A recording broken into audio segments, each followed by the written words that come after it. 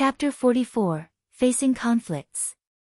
Reina refused to back down as she obstinately followed Akira, but she found it strange that Akira was moving slowly even for someone who was exploring an extremely dangerous underground city. Shiori, why is he moving so slowly?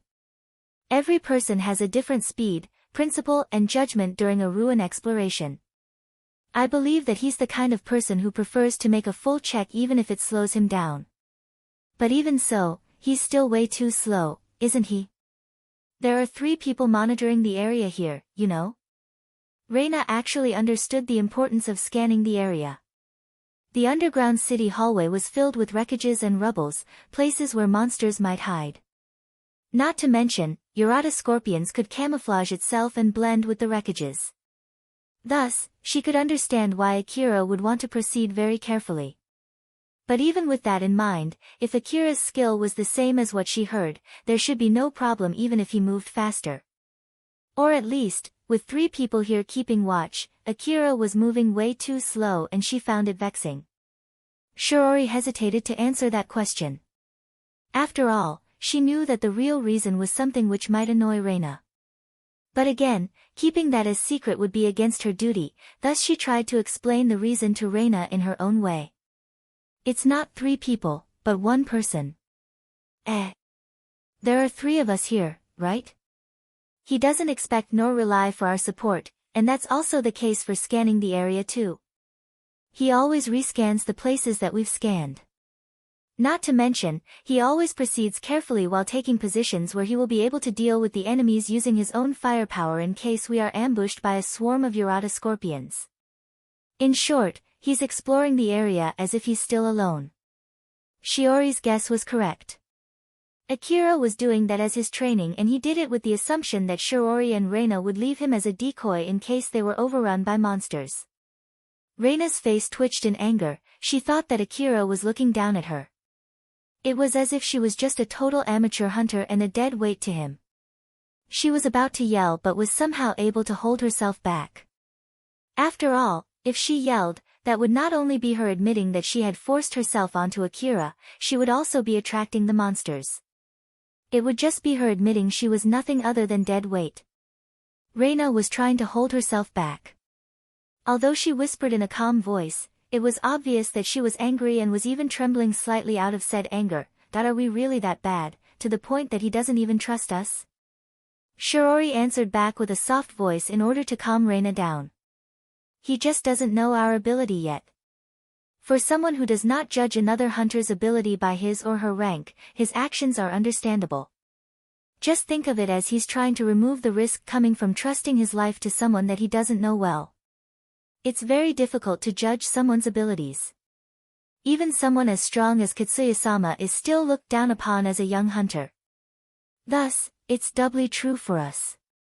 That might be true, but still.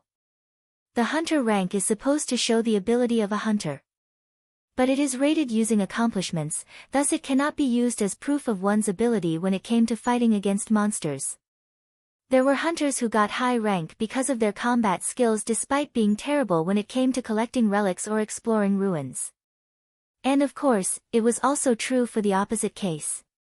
In the end, those 2 types of hunters would have the same hunter rank as if they produced the same result. After Shiori's explanation, Reina calmed down for a bit and thought that if what she heard back in the station about Akira was true, that would mean he might be a hunter who focused on hunting monsters. He might also have seen other hunters with higher rank despite being weaker than him. If that was the case, then it was only to be expected for him to treat her and Shiori like he did. Reina was able to calm down after she thought about it, but it was not like it could completely erase her displeasure. "Milady, as I thought, we should return back. Even if we're to accompany him, I don't think it would bring any benefit for us. No, I refuse." Reina felt that if she turned back here, it would only mean that she came all the way there just to bother Akira before turning back and returning without producing any results. She simply could not stand the thought of that, so she refused Shiori's suggestion. But more than that, Reina was hoping to find something that could make her proud of her own skill, something like a trigger, a chance, anything. Shiori reassessed the situation. Even if Reina persistently wanted to stay here, it did not seem like Akira would count her as his ally. If they got ambushed by a swarm of Yurata scorpions, in the worst-case scenario, Akira might even see her as his enemy. He might even shoot her and use her as a diversion in order to save himself. Shiori understood that if Reina would not change her mind, then she must try to change Akira's mind. At the very least, she needed to make sure that he would help them if they were in a pinch. As Shiori decided on that option, she started thinking about how to approach Akira. Akira suddenly stopped and made a long He had ventured quite far while keeping watch for any traces from the Yurata scorpions that just attacked the defensive point number 15, but even so, he could not find any noticeable traces. At this rate, he would reach the defensive point number 15 without finding anything. He wondered if he missed anything on his way here, so he asked Alpha to confirm it. Alpha, I know that I'm in the middle of training to look for signs and traces. That's why I'm trying my best to be careful not to miss anything, but in case if there's something that I miss, be sure to tell me, okay? We're here for a job, after all. Don't worry, I'll properly inform you. After all, it would be really bad for me too if you get ambushed by a swarm of Yurata scorpions because of that. As Alpha smiled at Akira, he returned back with a bitter smile. Well, thank you for that, but that would mean that there were really no traces that I missed, huh? If I don't find anything worth noting, I feel like the HQ would complain again about me taking too long. Akira frowned a bit. Alpha, who saw that, understood that he did not say that to whine about the HQ, but he was actually complaining about his own lack of ability. She then smiled gently at him. When that happens, just let them say everything they want to say. If they wanted to make a proper search of the area, they should have dispatched an exploration team instead. So it's only to be expected for someone from the defense team to take longer when exploring the area. There's nothing for you to worry about, so let's not rush ourselves and continue exploring the area carefully. In a sense, Alpha was also Akira's employer. She was really happy that he took his job very seriously, but it would be bad if he got killed by that virtue even before he could finish her request. Thus she really wished that he would not take this job too seriously, for her sake. Well, that's true. Alright then, I understand. After saying that, Akira renewed his resolve and was about to continue the exploration. But Shiori suddenly called him. Akira-sama, I have something I want to talk about, could you please listen for a moment? Akira was thinking of ignoring her, but her next words made him inadvertently turn around. I want to make a request for Akira-sama to act as Milady's bodyguard. I want to negotiate about the details and the rewards for the request. It was really out of the blue and Akira could not immediately process what Shiori just said. It took some time before he came back to his senses. He was totally dumbfounded and looked confused as he instinctively said, "Huh?" Shiori knew that at least Akira was not ignoring her, so she immediately proceeded to explain what she just said to clear up his confusion. Please let me explain the details of the request. The period of the request is until we're finished with this Yurata Scorpion's extermination request. During this time, I want you to stay in the range where you can protect Milady.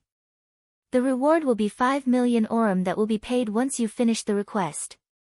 This reward will not be reduced if the HQ assigns you with a job that would make it impossible for you to stay around Milady, but if you ask for such a job by your own volition or lead Milady into danger, we'll have to negotiate the amount of the reward deduction. Reina was also shocked and frozen, just like Akira when she heard that sudden suggestion from Shiori. But when she was back to her senses, she immediately protested. Wait for SEC. What the heck are you saying out of the blue? I'm requesting for Milady's bodyguard. If Milady has no wish of returning back to defensive point 14, I have to look for another way to guarantee Milady's safety. But if Milady decides to return back, then I shall take back my request. But, even if you want to employ an outsider, there's no way Drankum would let us pay him 5 million orum. Please don't worry, I'll pay him with my own money. It might be a huge sum, but Milady's safety takes the utmost importance. Reina understood from Shiori's serious expression that she was really planning to pay that using her own money. Reina also understood well that it would be futile even if she told Shirori to rethink about it. After all, it would be the same as telling Shirori to rethink about her own safety, which obviously, she would not take any chances on. Of course, even for Reina, she felt bad making Shirori go that far for her own selfishness. She knew that everything would be resolved if she decided to go back, but she really wanted to stay there until she could leave a notable achievement, and not to mention, she had a stubborn personality. Because of that, Reina was confused and did not know what to do. An unwavering heart and a wavering heart, Reina and Shirori looked at each other with gazes full of meaning, their respective wills contradicted with the available options. Akira was unconsciously sucked into the mood while still being stunned, but Alpha suddenly spoke to him. Akira, if you leave them alone, you would not be able to rectify whether you are going to take that request or not, you know? Akira quickly snapped back and said in a panic. Wait for a sec. Leaving aside whether you'll return back or not, I can't take that request, and I'm willing to negotiate if the reward is not enough. Shirori was thinking of increasing the reward, but Akira just shook his head. No, I'm not saying that the reward is not enough, the real problem is my ability. I have my hands full protecting myself, so I don't think I can guarantee others' safety. That's why even if you increase the reward, I still can't accept your request. Reina was surprised. But you have saved a group of hunters from a swarm of Urata scorpions all by yourself, right? The HQ staff said that himself, you know. But even then, you're still saying that you don't have enough skill? I barely survived that, you know. I even exhausted all of my ammo and was so close to getting killed back then. I'm definitely not going to do that again even if someone told me to. Then why did you do that? It was because the hunters who I saved didn't convey the right information to the HQ. At that time, it seems that they only told HQ they were ambushed by insect-like monsters. I only knew that they were stuck inside a Urata scorpion nest after arriving there. What happened after that was nothing more than me trying to deal with what I was facing. If it was really that bad, then why did you take this request to eliminate the Urata scorpion nest? Akira started getting annoyed. It was not like he took this request because he wanted to. There's no way I can just refuse a request from the Kagamayama City Long-Term Strategic Division, you know. Of course, I would have refused this request if I could. I see, I'm sorry to hear that. Reina was taken aback when Akira yelled at her, but she tried to hide it with a smile. She then pushed her courage to ask the last thing that was still bothering her, so in short, you're actually not that strong, am I right? Yeah. After hearing the explanation from HQ, Shirori and Reina imagined Akira as a very skilled hunter who charged right into a Urata scorpion's nest alone, saved a group of hunters, and protected them all the way back to the HQ without getting anyone injured. But Akira just denied that so straightforwardly that it crushed their image of him into dust. As they looked at him again, he just looked like a normal young hunter to them now. There was an awkward silence between them, all of them were dumbfounded. Shirori looked a bit flustered as she was looking at Reina and made a new suggestion to Akira. In that case, please let me change the details of the request. I want to ask you to provide support to Milady.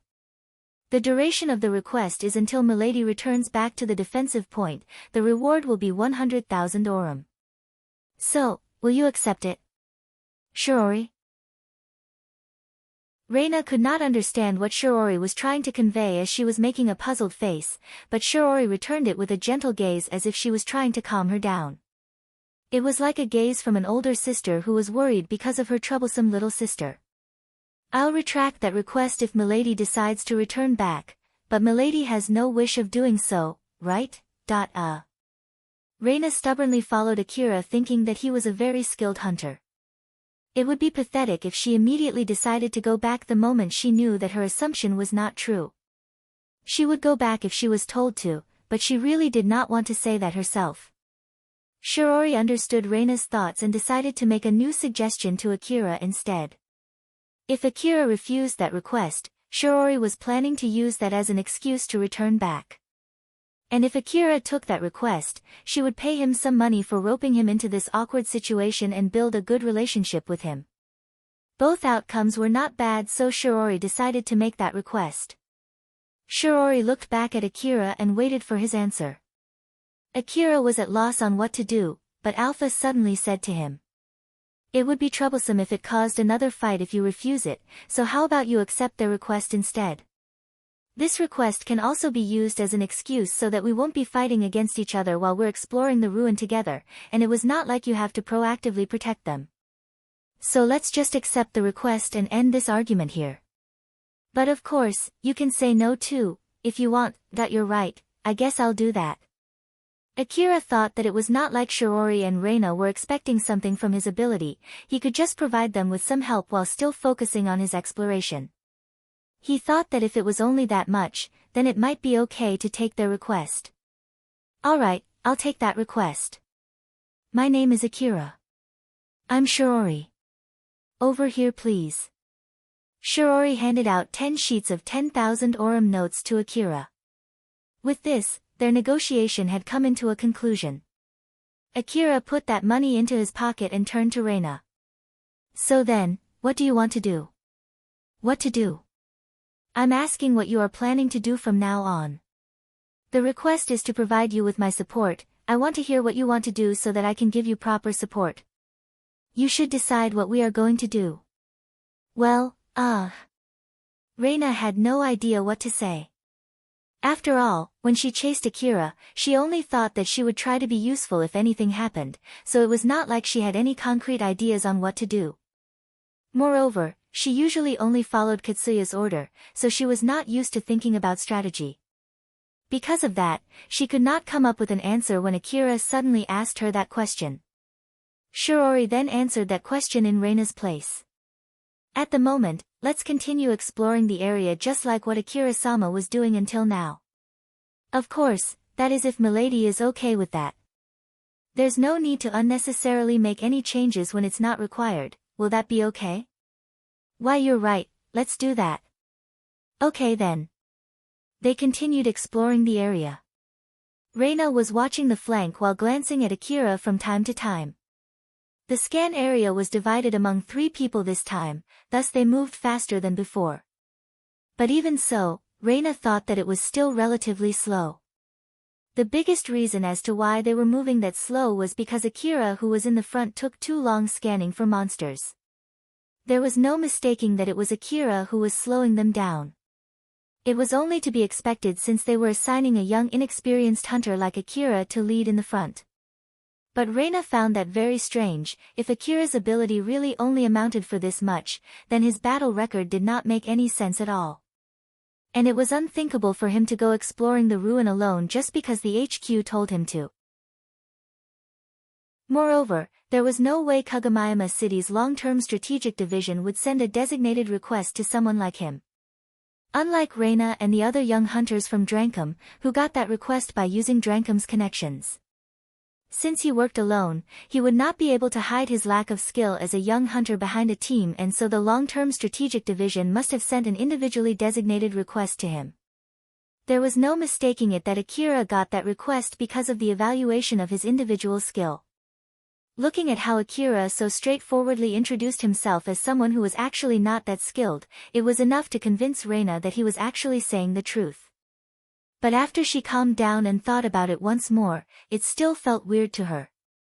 Even if she assumed that Akira's ability was completely tilted towards his fighting skill to make the story fit, he looked nothing but a young inexperienced hunter to her. It just did not make sense for her. In the end, it was still a huge mystery as to how good Akira's fighting ability was. Reina just could not help but to wonder. Shiori noticed Reina's behavior, so she rebuked Reina since she was so deep in thought that she started losing focus. "Milady, is there something that's bothering you?" "Ah, sorry, it's nothing." Reina snapped back to reality, but it did not take long before she started losing focus again. It could be said that Shiori understood better than Reina herself about what she was actually thinking. The reason why Reina wanted to know Akira's ability was that she wanted to use it as a reference to evaluate her own ability. So strictly speaking, it was actually not that important for her to know Akira's real ability. But Reina did not realize that as her thinking veered away from her real intention. Shiori thought that Reina would keep getting distracted unless the real source of her distraction was resolved. And so Shiori asked Akira. Akira-sama. From your point of view, how will you evaluate Milady? Akira looked puzzled and asked back. Even if you ask me, I don't really know her, so I can't really answer that question, and it's not like I can judge her ability just by looking at her. Why do you ask? If I do it, it would be biased. An evaluation from Drankum is mixed with her evaluation from working in a team. Since we're together, I thought that this is a good chance to ask for someone else's opinion. Please think of it as a kind of support for Milady and tell us your opinion. Even if you tell me so. Akira looked confused. Since Shiori said that it was also a type of support for Reina, he had to answer it seriously. Unfortunately, he did not know what to say, so he turned to Alpha for help. Alpha. Try to think about it yourself. It's also an important skill for a hunter to be able to judge others' abilities only by looking at them. Just think of it as training. So Akira, squeeze your brain and answer that question yourself, okay? Alpha was giggling when she said that. She told Akira to do that himself so that he would be more careful before picking a fight against people that he did not know well. She hoped Akira would calmly evaluate other people's strength before deciding to pick a fight or to avoid conflict in case if it was someone that he could not handle. Back then when Akira killed someone from a gang in the slum city, or when he saved Elena and Sarah in the ruin, he quickly registered those people as his enemies from the start and then asked for Alpha's support to take care of the rest. As for her, in order to avoid any needless fighting, she hoped that he would ask for her support first before deciding on fighting. She wanted him to calmly evaluate his opponent's strength first before deciding whether to fight them or not. Though, this also proved that Alpha still did not understand the moral principles behind his actions. Akira, who was at a loss since Alpha would not help him, asked Shiori instead. Even if you ask me, what are the indicators to judge someone's ability? I'm sure it's not like you can judge hunters who focus on hunting monsters with the same standard used for judging hunters who focus on hunting relics. And there are also many different methods that can be used to judge a hunter too. That's indeed true. In that case, if you're going to ask Milady to help you in doing a hunter job, how much would you be willing to pay? If you need to know her battle record or any other information, I'll answer as far as I'm allowed to. How much a hunter would be willing to pay other hunters to help him or her doing a hunter job, that was the easiest form of evaluation. It was a clean-cut evaluation where hunter rank was nothing but one of the many things that affected it. Reina was also interested in the evaluation of her real ability.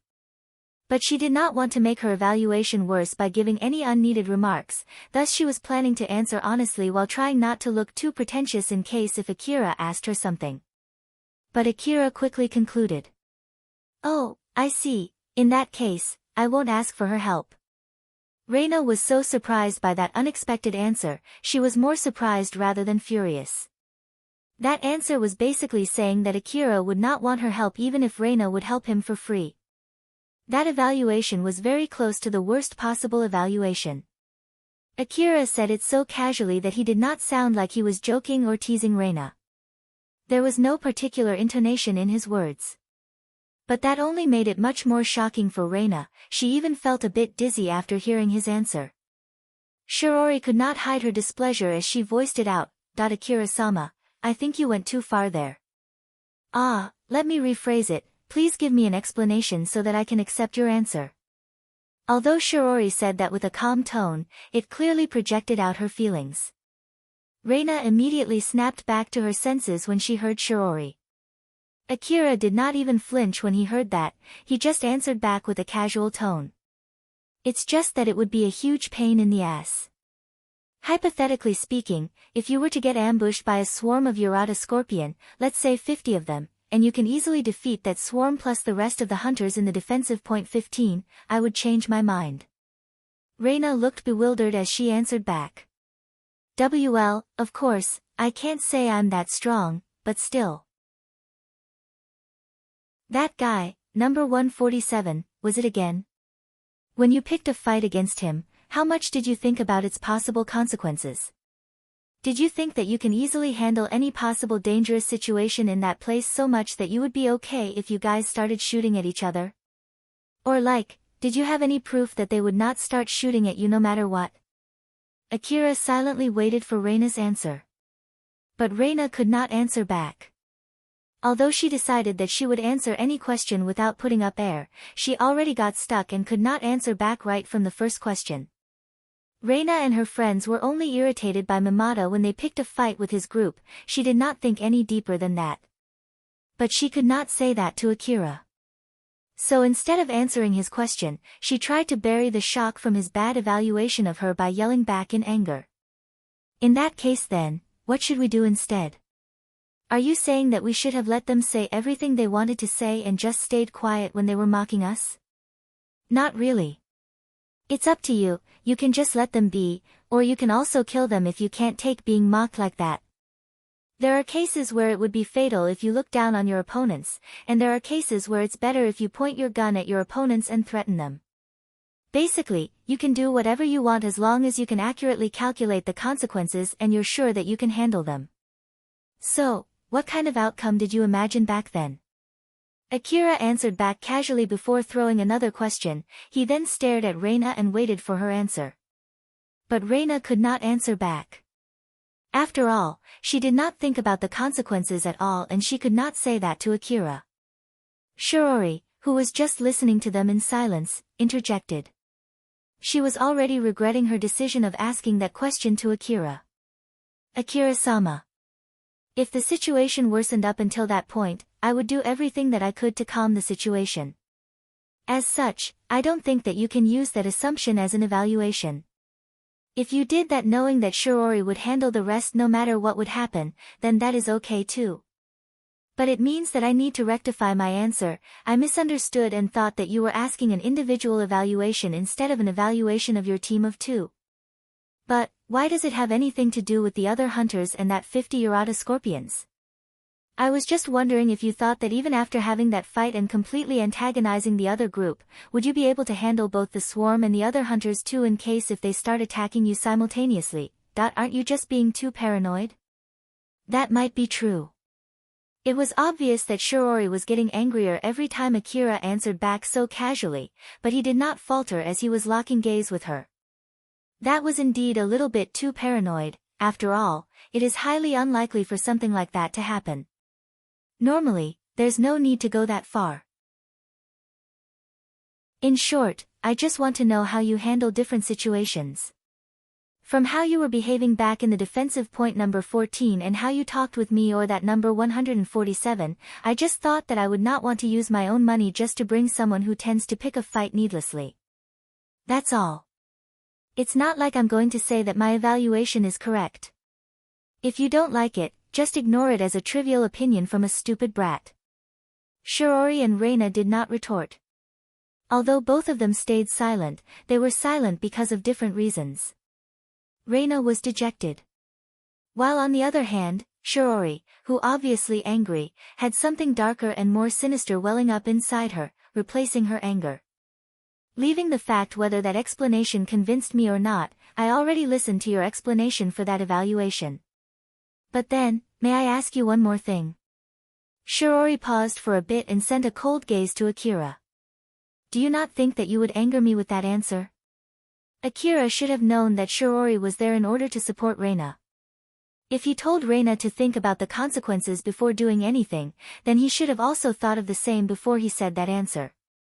Shiori signaled that to Akira and used it to threaten him. Shiori was basically already threatening Akira there, but she then immediately dropped it. Akira resolved himself before answering back. You told me to answer it as a form of support. Since I took your request, I thought that I should give my best to answer your question. So I thought that it would be better if I answer it honestly rather than lying, even if it might anger you. Basically, Shiori was asking Akira if he fully understood that it might cause a fight between them when he replied with his answers. And Akira basically answered that with a yes.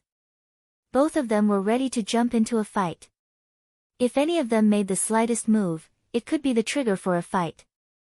They stood still while watching each other, looking for an opening. They were already assuming that it would definitely turn into a fight. Both of them were not even thinking of pointing their gun at the other person and asking the other person to drop their gun. Both of them were thinking of immediately pulling the trigger to at least render the other person unable to fight. They would decide later whether to kill the other person or not after judging from the situation after that, but it was highly unlikely for them to have that leeway, and both of them understood that very well. Was it because Akira accepted Shiori's threat, or was it because Shiori took Akira's provocation? But as long as none of them would take a step back, the situation there would not change. The mood tensed up. It was only a matter of time before both of them started shooting at each other. Shiori. Stop there. Reina suddenly stopped Shiori. Milady. It's fine. Just stop there. Please.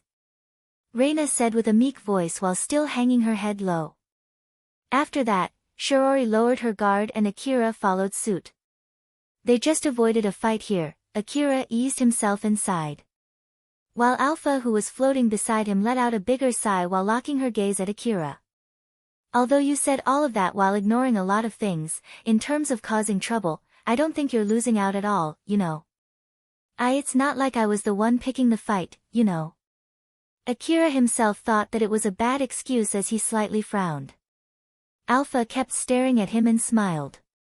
It's true that I suggested that you take her request, but I also told you to think well about it, right? But you know, there's no need for you to try so hard to overturn my prediction calculated using my advanced calculation ability. It's okay, I understand what you're trying to prove. I am sorry. Akira tried to run away from that subject by apologizing, and Alpha just smiled back at him. If Alpha had told Akira to give a good evaluation, although it was just an empty compliment, they would have been able to avoid this conflict without causing any trouble. Chapter 45, The Power of Special Ammo. After a short argument with Reina and Shiori about his evaluation of Reina, Akira quickly turned back to continue exploring the underground city. He thought that Shiori and Reina would leave him alone after that fight, but unlike what he expected, they both decided to stay there rather than returning back to the defensive point 14. Reina was extremely dejected, but she did not allow her feelings to affect her current work. As a matter of fact, she was performing better than before their argument. It might be because she was no longer bothered by any unnecessary thinking. Shiori, who noticed that, felt hurt. Akira could feel the mood behind him and felt rather uncomfortable. I know that it might be too late for this, but is it better if I say something to them, since cheering them up might be included as my duty in the request that I accepted? To be honest, this mood was the result of Akira trying to take his job, which was to give Reina his support, too seriously that it caused a fight instead. So looking at the outcome, Akira wondered if he had actually done a bad job back then. Alpha smiled bitterly. If you think that you should have prioritized avoiding a fight from the beginning, then your actions were wrong. Or at least, you should have told them your opinion using gentler words. So in short, that fight was basically because of your lack of skill. Well, that's true. But putting that aside, I think it was more important that you're taking your request very seriously. To be honest, I was happy to be able to confirm that you're someone who takes requests very seriously, since I'm also someone who made a request to you. And also by doing that, they'll be more careful when they want to get involved with you next time. So looking from this point of view, what you did back there was not entirely bad. So, there's no need for you to be this much bothered. People in the slum city were forced to beg with all they had if they did not want to die. Although it was not like he had to go that far, Akira lived a difficult life for years. The reason why he became a hunter was to gain power so he could escape from living in such an environment. And then Akira became a hunter, gained a small amount of power, and finally was able to struggle against the environment he was in. That was exactly why he refused to do the same thing that he always did if he was faced with the same situation as before. He was actually scared if he did the same thing as before, it would mean he returned back to his previous self. He was so afraid of that happening, that he would rather risk his life than beg for it. Akira himself did not realize it, that was why he was troubled with the way he was acting. And in order to take advantage of it, Alpha smiled gently to Akira and encouraged him. There was a dead corpse of Urata scorpion scattered in the underground hallway. It had bullet holes in its torso and some of its legs were blasted to pieces. Bloods flowed from its wounds and left traces that formed a straight line. Akira checked that corpse and its location in the underground city map. Looking at the direction of the traces left by this corpse, it seems that this is one of the Urata scorpions that attacked defensive point number 15, Assuming that it was dead on its way back to its nest, I might be able to find more dead scorpions which died the same way around here.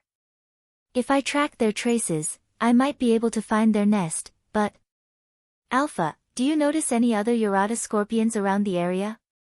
I can't find any alive or dead Urata scorpions around the area. I see. It's not like I can finish the exploration just because I found one dead Urata scorpion.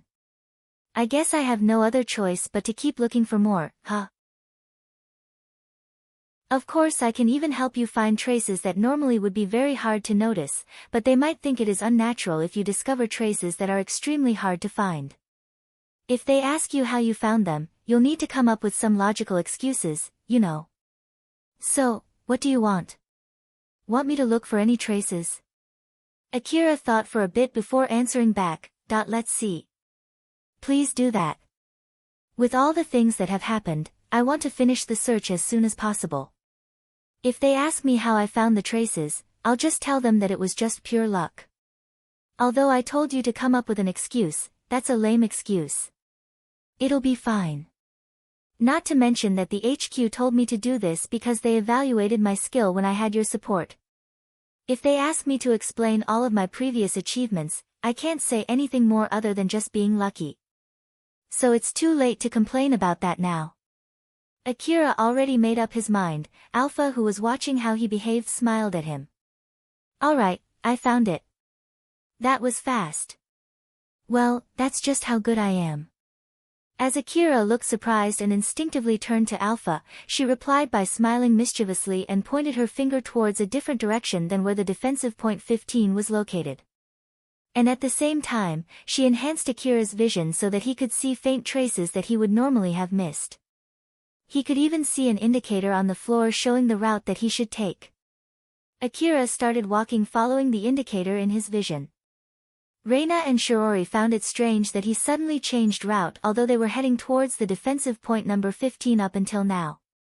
But since Reina still had not recovered from her dejection and with Shiori's hesitation in asking him, they just followed Akira without knowing the reason why he suddenly changed direction.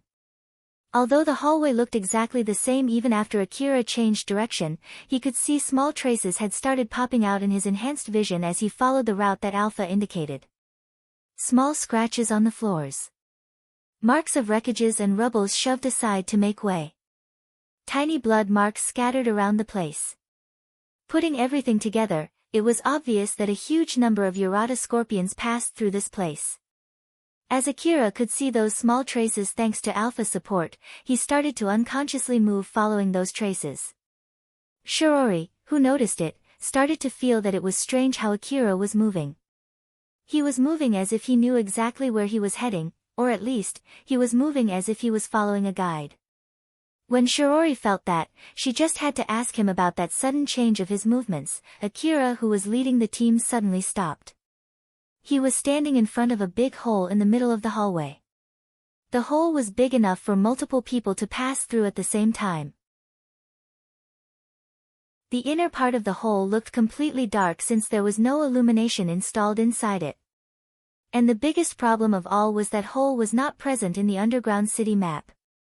When Akira shone his torchlight into the hole, he could see a man-made floor about 20 meters below.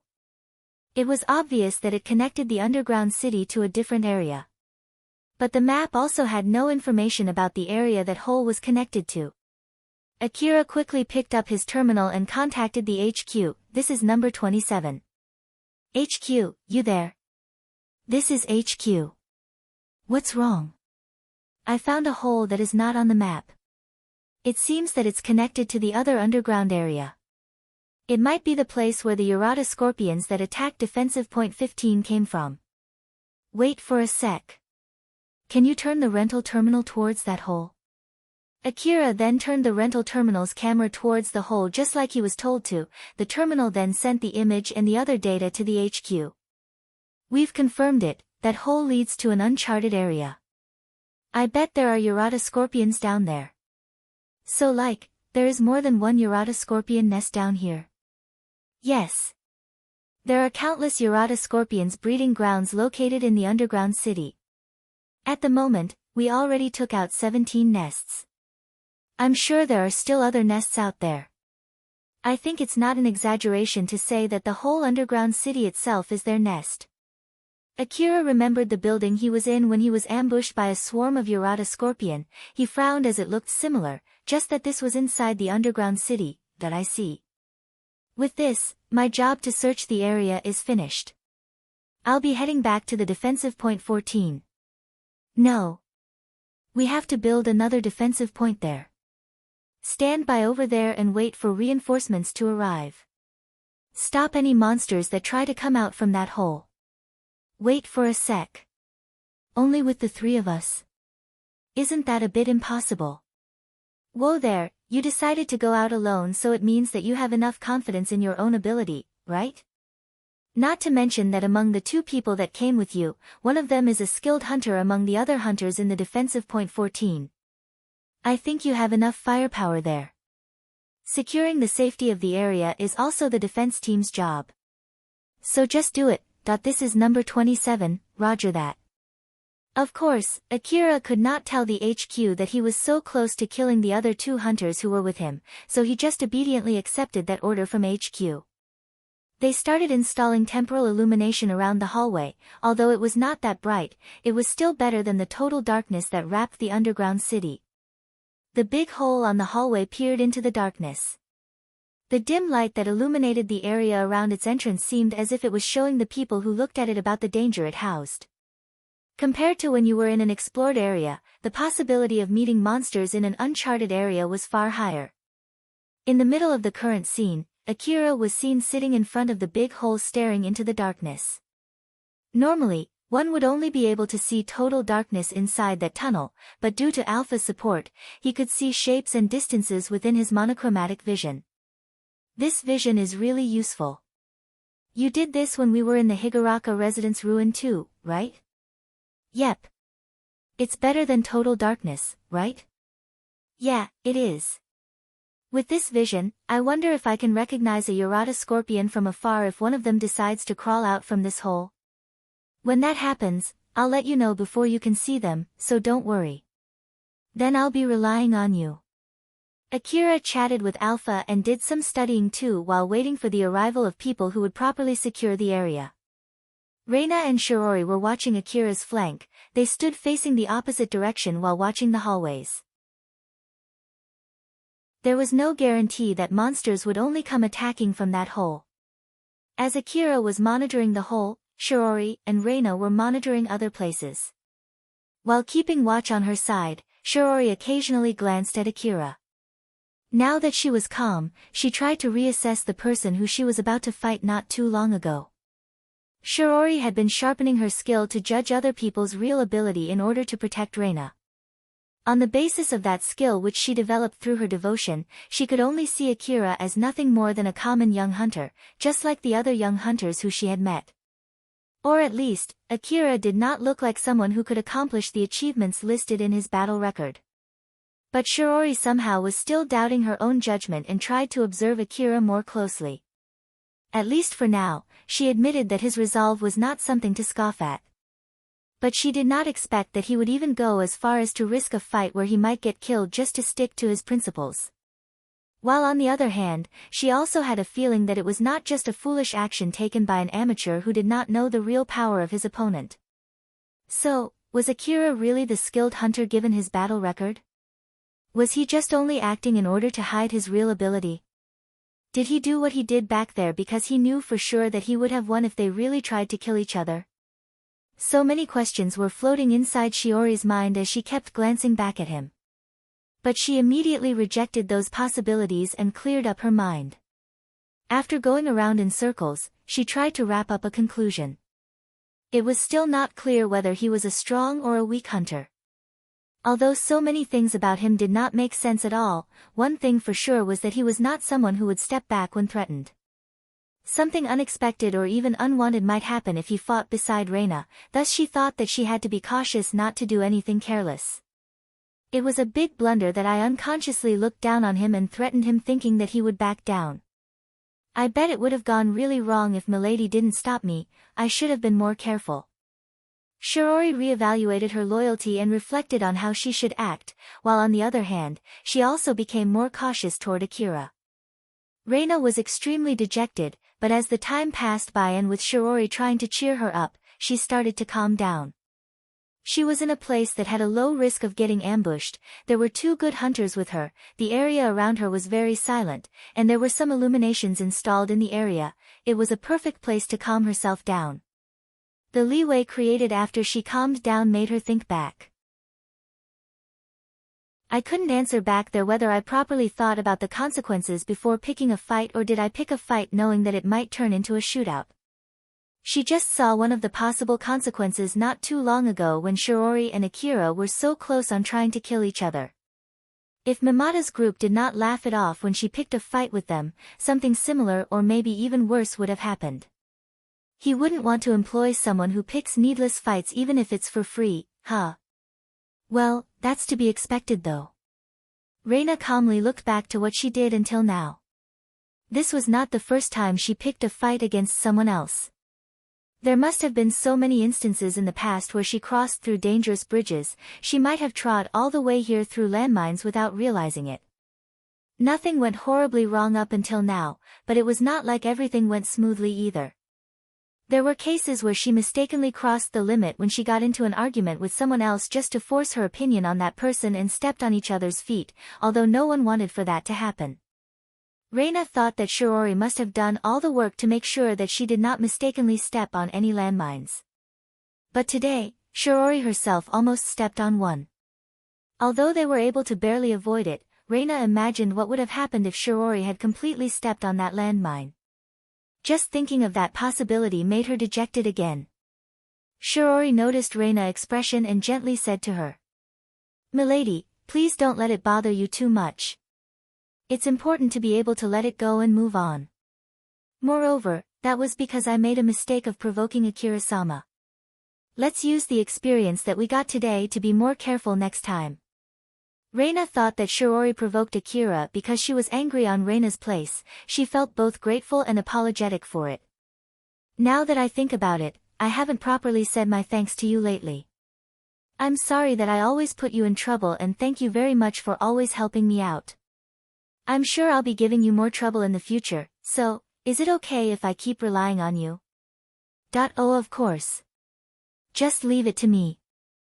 Shiori was so moved and surprised when Reina said that, but she quickly pulled herself together with willpower and was somehow able to hold back her tears. She understood well that she was in the middle of a battlefield, and there was no way she would be able to perform well in a battle if she did not pull herself together. "Thank you, Shiori. I'll be in your care." Looking at Reina who got cheered up, Shiori tried her best to make a smile to let Reina feel at ease. Akira was watching his surroundings with his information-gathering device. While doing so, he was also watching Reina and Shiori who were behind him. He knew that he had a big fight with them not too long ago, so he was watching them in case they suddenly shoot him from behind. What are they doing? As Akira mumbled that question with a puzzled face, Alpha just smiled and answered. "I think they're deepening their friendship." "I wasn't asking about that." "Well, never mind." Akira quickly lost interest in what was transpiring behind him, thinking that it did not matter what they were doing so long as it would not cause him any trouble. Alpha kept her smile as always while watching Akira closely. She was always observing, watching, and trying to understand the main principles behind his actions. Her ideal beautiful body generated by advanced calculation was giving a calculated perfect smile, but her smile did not reflect the meaning behind it. That big hole looked perfectly quiet from the outside, but Akira, who was keeping his eyes on it, suddenly looked grim. He quickly stood up and kicked the rucksack beside him, scattering the ammo that was inside it onto the ground. He then pointed his CWH anti-material rifle into that hole. Reina and Shiori, who noticed that, quickly put their guards up and came closer to Akira. They then glanced towards the hole expecting to find some monsters, but they could not see any monsters. Reina was puzzled as she checked her information-gathering device and did not find any signals that indicated monsters' presence either. So she turned to Akira and asked him, "Did your device find something? I'll take care of this side, you girls take care of the other side." Akira already finished his preparation to shoot, he already had his finger ready on the trigger. "Alpha, how many?" "I picked 124 signals within my scanning range and I'm still counting. The swarm that attacked defensive point number 15 might be just scouts, well, what can I say? I always get myself tangled in this kind of situation." Akira looked slightly exasperated, while Alpha just retained her smiled. "Well, I guess this is to be expected for your level of luck. It's just like the usual, so let's calm down and just deal with it like always." Akira smiled bitterly. "You're right. Well then, I'll be counting on your support to win against my bad luck today. Since I spent all of my lifetime worth of luck to meet you, I expect to get good support from that, okay? Just leave it to me." Alpha stood beside Akira and smiled confidently. Rather than watching her surroundings, Shiori paid more attention to Akira, who was aiming into the hole as if he had a clear target. She readied her rifle, loaded it with a flare bullet that could be used to increase the accuracy of the information-gathering device, and pointed her rifle into the hole. She then shot a few flares with the same interval between each shot into the hole.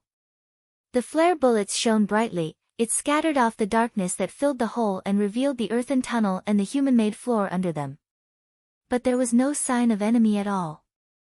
Even after she rechecked her information-gathering device, she still could not find any enemy signals. "Akira-sama, you might have mistaken something." Akira ignored Shiori's question. Shiori and Reina started getting more suspicious of him. But suddenly, darkness crept in again into the illuminated hole, making it impossible to see anything inside. The flare that was the furthest away suddenly dimmed and stopped shining. The flare bullets were made so that they would at least keep shining for about 15 minutes, so it was obviously too fast for the flare to die out naturally.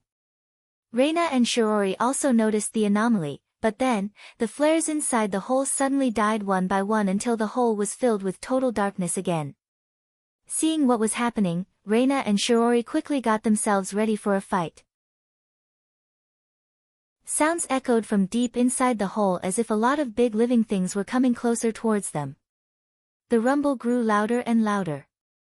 Multiple big objects that blocked the light charged towards Akira. They did not even need to check their information-gathering device to know what it was. Alpha kept her smiled as she counted down. "They're coming. 5, 4, 3, 2, 1. At the same time, all the light from the rest of the flares suddenly died out. 0. Akira pulled the trigger of his CWH anti-material rifle. Muzzle flash flashed from his rifle, the light from that flash temporarily illuminated and revealed what was inside the hole. Akira and others caught a glance of a swarm of Urata scorpions gushing out from the hole. The bullet flew out from Akira's rifle and hit the scorpion that was leading the swarm, it blasted that scorpion to pieces thanks to the bullet's overwhelming destructive power. It even pierced through that scorpion and turned other scorpions near it into minced meat. Akira was able to literally destroy a dozen scorpions with just one shot. It was because Akira was using specially designated ammo for CWH anti-material rifle. Normally, people would not use such a bullet to hunt Urata scorpions since it was too powerful and too expensive for that. But Akira did not hesitate to use this ammo. Of course, it was also because the requester paid for his ammo, but more than that, he was not in a situation where he could hesitate using that bullet. Whoa, amazing! As expected of designated ammo. No wonder they're so expensive. It's also great that it has a long effective range. Let's defeat as many scorpions as we can before they can get close. Roger that. Akira's body shifted backwards every time he pulled the trigger. The kickback from the designated ammo was actually relatively small considering its firepower. It was thanks to its complex design made using advanced technologies. But even so, it had enough kickback to blow one's body all the way back to the wall. Akira was only able to maintain his shooting stance thanks to his augmented suit and alpha support. All the scorpions that were blasted to pieces by that shot looked like paper sheets scattered by the wind. Akira was amazed by that scene, but he did not think even for a bit that it was because of his skill as he kept shooting while making a grim face. The Urata scorpions just ignored the pieces of their dead brethren that showered down at them as they continued marching toward Akira. They trampled on the corpses of their dead friends, and the same thing also happened to the scorpions that were badly wounded and could not move. There was no sign that they were slowing down at all, but still, it doesn't seem like they're withdrawing back at all. Don't they feel fear or something? They're biological monsters, right? Maybe they don't. But the scorpions that attacked the defensive point 15 withdrew, right? That is. Maybe they returned back to report their enemies' locations and firepower to the rest of the swarm. I don't think they withdrew out of fear. They might have been just scouts after all. And so this is the main swarm. Its possibility is not zero. If it's really the main swarm, there should be a limit on how bad my luck can be, you know. Stop the silly talk and get back to shooting, more of them are coming. Damn it. Akira kept on shooting at the scorpions desperately. Thanks to his high ground and specially designated ammo, he was one-sidedly laying waste on the scorpions that were gushing out from the hole. When he ran out of ammo and reloaded a new magazine, the swarm would quickly close their distance, so he would immediately start shooting again in panic and push them back until he ran out of ammo again. This cycle continued as he held the swarm back all by himself. Reina and Shiori readied their gun and were watching the other angles just like Akira told them to. They were ready in case they were ambushed by more monsters from the hallway. Of course, they would jump to help if Akira requested their help. But he did not request for any assistance. Although he looked a bit desperate, he was able to properly hold off the scorpions all by himself. Reina and Shiori were taken aback by Akira, who was desperately holding back the scorpions on his own. This scene was the very proof that his skills and his battle record were genuine. Chapter 46, Calculating the Reward.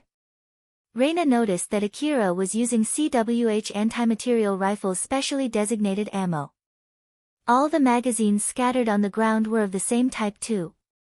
Reina was surprised since she knew how powerful and just how expensive those bullets were. Why are you even using CWH anti-material rifle's special ammo? It's overkill to use that ammo against a Urata scorpion, isn't it? Are you here planning to hunt a tank or something? I'm just using them to complement my lack of skill. Like hell, I would fight a tank. How in the world did you get this many ammo? You would have had to pay a huge amount of money for all of these bullets. Or have you been earning that much money? The requester paid for them and they approved it when I told them I'll be using loads of specially designated ammo for CWH rifle. If you have any complaints, you can go ahead and say that to the requester. I thought that they would refuse when I made that demand, you know. It's exactly because they accepted my demands that I'm here right now. Now that I think about it, those people in the HQ must have predicted that something like this would happen, damn it. Akira was lamenting his situation. He vowed to himself that he would make good use of this experience. Reina turned to Shiori. She was wondering if Shiori also predicted this situation.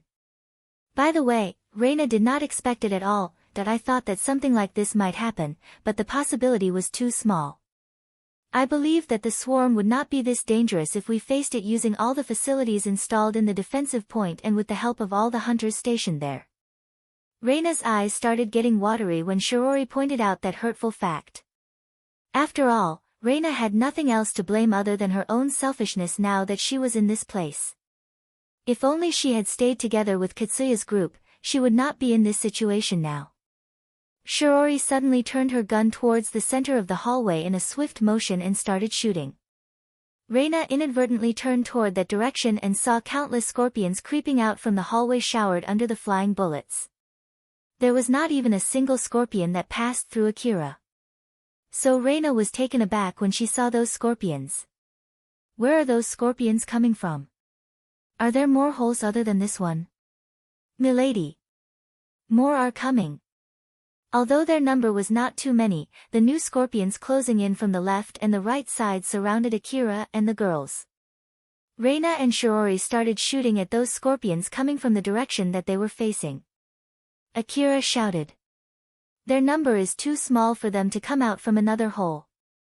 They might be the scorpions that are coming back after exploring the area other than the defensive point 15. Both hands tied right now, so you girls need to deal with them yourself, okay? Okay. After Reina answered back, Akira sounded really desperate when he continued. I'm leaving those scorpions to you, alright? I'm really counting on you girls, okay? I'm really leaving those scorpions to you girls. Akira was obviously so desperate as he yelled that. At the moment, he had to deal with the swarm gushing out from the hole in front of him, so it was impossible for him to deal with the scorpions coming from his flank. He really needed Reina and Shiori's help in this situation. Reina looked amazed, but she quickly pulled herself back together and smiled confidently, Just leave them to us. Since Akira was a hunter who was skilled enough to quickly spot that swarm of Urata scorpions and hold back that swarm all by himself, Reina was so excited that someone like him asked for her help. After all, Reina was dejected and felt inferior when Akira told her about his evaluation of her. But now, Akira relied on her. It basically meant that he recognized her skill, and this fact greatly encouraged her. It cleared up her feelings of inferiority that was swelling inside her. The irritation and the impatience that had been slowing her down and causing her to make rasher decisions were gone now. Reina quickly started shooting the Urata scorpions that were coming at her. More and more Urata scorpions were appearing in front of her. In the middle of the battle, her rare talent started to shine. She herself noticed that her psyche was heightened and sharpened as she started to smile confidently while shooting at those scorpions. Because of that, she was able to quickly shoot down the scorpions in front of her one by one. Shiori, who from time to time checked how Reina was doing in the midst of the battle, was taken aback when she noticed Reina fighting so skillfully and accurately that she even looked elegant. To think that Milady was this skilled.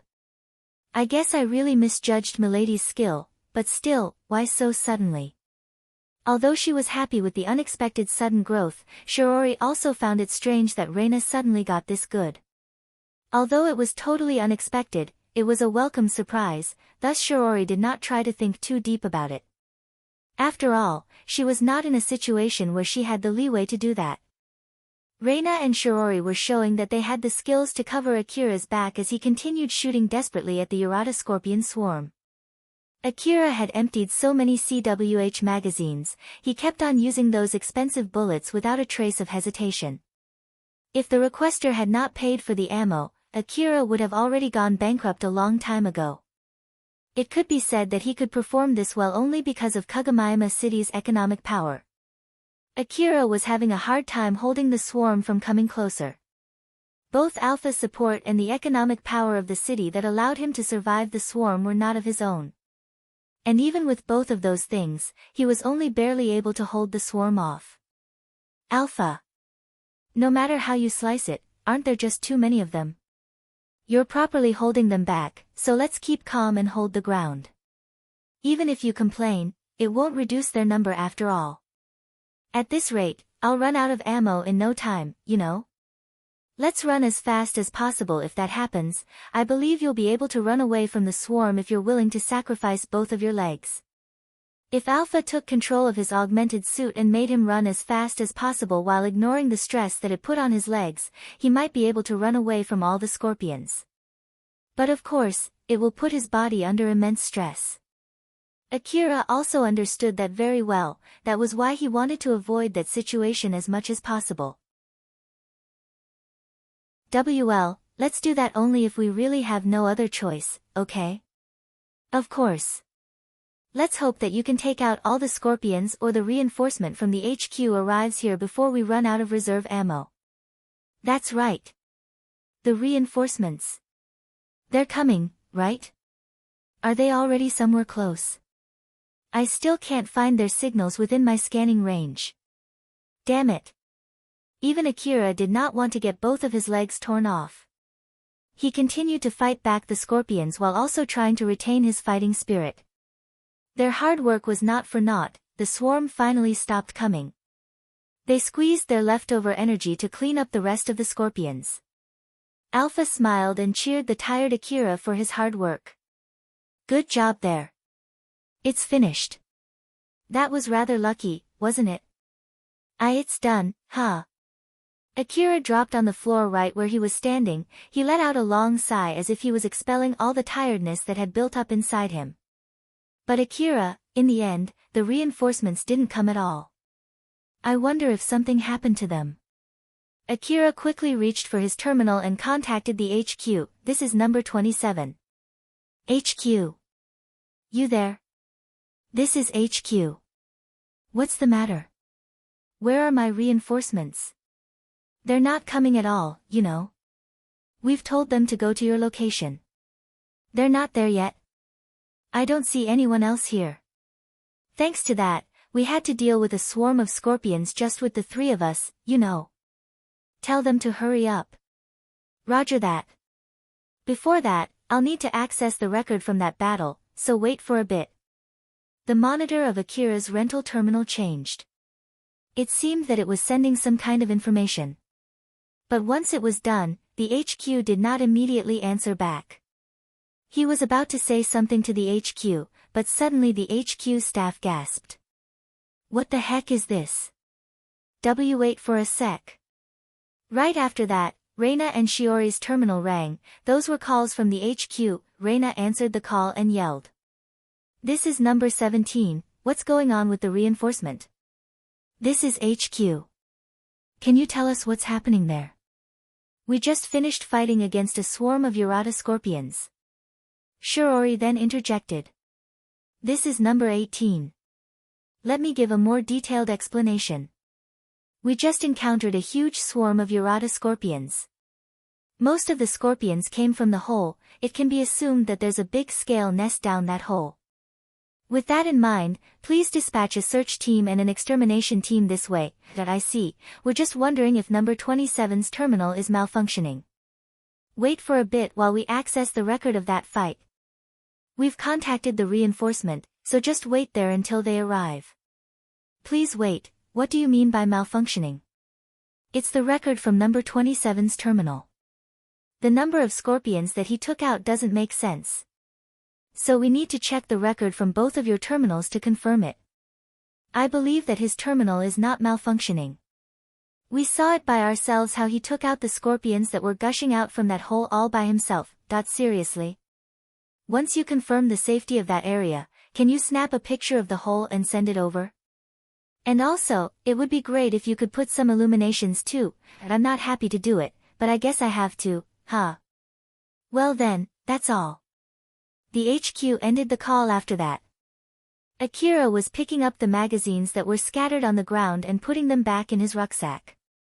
CWH anti-material rifle special ammo was expensive already, and it was even more expensive to buy them in the form of a magazine rather than as individual bullets. Akira had used dozens of those magazines and the empty magazines were scattered on the ground. While Akira was picking up the magazines that were still loaded with bullets back into his rucksack, he imagined the money that he would have spent on those ammo if he had to pay them by himself. It did not take much time for him to figure out that there was no way he would be able to pay for it as he looked all gloomy. Akira then turned to Alpha. He sounded worried as he asked. With all of these ammo that I used, it's not like they would tell me to pay them myself, right? It will be okay, right? Alpha smiled bitterly as she said. Don't worry, it will be okay. Maybe. Maybe. I'm not a staff member of Kagomiyama City's long-term strategic division after all. So I can't say for sure. But don't worry, it will be okay, I think, maybe, probably, I hope so. You should have stopped at, it will be okay. Alpha was only teasing Akira and he too knew that, but his face twitched as he imagined what would happen if the unlikely case turned real. As for Shiori, she started scanning the inner side of the hole just like the HQ told her to. She first installed some illuminations near the entrance of the hole. When she finished, the illumination shone brightly and showed the scene inside of that hole. Reina could not help but express repugnance as she caught a glance of that scene. Ugh! Due to the powerful bullet that Akira used, he blew the scorpions into tiny bits. Those tiny bits mixed together with the dead corpse of the scorpions as both of those things were trampled by the countless scorpions that were gushing out from the hole. They were mixed together and kneaded into a single humongous pile of meat. Limbs and other parts of Urata scorpion were sticking out and formed a huge pile of flesh. It made anyone who looked at that pile of flesh wondered how the heck that terrifying thing ended up there. Looking at that pile of flesh, there was no way they could count the number of Urata scorpions that Akira had taken out. They could only approximate the number by calculating the time Akira spent fighting those scorpions, the number of bullets that he shot, and the width and height of that pile of meat. Both Shiori and Reina did not have the leeway of checking Akira in the middle of that battle, but still, they did not expect it to be this intense. Shiori regretted that she accepted that order from HQ. Shiori stopped Reina, who was about to come with her. "Milady, please wait in the hallway. This is not a place for Milady to step into." Reina winced as she replied back. "I am okay. I can handle this. I believe there's no need for Milady to push yourself too hard. I was the one who accepted that job from the HQ, so please wait in the hallway." "It's okay. I'll help too. Since I also took this request, I might get to see this kind of thing more often from now on. So I might as well get myself used to it while I have the chance." Reina still looked scared as she squeezed out a smile and stepped forward to look into that hole. All the pile of meat that covered the ground from the dead Urata scorpions felt so squishy as it absorbed the impact from Reina's step. Reina could not help but to twitch when she felt that, but she did not step back and kept pushing forward. Reina and Shiori proceeded deeper into the hole while installing the illuminations. There were Urata scorpions' meat scattered on the walls of the tunnel too. Every time they took a step, they could feel the soft squishy meat on the floor. They tried their best to endure the situation while continuing to install the illuminations. After Akira finished picking up all his magazines, he peeked into the hallway. It was the place that he trusted Reina and Shiori to defend. It was filled with Urata scorpion corpses. It showed the fierce fight that Reina and Shiori had while defending the place. Although there were corpses scattered not too far from him, the area around him had no corpses at all, as if it was deliberately cleaned beforehand. It was not like Reina and Shiori had Akira's extra powerful ammo. Because of that, more than half of the scorpions that they killed retained their shapes. The hallway was pretty wide, so unlike a narrow hole, they could not just randomly shoot at these scorpions just like what he did. The scene in that hallway was proof of Reina and Shiori's skill. Akira was a bit surprised when he saw it. Although he could not make an accurate prediction of their skill from that scene, he at least knew that it was amazing. Alpha then explained to Akira what he was seeing. There are not that many traces of meat or blood splattered on the wall and the floor. It shows that they did not just randomly shoot at these scorpions, they properly aimed and shot at the scorpions' weak points. Moreover, to think that both of them could defeat these many scorpions, it seems that they are pretty skilled. Is it possible for me to do something similar? It's perfectly possible as long as you have my support. You can even just run around freely without a care while carrying piercing ammo-loaded AAH rifles on both of your hands with my support. So in short, I can't do that myself, huh? After all, if I do that, it just means that you'll be controlling both of my arms, and I'm sure it will leave both of my arms broken too, won't it? I'm glad that you're a smart boy. It's a good thing that you can accurately evaluate your own ability. You're mostly correct, although it might break both of your arms, it'll at least save your life. But don't worry, it's not like your arms will be completely torn off from your body. It will only cause some lacerations and you should be able to recover with some medicines. Akira sighed, as I thought, it's too soon for me to take this request. This is a big mistake. Akira was actually asking if he could perform just like Shiori or Reina. Basically, he was trying to compare himself with one of them. But Alpha answered back assuming if he had to face all of those scorpions that the girls faced all alone. Because of that, he was actually misunderstanding Alpha's answer. Of course Alpha knew that when she gave Akira that answer. Not too long after that, the long-awaited reinforcements finally arrived. It was the rest of the hunters in the defensive point 14 and some hunters from defensive point 15. When Akira saw Katsuya, he turned to Shiori and said, "Although this is a little bit different to what we agreed to, would it be okay if I assume that I already finished your request here?" The request that Akira accepted from Shiori was to provide support to Reina until they returned back to the defensive point. Although it was not like they returned back to the defensive point, their current situation was more or less the same as if they returned back. "Of course, thank you for your hard work." Shiori lightly bowed to Akira and told him that he had officially finished the request from her. Akira lightly bowed back to Shiori and left the group as the girls went to join Katsuya again. Katsuya and the other hunters who did not understand what was going on looked puzzled. Watching Akira step away, Reina looked a bit disappointed. Shiori noticed that, but she felt like it would only cause unnecessary trouble if she asked her the reason, thus she decided to just ignore it. Shiori finally looked relieved. "That was really dangerous, but I guess it's alright now. After this, I just need to warn Milady not to move separately from Katsuya's group again. Moreover, since Katsuya-sama is the group leader, he should have properly stopped Milady." No, that would be me just venting at someone else, it was me who should have properly stopped Milady. Yes, that's it, I should properly evaluate my own action rather than blaming it on someone else. And so Shiori reflected on her actions once more. Akira and the other hunters were keeping watch on that place for not too long before more reinforcements came. It was the exploration team and the extermination team. The place then turned into a proper defensive point and the chain of command shifted to the leaders from both teams and the HQ. The area suddenly became busy with hunters as the exploration and the extermination team were preparing themselves to explore the whole. Akira was told to clean the dead scorpions around the area, after all, those corpses were obstructing the hunters there. Not to mention that some new scorpions might conceal themselves among the corpses. But it was not like they could carry those scorpions to the surface, so these corpses were only gathered in a safe place in the underground city. Akira was carrying the scorpions one by one, although they looked heavy, the scorpions were pretty light for their size. "These scorpions are lighter than I thought, is it because of my augmented suit?" Akira thought that Alpha increased the power output of his augmented suit while he was carrying the scorpions. But Alpha shook her head and denied his guess. "Nope, they're actually pretty light. They'll grow lighter if you leave them for a while." "That's weird, why is that?"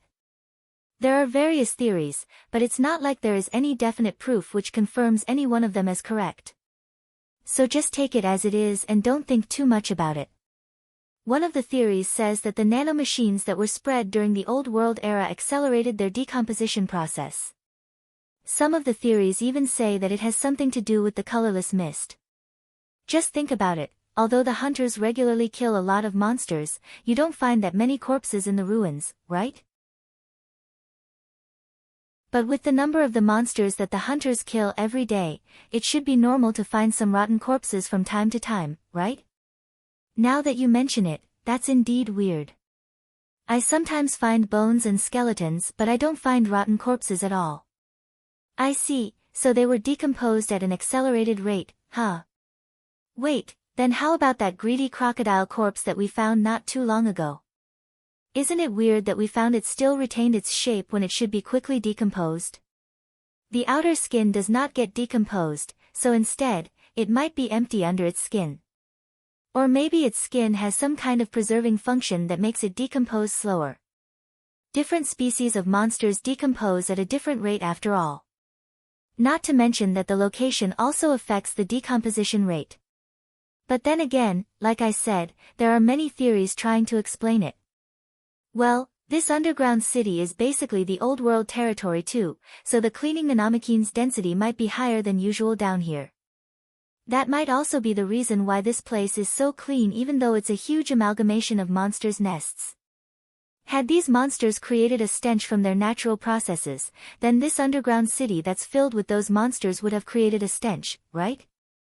You're right. Well, it's good that this place is kept clean.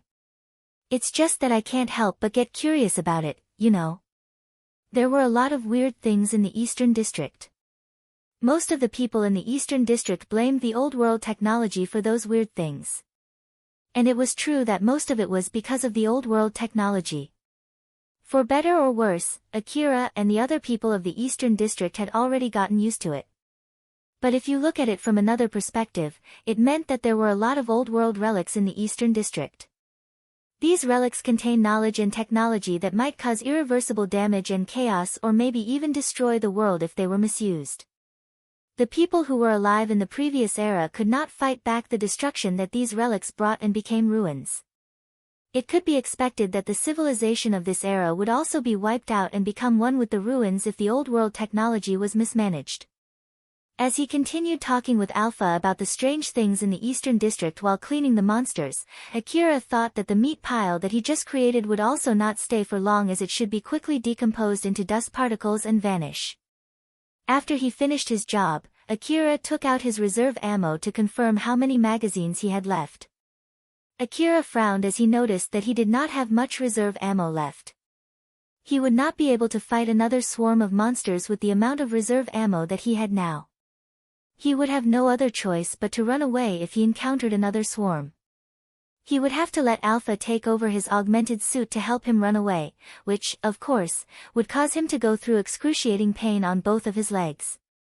But that was only half the reason why he frowned. Akira's rental terminal suddenly rang. It was from the HQ. Akira hesitated a bit when he answered the call. This is number 27. This is HQ. We've finished examining your battle record. We have some questions regarding the same. I won't pay for the ammo, okay? I just won't. Akira quickly said that first. He sounded desperate when he yelled at his terminal. Akira used a lot of CWH anti-material rifle special ammo to fight the scorpions.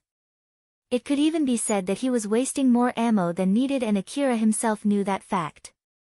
It would not be strange if Akira was told by the HQ to pay for the ammo that he wasted with his own money, but unfortunately, he did not have the ability to pay for them. The HQ staff understood what Akira was worrying about. He chuckled and said, "Don't worry about that. The requester will pay for those bullets, there's no change regarding that. Even if they thought that the amount of the bullets you used don't fit the result, they would only cancel their contract and reduce your reward." Akira let out a sigh of relief. He calmed himself and asked again. "I see, so then, what do you want to ask me? There are no information relay stations around where you are, and you took out those scorpions when they were far away from the terminal. Because of that, we could not accurately calculate the number of monsters that you took out. And so we will only calculate your reward based on the approximated number of monsters that you killed.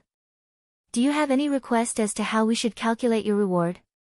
As long as you don't count it as 0, since you can't calculate the number of the scorpions that I took out, you can just use whatever calculation you want for the reward and then just divide it equally among 3 people. Are you sure you're okay with that?" Akira believed that he did not say anything weird. So he was confused when the HQ asked for his confirmation and decided to ask the HQ, "Did I say something bad?" The HQ staff was so surprised that he went silent for a moment. He then replied back, "Nope, there's no problem. It's just that most hunters would usually complain that they should have gotten more reward the moment they see the amount of the reward distributed to them in their terminal. That's why I just wanted to make sure. So let me get this straight, we will do the calculation and the result will be divided equally between 3 people, okay? I already got your confirmation from this conversation, so don't complain afterwards, alright?" After saying that HQ staff ended the call.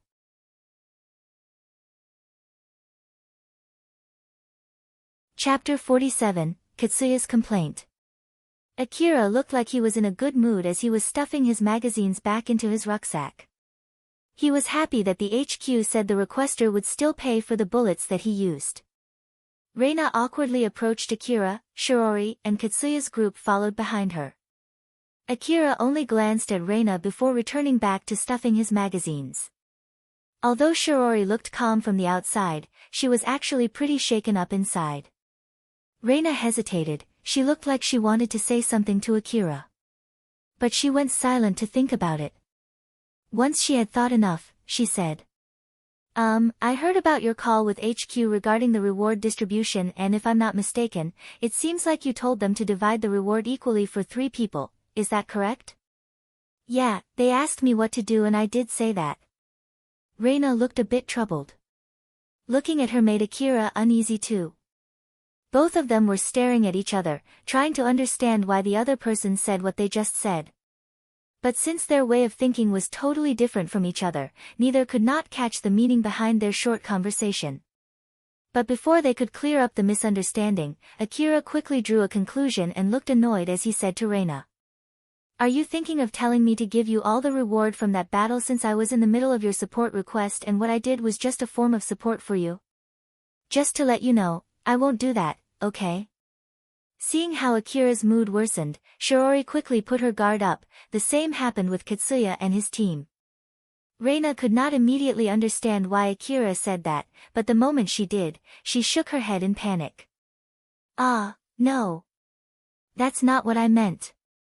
It's the opposite. The opposite? You took out more than half of the scorpions that we defeated, right?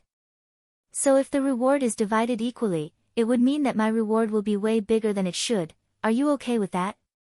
We stopped them together, so it's only to be expected to divide the reward equally, right? Well, if I had to pay for my own ammo, I would like to divide it equally after covering for my ammo expense. But since the requester paid that for me, so I'll just divide it equally with 3 people.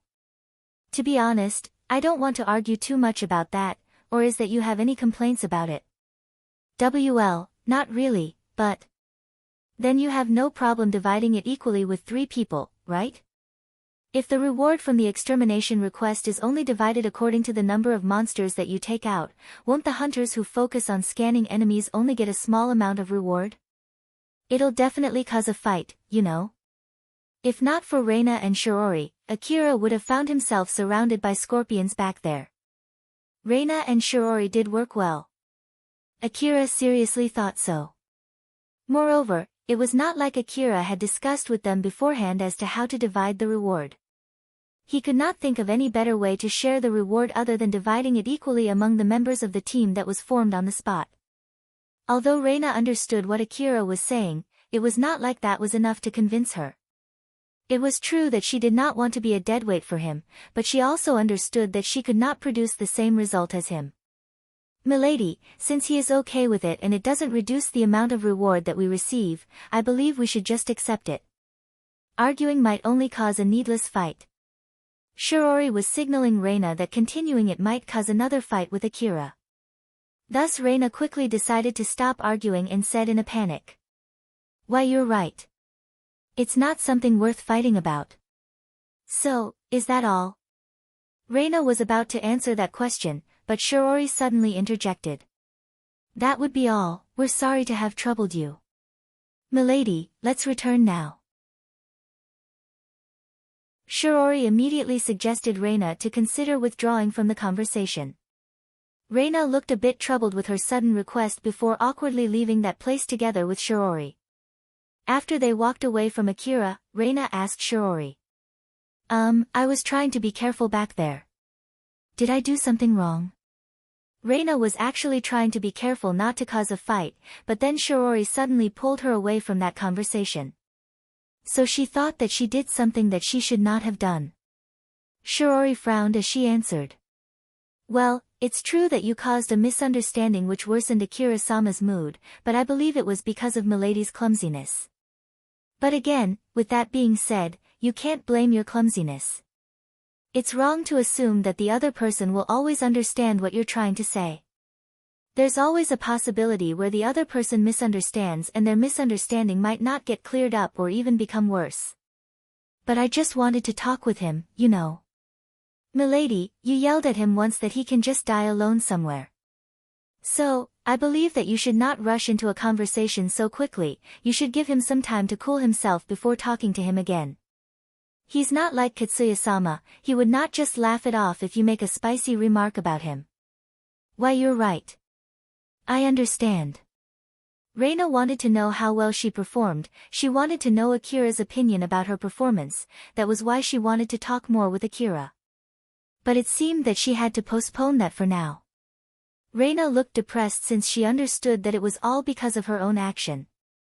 Reina and Shiori had left Akira to his own devices, but Katsuya and the other two girls were still there. Katsuya looked hesitant as he asked Akira. There's something I want to ask you, what do you mean with that support request? Akira answered back apathetically. Just ask Reina. Katsuya was a bit annoyed by Akira's behavior, but he held himself back and asked Akira once more. We're hunters from Drankum and she's one of my team members.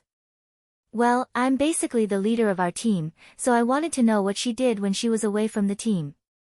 I need to give a full report to the gang, you see. It has something to do with the reward, so, can you please tell me? Just ask her. Akira answered back again, apathetically. It was as if he did not care at all. Katsuya raised his voice and pressed for an answer again. Is it something that you can't tell, or is there anything that you're trying to hide? You can get all the details from her, can't you?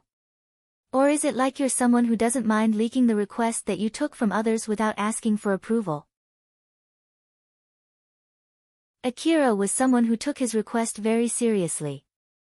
Although he was not told to keep it secret, it was not like he was told that he could freely tell other people either. Not to mention, he got so close to trying to kill them. Thus he thought that it was for Reina and Shiori to decide what to tell and what to hide. Akira thought that Katsuya could just go ahead and ask Reina instead.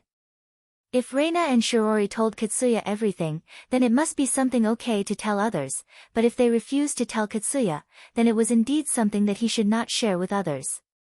Akira concluded it as such, and that was why he told Katsuya to just ask Reina and Shiori instead of him. Akira's behavior was rubbing Katsuya the wrong way. He just went silent and continued packing his magazines as Katsuya was glaring at him. Yamaina looked worriedly at Katsuya. Katsuya had a bad habit of taking actions thinking that he was correct. He was simply worried for his teammates, and he was only thinking of doing his duty as the team leader. One thing for sure was that Reina and Shiori fought with some monsters when he was not around, he just wanted to know what happened. That was all. But the person who knew what happened would not tell him anything, rising Katsuya's anger. But, even so, Yamaina thought that it was not enough of a reason to cause a fight. At this rate, Katsuya might start yelling at Akira or even use force to make him talk. Yamaina decided to calm him down before that happened. Katsuya, let's just go back. It's faster if we ask Reina. Yamaina. Katsuya was shocked, believing that Yamaina took Akira's side rather than his own. Looking at how Katsuya reacted, Yamaina was able to immediately predict what he was thinking, so she quickly tried to explain it to him. It's not like you can fully trust an explanation from a random stranger, right? So I think it's much faster and more reliable if we ask Reina, who's in our team. Yamaina smiled gently at Katsuya when she said that. Yamaina worded it out as if she was mocking Akira. This was something that she would never do normally. This was done not only to calm Katsuya down but also so that Akira would blame her instead if anything bad was to happen. I agree. It'll only cause you more trouble if he gave vague or even fake answers. Eri stated that straightforwardly. Katsuya finally calmed down after hearing Eri and Yamaina. You're right. I guess it's true that it's meaningless to ask him, huh? Let's head back then. After saying that, Katsuya turned and left that place. Eri did not say anything and followed behind him. Yamaina, who was the only person remaining, stood there looking at Akira. Akira did not seem like he was bothered by how they treated him, as a matter of fact, he did not even look at them. But even so, Yamaina bowed politely to him as if she was saying sorry before following Katsuya. Alpha smiled intrepidly and said. Although 3 of the 4 people here were prone to causing a fight, it ended peacefully. That girl is pretty good. You're exaggerating. Is that so? Katsuya and Yamaina. Those two seem to be in good terms and have been together for a long time. I'm sure this is not the first time she interjected to defuse the situation. If that's true, I guess she's having it hard, huh? I bet she's doing that happily on her own volition, but Katsuya might have become like that because he's been unconsciously relying too much on her. Well, it has nothing to do with us though. You're right. Although he felt sorry for Yamaina, it was not like he wanted to get involved in troubles that Katsuya and his team caused. He wished good luck for Yamaina in case she was really doing that on her own volition. Akira was talking with Alpha while watching his surroundings. Although he looked like he was seriously keeping watch from the outside, he was actually supporting his posture with his augmented suit while relaxing his body. Akira, Shirori, and Reina were able to deal with a swarm of scorpions with only the three of them. It gave them an amazing accomplishment but left them dead tired. Because of that, Alpha decided not to tell Akira to watch his surroundings as a part of his training. One of the staff who had a good intuition noticed that Akira was relaxing and not watching his surroundings properly, so he yelled at Akira and asked him a question that he would not be able to answer if he did not properly keep watch of his surroundings. But Akira was able to answer him just fine. Of course, it was all thanks to Alpha. That staff looked surprised and said to Akira, "Oh, so you're properly keeping watch, huh? Sorry I doubted you. It's okay. It's true that I might look like just daydreaming, and it's also true that I'm very tired, so I might be in a bit of a daze right now." Akira answered back straightforwardly. Although that staff could not see her, Alpha was floating beside him while smiling. "Ah, I see, you're the one who found that hole connected to the uncharted area, huh? I also heard that you went through a fierce battle too. I'm sorry, but it seems that you need to work for a little longer." "I understand." The staff then went back to continue his work. Alpha turned and smiled at Akira. "You did well dodging him." Akira smiled smugly. "Well, it's fine, isn't it? Since I can do all of these things only because I have your support, it's all thanks to you. Not to mention that I would not be able to do this request if I don't have your support, so if that much of lying is not allowed, then I shouldn't be here in the first place. I'm 100% relying on your support after all." "You're not wrong there." If Alpha stopped her support, Akira would just turn into a deadweight. So he was planning to keep on relying on her so as not to slow the other hunters down. Although in the end, it caused a staff to doubt his own intuition when he noticed Akira relaxing, it was an acceptable sacrifice looking at the bigger picture. It was way better than getting ambushed by a swarm of Urata scorpions. After the small conversation, Akira kept watch of his surroundings as time passed by without anything interesting happening. The Kuzusuhara underground ruin exploration and Urata scorpion nests extermination went on for 24 hours. After all, the monsters in the underground city kept active regardless of whether it was night or day. Thus the hunters had to stand watch 24 hours to secure the area. Akira's shift lasted for 8 hours. It was the shortest working shift available. The hunters who wanted to earn more money could stay in the underground city for 24 hours. But of course, Akira was planning to immediately return back home after 8 hours. Alpha told Akira that his shift was almost done, so he pulled out his terminal and contacted the HQ. "This is number 27. HQ, are you there?" "This is HQ. What's wrong?" "My shift is almost over, so please send another hunter to take my place." "Oh. Wait for a sec, let me check again. Number 27, huh? You do fulfill the minimum working hours quota. And there's no problem with the number of hunters present there, so you can just go ahead and return back home. Thank you for your hard work. What should I do with my rental terminal?" "You can carry it around as long as you're taking this request. If you're afraid of losing it or breaking it, you can come to the temporary HQ and hand it over to our staff. If it's too much work to do, you can just carry it with you back home. For tomorrow, you just need to go to the first floor of the HQ with that rental terminal. Even if you lose it, you'll just get your reward subtracted. In the end, it's just a cheap mass-produced terminal and we have a lot of reserves left. After all, they often break in battles. Roger that. I'll return back home for today. Be careful on your way back, remember that you won't get any reward from the monsters that you kill if you get attacked on your way back home. That's all. Once again, thank you for your hard work. The HQ then ended the call. Akira's work for that day was completed. Akira took the request for 1 week, so there were still 6 days to go. Although his bad luck was rather worrying, it would be great if he could finish his shift just fine like today for the remaining 6 days. Alpha smiled and hoped that would be the case. Good work for today. You survived another day, we just need to do it 6 more times. Let's give our best. We're not done yet for today. It's not safe yet until I'm back in the city, or at least, I should not put my guard down before I'm back to the surface. Your detection ability will turn back to normal once we're out from the underground, right? That's right, let's head to the surface as soon as possible. It's a good thing that you didn't immediately drop your guard just because the situation has calmed down. It's proof that you've grown. Alpha was honestly praising Akira's growth and he felt that it did not feel too bad to be praised.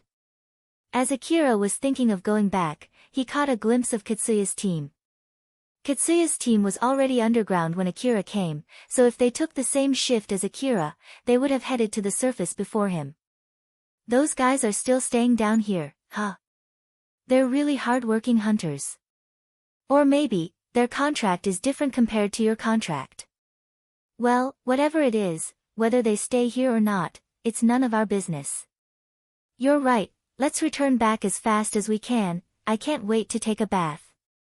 As Akira was about to excitedly depart, Alpha suddenly reminded him.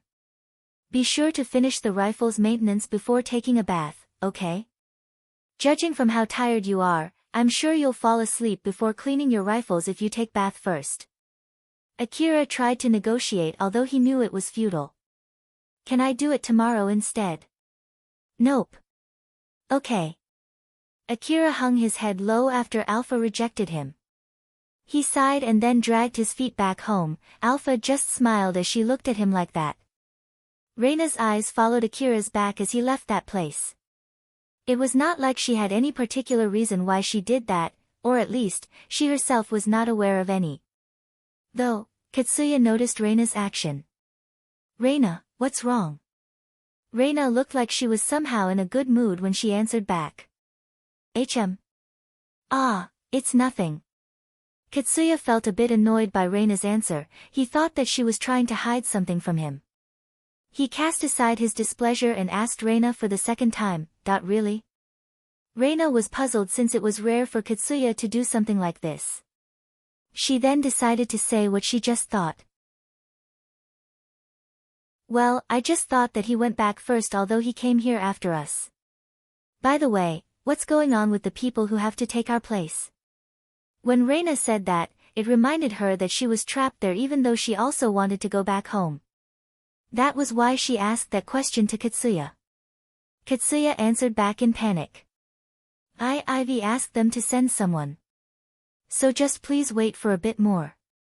Katsuya immediately thought that it was a big mistake when he said that to Reina. According to the contract between the city and Drankum, the hunter replacements for the Drankum hunters would be from Drankum. Because of that, they could not go back home yet like Akira who was able to go back because there were enough hunters to take his place. But still, it's already been 3 hours, you know. Don't you think you should at least check with them? Reina's mood was getting worse. She was checking the current situation while talking with Katsuya, and the result from that made her mood worse. Reina was only temporarily forgetting her exhaustion from when she fought at full power. Now, all the accumulated tiredness weighed down at her. Although they were taking turns in resting, in the end, they could only sit on the hard floor, so it was not like they could recover much. Her tiredness only caused Reina to get even more annoyed. Katsuya lamented what he just said to Reina. He looked remorseful as he tried to cheer her up. They said that they had some unexpected trouble when dispatching the hunters. But they're already heading this way, so let's just wait for a bit more, okay? Yamaina then tried calming Reina down too. Reina, calm down. It's not like he can do anything about it even if you're blaming him, right? So just be patient. Eri also joined in. It's not Katsuya's fault. Reina's face twitched. If it was the usual Reina, she would start throwing a tantrum and yelling right there, and after that, Shiori would try to calm her down while reprimanding her. Katsuya and the other two also thought that would happen as they frowned. And as they expected, Reina tensed up and looked like she was about to start yelling. But unexpectedly, she stopped and immediately tried to calm herself down. Reina was gritting her teeth as if she was holding back something. She then let out a big sigh. "That I guess you're right, I'm sorry." Katsuya, Yamaina, and Eri were surprised by the unexpected turn of events. Reina was a bit displeased when she noticed how the others reacted. "What's with that face? Do you have any problems with what I said?" Nope, nothing, right, Yamaina?" Yeah. It's good that you won't cause a ruckus at every single thing." The last remark that was from Eri caused Reina's face to twitch, but that was all. Reina sighed while trying to calm herself down. It did not take long before she returned back to her usual mood. Akira judged that he would not employ Reina even if it was for free, which was the second worst possible evaluation. He did not take back that evaluation even after he was about to get into a fight with Shiori. Then Akira asked the HQ to divide the reward from that battle equally among the three of them. It showed that he judged she deserved to get the same amount of reward as him. Reina thought that he made that evaluation after seeing her skill, that was why she was in such a good mood. Shiori looked at Reina with a conflicted gaze. It was obvious that Reina's skill had grown, but the trigger of that sudden growth was because she met with Akira. Shiori actually hoped that trigger was her. After all, she stayed beside Reina in order to help and support her. Katsuya looked at Reina, who was talking with Shiori. The usual fiery Reina was no longer there. He thought that might also be the reason why she was able to hold herself back from yelling. Katsuya knew well when Reina changed, it was after she followed Akira. Back then, Reina broke off from his team and chased after Akira. And when they met again after that, she had already transformed. When Katsuya asked her what happened after she left the group, Reina proudly told him that she fought against a swarm of Urata scorpions. She told him how she fought valiantly, and Shiori, who was with her, confirmed that it was true. By the way, both Reina and Shiori decided to hide the fact that they were so close to getting into a fight with Akira. Even for someone like Reina, she knew well that it would only cause needless trouble if she told Katsuya about that. Reina was mostly in a good mood after she met up with Katsuya's team. Many would think she was in a good mood because she went through a good battle, but Katsuya did not believe that was the only reason. Although he did not realize it himself, he actually found it rather displeasing that one of his friends went together with someone who he hated only to come back later with better skill and better mood than before.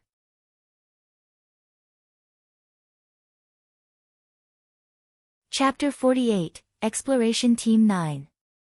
On the next day, Akira went to the first floor of the building that was connected to the Kuzusuhara Ruins underground city. That building was the forward HQ for the hunters who went to the underground city. Akira already fully refilled his ammo in Shizuka's shop yesterday. Shizuka looked worried when he came to her shop and bought all the CWH anti-material rifles special ammo, although he already did that the day before too. In order to reassure Shizuka, Akira said that he always kept his distance and shot the monsters from afar. It was exactly because he was thinking of keeping his safety that he bought all of the special ammo. He was somehow able to convince her after explaining it to her as such. Akira was not lying. To be more precise, he knew that he was doing such a dangerous thing, which left him with no other choice but to do this to ensure his safety. Shizuka's intuition picked up something suspicious, but she just told Akira to be careful and to be sure to return back alive while smiling gently at him. She did not say anything more than that. After all, it was not like she could tell him not to go. As Akira entered a room inside the HQ staff inside the room immediately noticed him. He was the same staff who assigned Akira to Defensive Point 14. Number 27, you're finally here. Exploration team or extermination team, pick one. Akira looked puzzled. Yesterday, he was given the choice to either join the defense team or the exploration team, but this time, he was not given an option to join the defense team. Can I join the defense team again?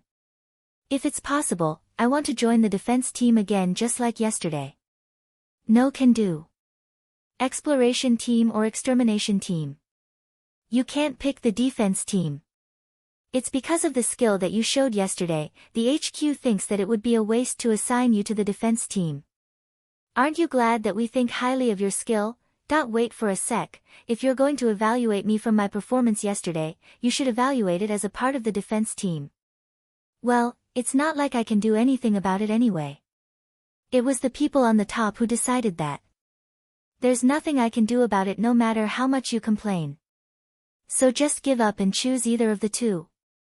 Well, although the level of danger varies, I believe that there is not much difference. Akira hesitated. If he did not want to travel around an uncharted area, he should join the extermination team. But if he hated the idea of fighting Urata scorpion swarms or charging into their nest, then he should join the exploration team. Since it seemed that Akira would not be able to decide on anything soon, Alpha made a suggestion to him. You might be able to avoid fighting monsters if you join the exploration team, but on the other hand, you might be thrown into unexpected battles.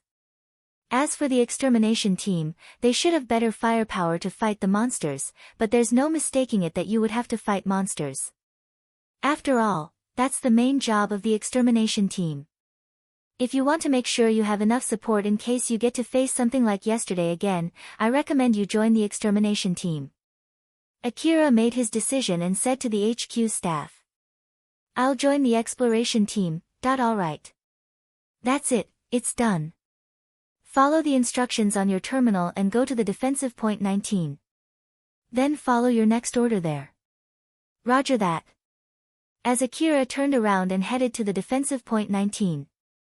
That staff looked at Akira's back while making a puzzled face. The terminal on that staff's hand was showing the data about Akira, this the boy who Kobayashi endorsed. He is also the one who signed the ammo waiver.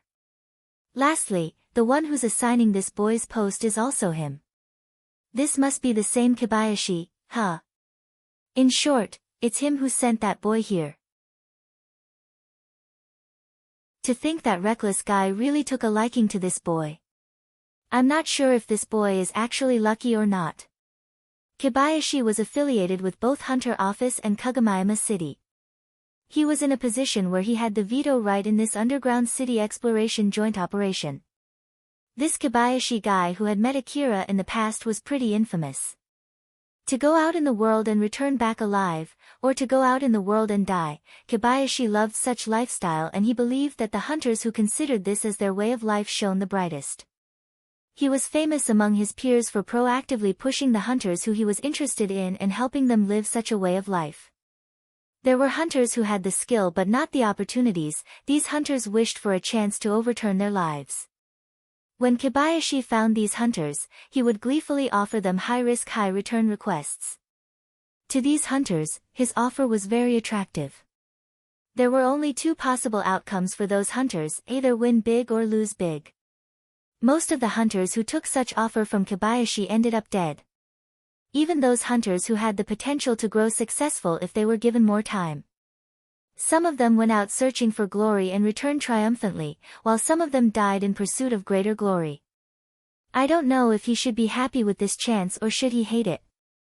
He might still be alive if he did not take this request. After all, when it comes to gambling, it's easier for him to lose his bet the more he gambles. That staff looked like he felt sorry for Akira as he mumbled. On his way to the underground city, Alpha asked Akira. Akira, is it okay if I ask you why you chose the exploration team? If you want to avoid unexpected fights like yesterday, it's better if you join the extermination team, right? But in exchange, I would have to use a lot of CWH special ammo. I want to retain as much ammo as possible, you see. Moreover, if I join the extermination team and something like yesterday happened, they might think that I'm a very skilled hunter and force me to fight monsters that I can't fight without special ammo. I want to avoid that no matter what. Akira and Alpha stared at each other. Akira's answer somehow sounded like an excuse to her. What? It's true that I can get more experience if I join the extermination team, but it would be meaningless if I die, am I wrong? You'll be contributing to her revenue if you buy a lot of CWH special ammo from Shizuka's shop, but on the other hand, it'll make her worried every time you do that. You prioritized the latter, didn't you? Akira could not answer back. Alpha then continued. It's not like I'm blaming you for picking that option. But if you ask me, I would rather you get yourself better equipment and get strong enough as soon as possible so that you can take out Urata Scorpion swarms like they're nothing. That way, you don't have to worry about anything. Well, you're right. Akira replied back swiftly and bluntly. Akira arrived at defensive point 19. The defensive point 19 was located in a big hall in the underground city. It was placed there in order to secure the uncharted area around it. There were multiple hunters stationed here in order to protect this important defensive point. It was also used as a place for the exploration and the extermination team to rest. Because of that, the hall was bustling with hunters. There were some staffs from the HQ in the middle of the hall giving orders to the hunters. Akira followed the instructions on his terminal and headed to the center of the hall. One of the staff noticed Akira and called him. You're number 27, right? The exploration team that you're going to join is in the midst of an exploration right now. Wait here for a bit until they're back. You can do anything you want as long as you stay in this hall. If you have nothing to do, you can at least help us watch the place and clean up any Urata scorpions that you see. Roger that.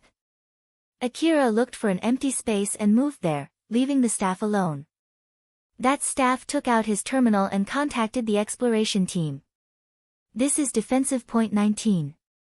Exploration team 9, answer me. A girl's voice was heard from the terminal. This is exploration team number 9. Isn't it a bit too soon for the regular report? Is there anything wrong? The extra hunter that you requested has arrived. Come back here if you want to pick him up. A guy's voice suddenly interjected it, inquiring about that new hunter. It better be someone useful, alright? We have enough people for scanning the area, what we need is more firepower, you know? Don't be picky. Well, he took out a whole load of Urata scorpions yesterday. I'm sure he'll be useful. If you don't like him, you can just choose the same guys that you chose before. Don't you realize that we went through all the hassle in picking him because you didn't want to go with those previous guys? That guy then replied back in annoyance. I would rather go alone than bringing those guys along. Then the voice returned back to the girl from before. We'll head back to the defensive point. Be ready to receive the data that we gathered. That's all. The staff ended the call. He then turned to another staff and said.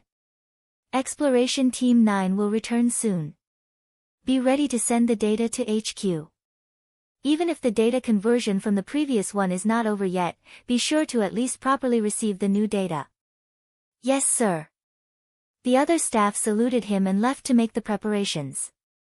That staff looked at his terminal and mumbled. Well, looking at that boy's battle record from yesterday, I'm sure it will be alright. His terminal was showing the hunter data for Akira. But the thing that worried him the most was Kobayashi's name there. Akira did not look that strong from the outside, but even so, he got recommended for this dangerous request, and the one who recommended him was the reckless lifestyle lover Kobayashi. His name made that staff doubt Akira's ability, but he then decided to trust Akira's battle record from yesterday. Akira looked around and checked the area around the defensive point. The route that he took to that place was very well illuminated, but the other areas around that place were still pitch black. The underground city was wrapped in darkness without any lighting. Akira did not know whether they did not install illuminations in the other places because they just ran out of illuminations or because those areas were not safe yet. Among all the hunters who were guarding or just resting in that hall, Akira found some familiar faces. It was Katsuya's group. So those guys are also assigned here, huh? It seems to be so. But Akira, now that we know they're here, let's put more distance from them. Why should I do that? It will only cause trouble if they approach you again. All right. Akira could not refute Alpha's words, so he moved to the opposite side of the hall from Katsuya's group. He then just stayed there while watching his surroundings. As Akira was wondering if he could get lucky such that he would just have to stay in that place until he finished his shift, all of a sudden someone called him from behind. Akira. Akira turned to the source of that voice and saw Sarah walking towards him while lightly waving at him. Akira went to meet Sarah. He made a slight bow and asked. Sarah-san, are you taking this request too? Yep. Although to be more precise, we took the request to guard the temporary HQ, but we somehow got assigned to explore the underground city instead. But that aside, so you're the extra hunter, huh? That was a bit of a surprise. Me? Wait. That means the exploration team that I'll be joining is. Yep, you got that right. It's the team in which Elena and I are. The team leader is Elena, come with me. Sarah then took Akira to the center of the hall, where Elena, the HQ staff and other hunters were. Elena immediately noticed Akira and waved at him as he was walking toward her. Welcome to the exploration team number 9, I'm the leader of the team, Elena. I'm Akira, I'll be in your care for today. Elena jokingly introduced herself. Akira followed through with that joke and introduced himself politely. Then both of them giggled. But still, I didn't expect that the extra hunter would be you, Akira. Of course, I'll help you as much as possible, but it's still dangerous out there, so be careful, okay? We're going to explore an uncharted area, so we know nothing about the monster distribution in that area. It won't be strange to find something unexpected there. So be sure to be really careful, alright? I understand. I'll be careful not to drag Elena-san and Sarah-san down. Nice, you're a good boy. You can rely on us if things get dicey. After all, Shizuka too will be sad if anything happens to you. Okay, I'll be relying on you when that happens. Elena was happy with Akira's answer as she smiled at him. Akira did not show any excessive excitement nor nervousness, he was completely calm and composed. Elena, who saw that, thought that he should be fine. Elena then went to hand over the data that she gathered during her previous exploration. She operated her information terminal to send that data to the city staff. Although the rental terminal that Elena carried could also be used to gather data, Elena mostly used her own information gathering device. The data accuracy from Elena's information gathering device was on a different level compared to the data gathered by the rental terminal from the city. But since the data format from Elena's information gathering device was different compared to the one that the city staff used, there was a need to convert the data first before the HQ could use it. Normally, the city would not accept non-standard formatted data in order to avoid having to convert them. But the data that Elena gathered was so valuable that the HQ made an exception for her and went as far as to convert the data themselves. Akira looked genuinely amazed as he listened to Elena's explanation. So the data that Elena-san gathers even gets special treatment, huh? As I thought, Elena-san is amazing. Akira was genuinely praising Elena, to which, Elena blushed a little. She felt happy that he praised her. She then proudly said, I'm really happy to hear that. There are hunters out there who don't appreciate the usefulness of this kind of data, you know? They think that they just need to defeat any monsters that they see, some of them even say that they never get lost in a ruin no matter how complicated the layout is, and even if they get lost, they always find the exit. There are many hunters who go to the ruin thinking like that, you know. Akira sounded surprised as he said. Is that true? Well, for me, I rather avoid fighting any monsters, and I definitely don't want to get lost inside a ruin. I can't believe there are hunters who make light of Elena-san's job. Although every hunter had different opinions on what it meant to be a good hunter, most of the hunters evaluated others' abilities based on whether they could easily defeat a powerful monster or not. It was true that as long as they kept working as hunters, fighting prowess was indeed an indispensable skill. It was also the easiest way to show how good they were to the other hunters. Because of this reason, some hunters looked down on other hunters who did not focus on polishing their firepower. Elena had experienced such an unpleasant thing so many times in the past. When Akira was exploring Kuzusuhara ruin, he realized that he was only able to survive because of Alpha's ability to gather information about the enemies and the topography around him. That was exactly why he understood how important Elena's job was. Elena somehow could feel that Akira genuinely understood her role and its importance. She was actually very happy deep inside her heart, so she gleefully continued talking. Surprisingly enough, there are quite a lot of hunters who think like that, you see. But it does not end there. Some of them would encounter some monsters, attract more monsters from that fight, waste a lot of ammo before starting to curse and run away, and then to finally get lost inside the ruin. Not only do they waste ammo and time that could have been used to search for relics, they even have the guts to complain saying that it's because we didn't do our job properly, you know? Those hunters are just the worst. Elena realized that she was about to start complaining endlessly, and of course, Akira would not be happy to listen to her endless complaint. So she decided to end her complaints and came up with another topic.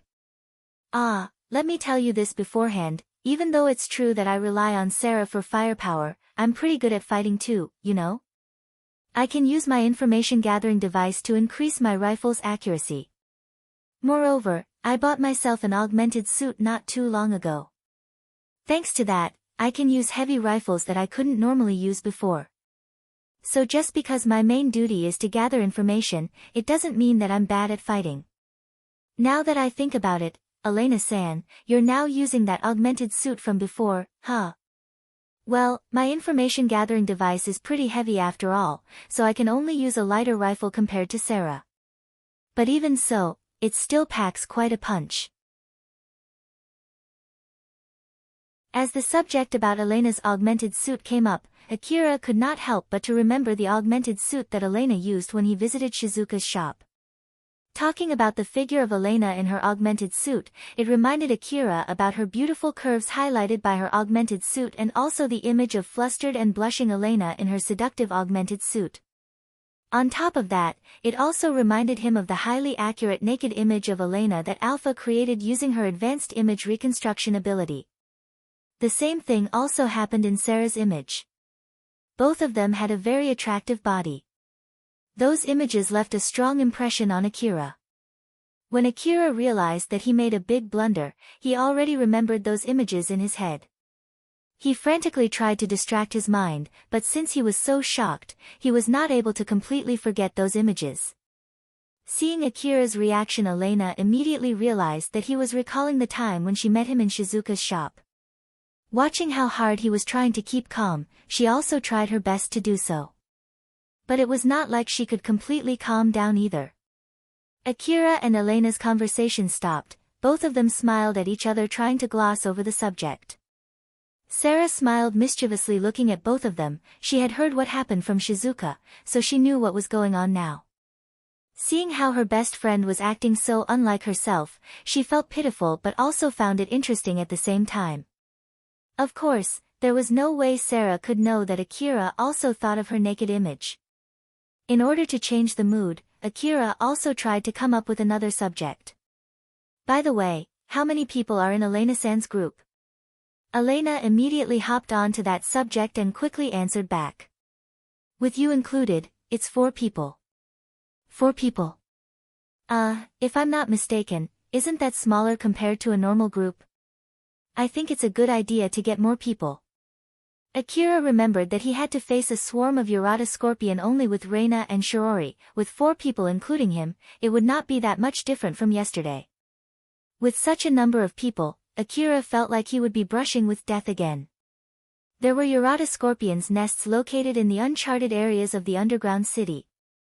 Although the exploration team's duty was to only scout those uncharted areas, Akira still thought that 4 people were too small. Of course, there was also a possibility that such a small number was not a problem with their abilities, but it was not a number that could reassure other hunters without any further explanation. Elena and Sarah raised their eyebrows when Akira asked them that question. They then looked at each other. It seemed that it was not a pleasant subject to talk about. Sarah answered Akira's question. Well, to be honest, we wanted to get more hunters, you see. But something happened. What happened? This time, Elena answered Akira's question. There was some compatibility problem with the other hunters who joined this team before, you see. Although such situations are not rare, I really hope they take care of things like that beforehand. Akira looked at both Sarah and Elena. Judging from their expression, he noticed that there was a slight difference between Sarah's expression and Elena's expression. He thought that Elena and Sarah had different kinds of problems. Elena's problem was with the group itself while Sarah's problem was more on a personal level. Suddenly, the last person in the team joined their conversation. I'm really sorry. I'll be sure to tell them to take care of that problem beforehand next time. The last member of the team was Shikarabe, a hunter from Drankum just like Katsuya and his friends. He was the hunter who acted as Katsuya's guardian in the past. But right now, Shikarabe had been released from that position and Katsuya's group was already moving separately from him. Shikarabe turned to Akira and said, I'm Shikarabe. I'm also on the exploration team number 9. Are you the hunter who will join this team? I'm Akira. I'll be in your care for today. Shikarabe looked at Akira as if he was evaluating him. I do welcome an extra hunter, but I hate to get someone who would pull us down like the previous one. Are you sure you're not mistaking something? Although Shikarabe sounded as if he was provoking him, Akira just answered back as if it was nothing. If you think that I'm a dead weight, please tell that to HQ. I've tried. It's the HQ who assigned me here after all. So if you want to complain, then complain as much as you want to the HQ and get a replacement for me. To someone who was obviously telling him that he was doubting his ability, Akira replied back telling him to blame the people who sent him to that place instead. In the first place, Akira preferred to be assigned to the defense team. So he did not want to listen to the other hunters' complaints that should have been directed to the people who assigned him to the exploration team even though he did not have enough skill. His answer was the opposite of what Shikarabe expected. He thought that Akira would start boasting about his skill or snap back at him who doubted his skill. But looking at how he reacted, it seemed that Akira did not feel any displeasure towards other people who looked down on his skill, and that was rather surprising for Shikarabe. Shikarabe tried to hide his surprise as he intentionally mocked and provoked Akira. That sounded really pathetic, don't you have confidence in your own skill? But Akira replied back calmly. I don't know what you're expecting in terms of my ability. But at least, I know for sure that I don't have enough ability to say things like everything will be okay since I'm here now, or like, don't worry, I'll do something about it. So if you're talking about that, then yes, I'm not confident enough with my skill to say things like that. After hearing Akira's answer, Shikarabe burst out in laughter. His mood turned better as he said. It's all good, I'm sorry about that. I know a lot of foolish hunters who are so full of their abilities even though they have no proof to support their claim. At least, I know that you're not one of those fools. Well, I bet it'll be alright. The people in the HQ are not that stupid as to send someone with questionable skills here. Shikarabe said that as he grumbled and apologized to Akira. I've already finished my preparation, I can go anytime you're ready. Elena checked her information terminal which was transferring data. Her terminal showed the estimated time needed to finish the data transfer. We'll go once I'm finished with the data transfer, it'll still take about 5 more minutes. Are you okay with that, Akira? It's okay. I can go anytime. Alpha suddenly pointed her finger and Akira instinctively turned to that direction. Not too far from them, he could see Katsuya's group walking towards him with Katsuya leading in the front. He obviously looked displeased.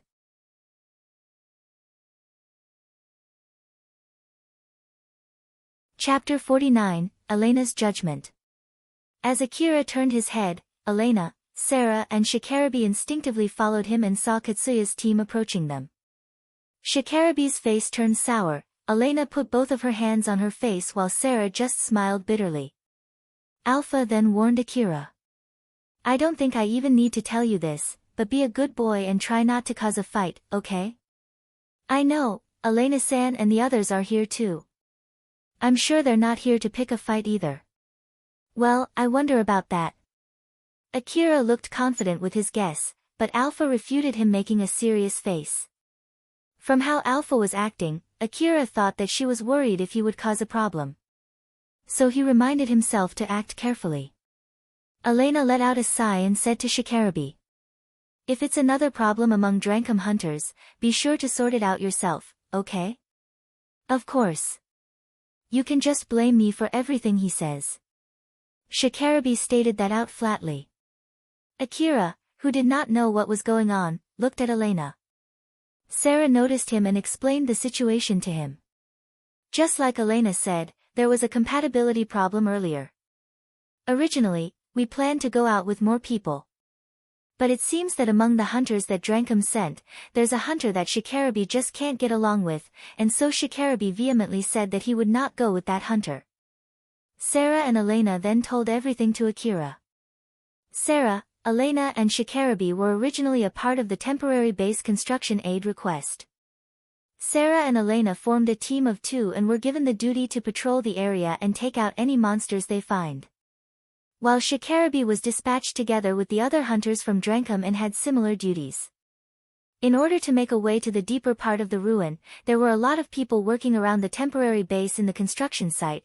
Some of them were clearing the rubble and wreckages while some of them were paving the road. Normally, they would use tanks to clear up the wreckages, but bringing tanks inside a ruin was next to impossible. There were monsters living in the tall buildings around the area, and there were cases where humanoid weapons could not be used to deal with them because of their size. Because of that, hunters were dispatched to help in fighting against those monsters. As the road from the temporary base extended deeper into the ruin, the workers encountered more monsters, each seemingly stronger than the last. And in order to deal with those monsters, the hunters with enough skill to be stationed in the front line were dispatched. But on the outskirts of the ruins, where there should be only weak monsters, they encountered Urata scorpion swarms. Then a later investigation showed that there were multiple Urata scorpion nests in the underground city. Given the size of the underground city, it was perfectly possible for it to be connected to the deeper part of the Kazusuhara ruin. Because of that, the commander in the temporal HQ on the surface had no other choice but to send some of the hunters from the surface to the underground. And that was the reason why Elena, Sarah and Shikarabi were here. The 3 of them were originally skilled hunters who were stationed in the front line. They only needed to pick up some hunters immediately to form an exploration team. Since Shikarabi was affiliated with Drankum, the original plan was to team up with some other hunters that Drankum had dispatched to form an exploration team. But there was a problem. The hunters that Drankum sent were Katsuya's team.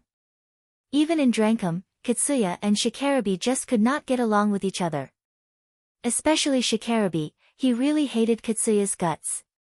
Shikarabi was strongly against the idea of teaming up with Katsuya and his friends. He said that he would step out if they joined the team, or that he would do all their worth of work too, so there's no need to take Katsuya's team. He even said that if things got really bad, he did not mind if Elena and Sarah used him as a decoy to save themselves. This was an internal problem of Drankum. Thanks to Shikarabi's highly evaluated skill and his good connection with someone among the higher-ups in Drankum, in the end, his selfish appeal was accepted. After that, the HQ sent Akira to join their team. Shikarabi and Katsuya were arguing while Akira was listening to Sarah and Elena's explanation. Katsuya suddenly yelled while glaring at Shikarabi. "Give it a break already. I'm no longer working under you. I have no reason to listen to you. Don't you know that you're troubling Elena-san and Sarah-san just because of your selfishness?" Shikarabi replied back while posing as if he was picking a fight. He was not even trying to hide his hatred toward Katsuya. "Before spouting something like that, you should know how much trouble you'll be giving them if we let you join the group. Now get lost." They sounded like they would not come to a compromise anytime soon. At this rate, they would just continue arguing forever. Katsuya was so happy when he found out that he would be dispatched together with Elena and Sarah. He thought that it was the chance to show them his growth and redeem himself from their last evaluation of him. Although he also hated the idea of being in the same group with Shikarabi, he was planning to endure it. But Shikarabi cut short that opportunity just because of his selfishness. So it was understandable that Katsuya was angry at Shikarabe. Katsuya's face tensed up as he tried to convince Shikarabe. Are you seriously planning to go out with only the three of you? Drankum would not send another hunter here just because you hate me, you know. How long are you planning to be so stubborn? Katsuya did contact Drankum's management beforehand. He was hoping that the management side would give their absolute order to Shikarabe, who was so vehemently opposed to Katsuya joining the exploration team. But in the end, the management side told them to sort it out themselves. It was because Drankum's management wanted to avoid using its right to force Shikarabe, who was a veteran and skilled hunter, or Katsuya, who was like the representative of the young hunters in the gang. Although the Drankum's management sided with Shikarabe, they did not send another hunter from Drankum here. So Katsuya thought if Shikarabe met a monster strong enough to give him a hard time, he might let Katsuya join the exploration team. That was why he went to talk to Shikarabe, who just returned from an exploration. Shikarabe smiled lightly. Don't worry about that. The HQ already sent an extra hunter. It's Akira. He seems to be pretty strong, doesn't he? It seems that he took out a huge number of Urata scorpions yesterday. Even the HQ approved him, you know? Shikarabe said that and introduced Akira to Katsuya. Katsuya and his friends turned to Akira. They did notice Akira's presence, but they did not think that he would be the extra hunter for the exploration team. They thought that he was only talking to Sarah and Elena since they knew each other. He's not a hunter from Drankum, you know? So what? The HQ was the one who recommended him. I bet he'll do just fine. In the first place, Elena and Sarah are not from Drankum too, am I wrong? Our rule says that when we need a skilled hunter for a certain request, we'll be prioritizing hunters from Drankum. That doesn't mean that we have to take deadweight useless hunters with us and divide our hard-earned reward with them, you know. Are you misunderstanding everything that you've experienced up until now or something? Shikarabe was looking down at Katsuya, and Katsuya was glaring at Shikarabe with rage. They were totally against each other. The only reason why it did not break into a fight was because both of them knew that they should not fight in that place. If it was not for the hunters around them, it would have been a very dangerous situation. As it looked like it would not end anytime soon, Elena interrupted and put an end to their argument. It's time, let's go. Elena immediately turned and left the place after saying that. Akira and Sarah just silently followed behind her. Shikarabe smiled mockingly at Katsuya before following suit. Katsuya kept glaring at Shikarabe's back as he was leaving that place. His gaze then shifted to Akira. That boy again, huh? If Akira was not there, Shikarabe might back off and let Katsuya join their exploration team. Katsuya unconsciously thought so as he mumbled angrily. Akira, who just joined the exploration team headed by Elena, continued walking deeper into the underground ruin with a grim face. Every exploration team was given a certain job. The exploration team number 9, to which Akira was assigned to, got the duty to map an uncharted area of the underground city. In order to at least understand the rough layout of the uncharted area, they brought a survey device to map out their surrounding. But of course, they had no information about the area that they were exploring. They did not know what kind of monsters were living there nor its count. Moreover, the hallways in the underground city formed a system of a labyrinth. And on top of that, it was unlike the defensive point, where there were illuminations. The uncharted area was still wrapped in total darkness. It was the territory where those monsters which could live in dark conditions roamed around. To delve into the uncharted areas, to bring back information on the layout of the area and the monsters roaming that place, and to ensure a minimal level of safety for the extermination team that would go there later. These were the jobs of the exploration team. In other words, these were the jobs for Elena's team, which now included Akira. They continued exploring the uncharted area without a minimal level of safety like illuminations or information about the area. It was taxing Akira's physical and psychical stamina more than he thought. The team was moving with Elena in the center, Sarah on the left, Shikarabe at the front and Akira on the right. They, of course, brought with them some illuminations, but it was far from enough to illuminate the whole area. As such, the area around them was still pitch black. They were using their individual information-gathering devices to inspect their surroundings as they moved forward. The whole team was moving pretty fast, too fast for Akira. He did not know that Elena adjusted the whole team to move slower than usual in order to check Akira's skill. But even so, it took everything that he had to barely be able to match up with their speed.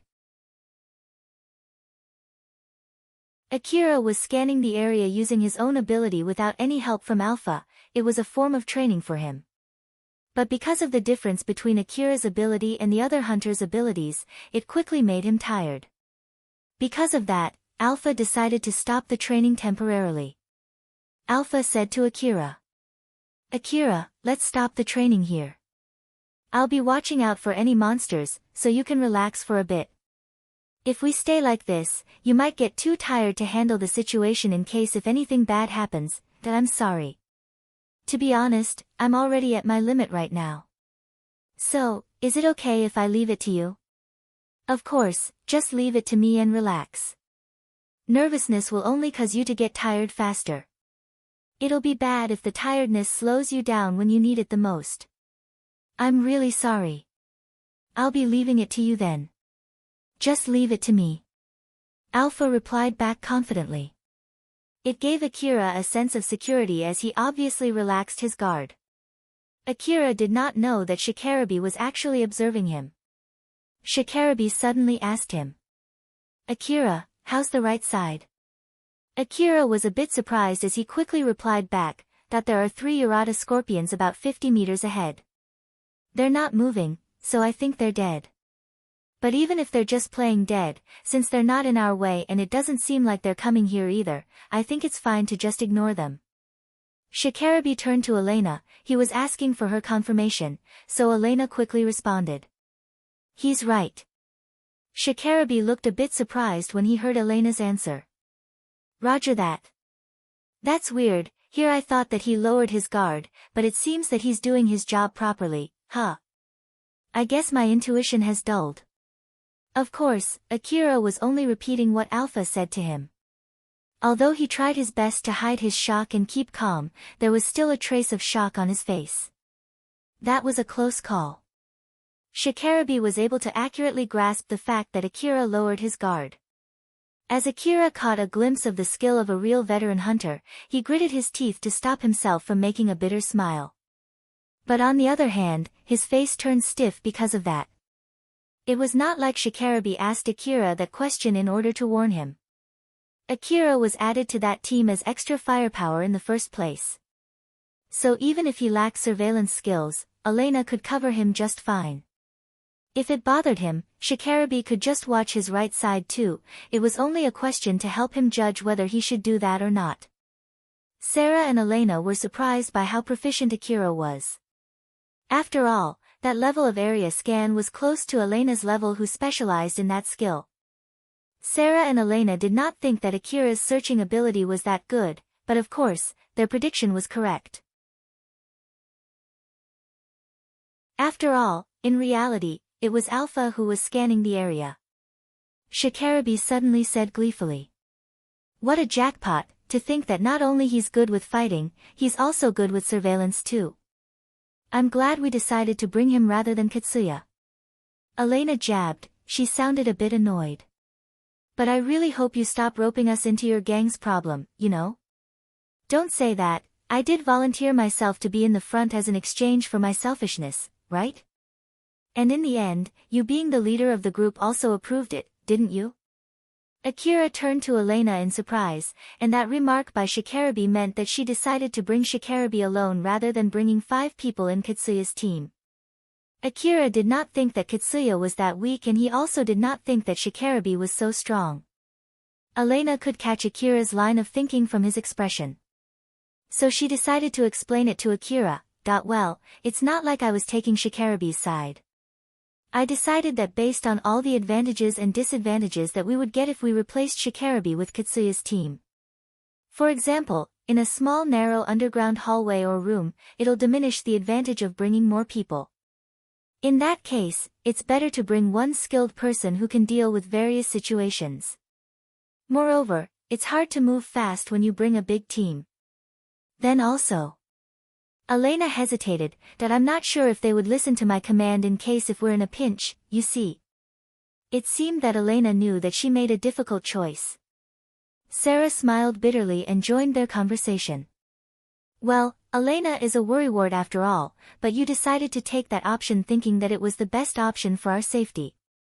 This team was formed on the spot, so it might be a bad idea to suddenly form a big team. So please don't think bad of her, okay? Akira smiled as he answered back. Of course not, it's just that because of my inexperience, I thought that more people would definitely mean it would be safer, that was why I found it a little strange. It's not like I'm doubting Elena-san's decision. If Elena-san thinks so, I'm sure that it's the correct decision. Shikarabe then said in a good mood. I agree with that. I can assure you that it was the correct decision. I used to work together with them, you see. So I know a lot of things about them. Katsuya often takes action without approval thinking that he's absolutely correct. Yamaina and Eri are only there to support him, so they obey whatever he says. Reina is impulsive and hot-tempered. While Shirori is only there prioritizing Reina's safety. All of them are full of problems. Especially that Katsuya, if he finds something that he doesn't like, he'll always go with voting and take over the command. Since the other four are always backing him, his opinion will always come out on top. He would not even notice that and insist that it's a decision they made together. I can guarantee that. If they do something like that in the uncharted area of the underground city, it'll definitely break the team. In the worst-case scenario, it might even cause the whole team to get wiped out. That's why it would be a big mistake to bring them here. Although he still did not know for sure whether that was correct or not, Akira at least knew that Shikarabe really hated Katsuya's guts after listening to what Shikarabe just said. Elena sighed, leaving aside whether that information is accurate or not, I wanted to cut off the need to worry for something like that, and that's the biggest reason why I decided not to bring them here. I'll be very careful not to give any bad orders, so Akira, be sure to obey my orders, okay? If you want to know why I give you a certain order, you can just ask me and I'll explain it to you. I understand, don't worry, even if you make a bad decision, I'm sure that it's still better than if I were to make the decision myself. And when I ask you about your reason, that's not because I want to complain, please think of it that I only ask the reason just in order to learn. Akira was being honest when he said that, he did not think even for a second that his judging ability was better than Elena. Moreover, Alpha herself also recognized Elena's skill. So he had no reason to doubt her decision. Elena blushed as she replied back. I'll give my best to answer your trust. Sarah was smiling mischievously when she saw how Elena was acting. Elena noticed her and returned with an intimidating smile, so Sarah quickly turned her face back to watching the hallway. They continued their exploration without any trouble. The underground city had a very complex design in the first place, and on top of that, the crumbled rubbles blocked some hallways and there were shutters that sealed some areas. Because of that, the underground city felt like a labyrinth. The only reason why they could venture safely deep into the underground city without getting lost was because of Elena's information analysis skill. She used the gathered topological information of the area to create a rough map and used the special features of the area around them in tandem with the direction and distance they traveled to accurately ascertain their position. She was also avoiding areas with monsters and any other dangerous areas where other hunters had encountered monsters, to pick the safest route. They encountered some monsters during their exploration. Most of the time, Shikarabe who was in the front would take them out all by himself, and when the monsters were too many for him, 4 of them would work together to repel the monsters. Most of the monsters that they met were Urata scorpions, but their numbers were not huge. They continued exploring the underground city without facing much trouble. Among all 4 of them, Shikarabe was the one who worked the hardest since he was in the lead position.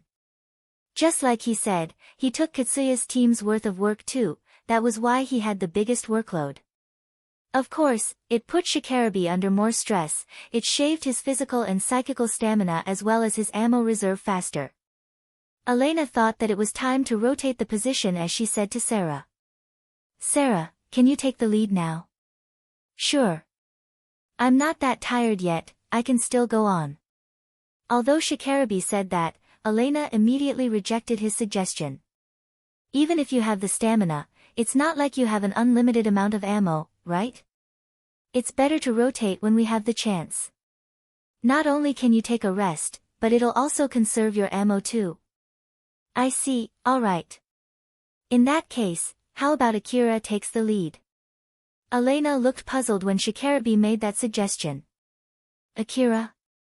I want to confirm his ability.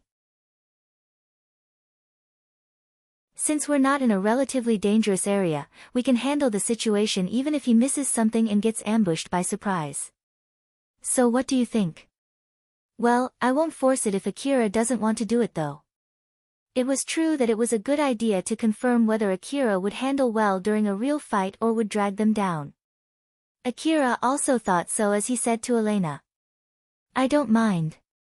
In the end, Elena had the final say in that team.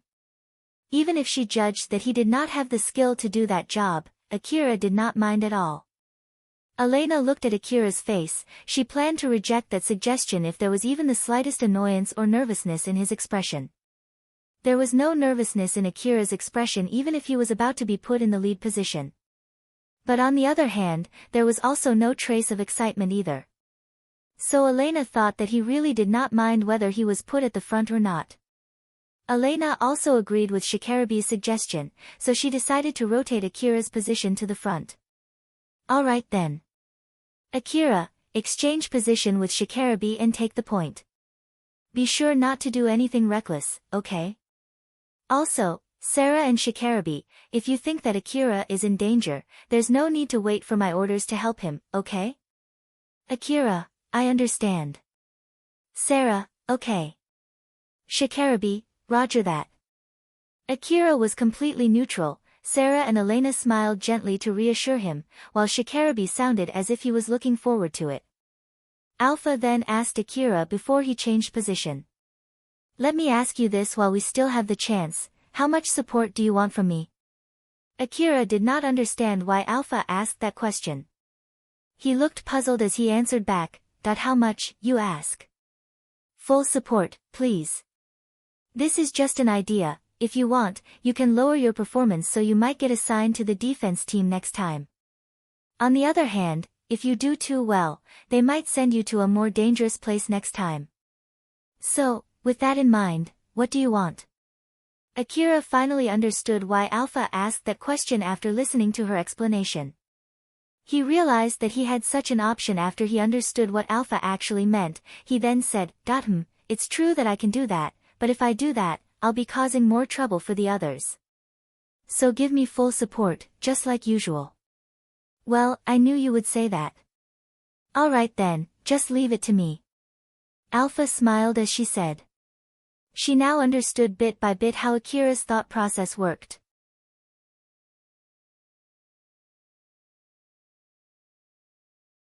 Chapter 50, Underground Exploration. Elena's team proceeded deeper into the underground city with Akira leading the front. With Akira leading the team, they moved more or less at the same speed as when Shikarabi was in the lead. Moving with that speed was completely above Akira's ability, so he relied fully on Alpha to watch for any monsters. Although Akira had limited visibility through the darkness thanks to his enhanced vision, it was not like he used that to spot monsters. It was Alpha who was using the information from that enhanced vision to detect monsters. From the other person's point of view, it looked like Akira was moving forward without even checking his surroundings. The only reason why the other hunters did not say anything about that was because Elena was also scanning the area and Akira was able to answer correctly when Shikarabi questioned him. And even if Akira missed something, the other hunters thought that it would not cause a fatal situation. That was why the other hunters let him take the lead. Alpha suddenly said to Akira. Akira, there are 3 scorpions up ahead. Take them out before they notice you. Akira's vision was enhanced by Alpha. Thanks to that, he was able to see clearly the scorpions up ahead amidst the total darkness. It also allowed him to spot rubbles and wreckages that would block his aim. His distance from the scorpions was considered a bit far. Akira had no confidence to be able to accurately shoot from such a distance, but he believed that it was not a problem with Alpha's support. Not to mention that since Alpha told him to shoot at those scorpions from such distance, he thought that it must be the best option to do it from here. Roger that. Akira readied his AAH rifle and aimed at those scorpions. He lined the TPL added into his vision by Alpha to the head of one of those scorpions and calmly pulled the trigger. Thanks to Alpha's support, the piercing bullet which flew out from its muzzle hit the scorpion right where Akira was aiming and blasted the scorpion's head to pieces. The other scorpions jumped into action as their friend was killed in an instant. They started looking around for enemies, but Akira quickly released the next volley of highly piercing bullets at them. Those bullets pierced through the scorpions' shells and slowed their movement. When those scorpions' movements had dulled significantly, Akira released the finishing shot at them. Those scorpions then fell down and twitched before they completely stopped moving. Akira lowered his rifle and sighed. It did take them out, so this is the power of the high piercing ammo, huh? It's on a different level compared to the normal bullet. Akira remembered the time when he had to fight a swarm of Urata scorpions using only normal ammo.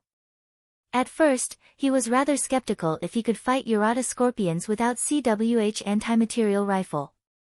But after seeing the power of the piercing ammo, he understood that it should not be a problem. Alpha smiled at him and said, "It seems that the piercing ammo works well against the scorpions. Let's keep using it for the time being." "I understand." Seeing how Akira was acting, Alpha thought that his worry must have been cleared up.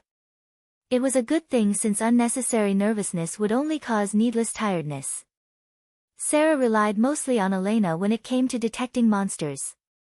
After all, compared to the information-gathering device that she was using, Elena's information-gathering device was way better. In case if Elena noticed something, she would send that data to Sarah, and then Sarah would be able to accurately spot any monsters around her.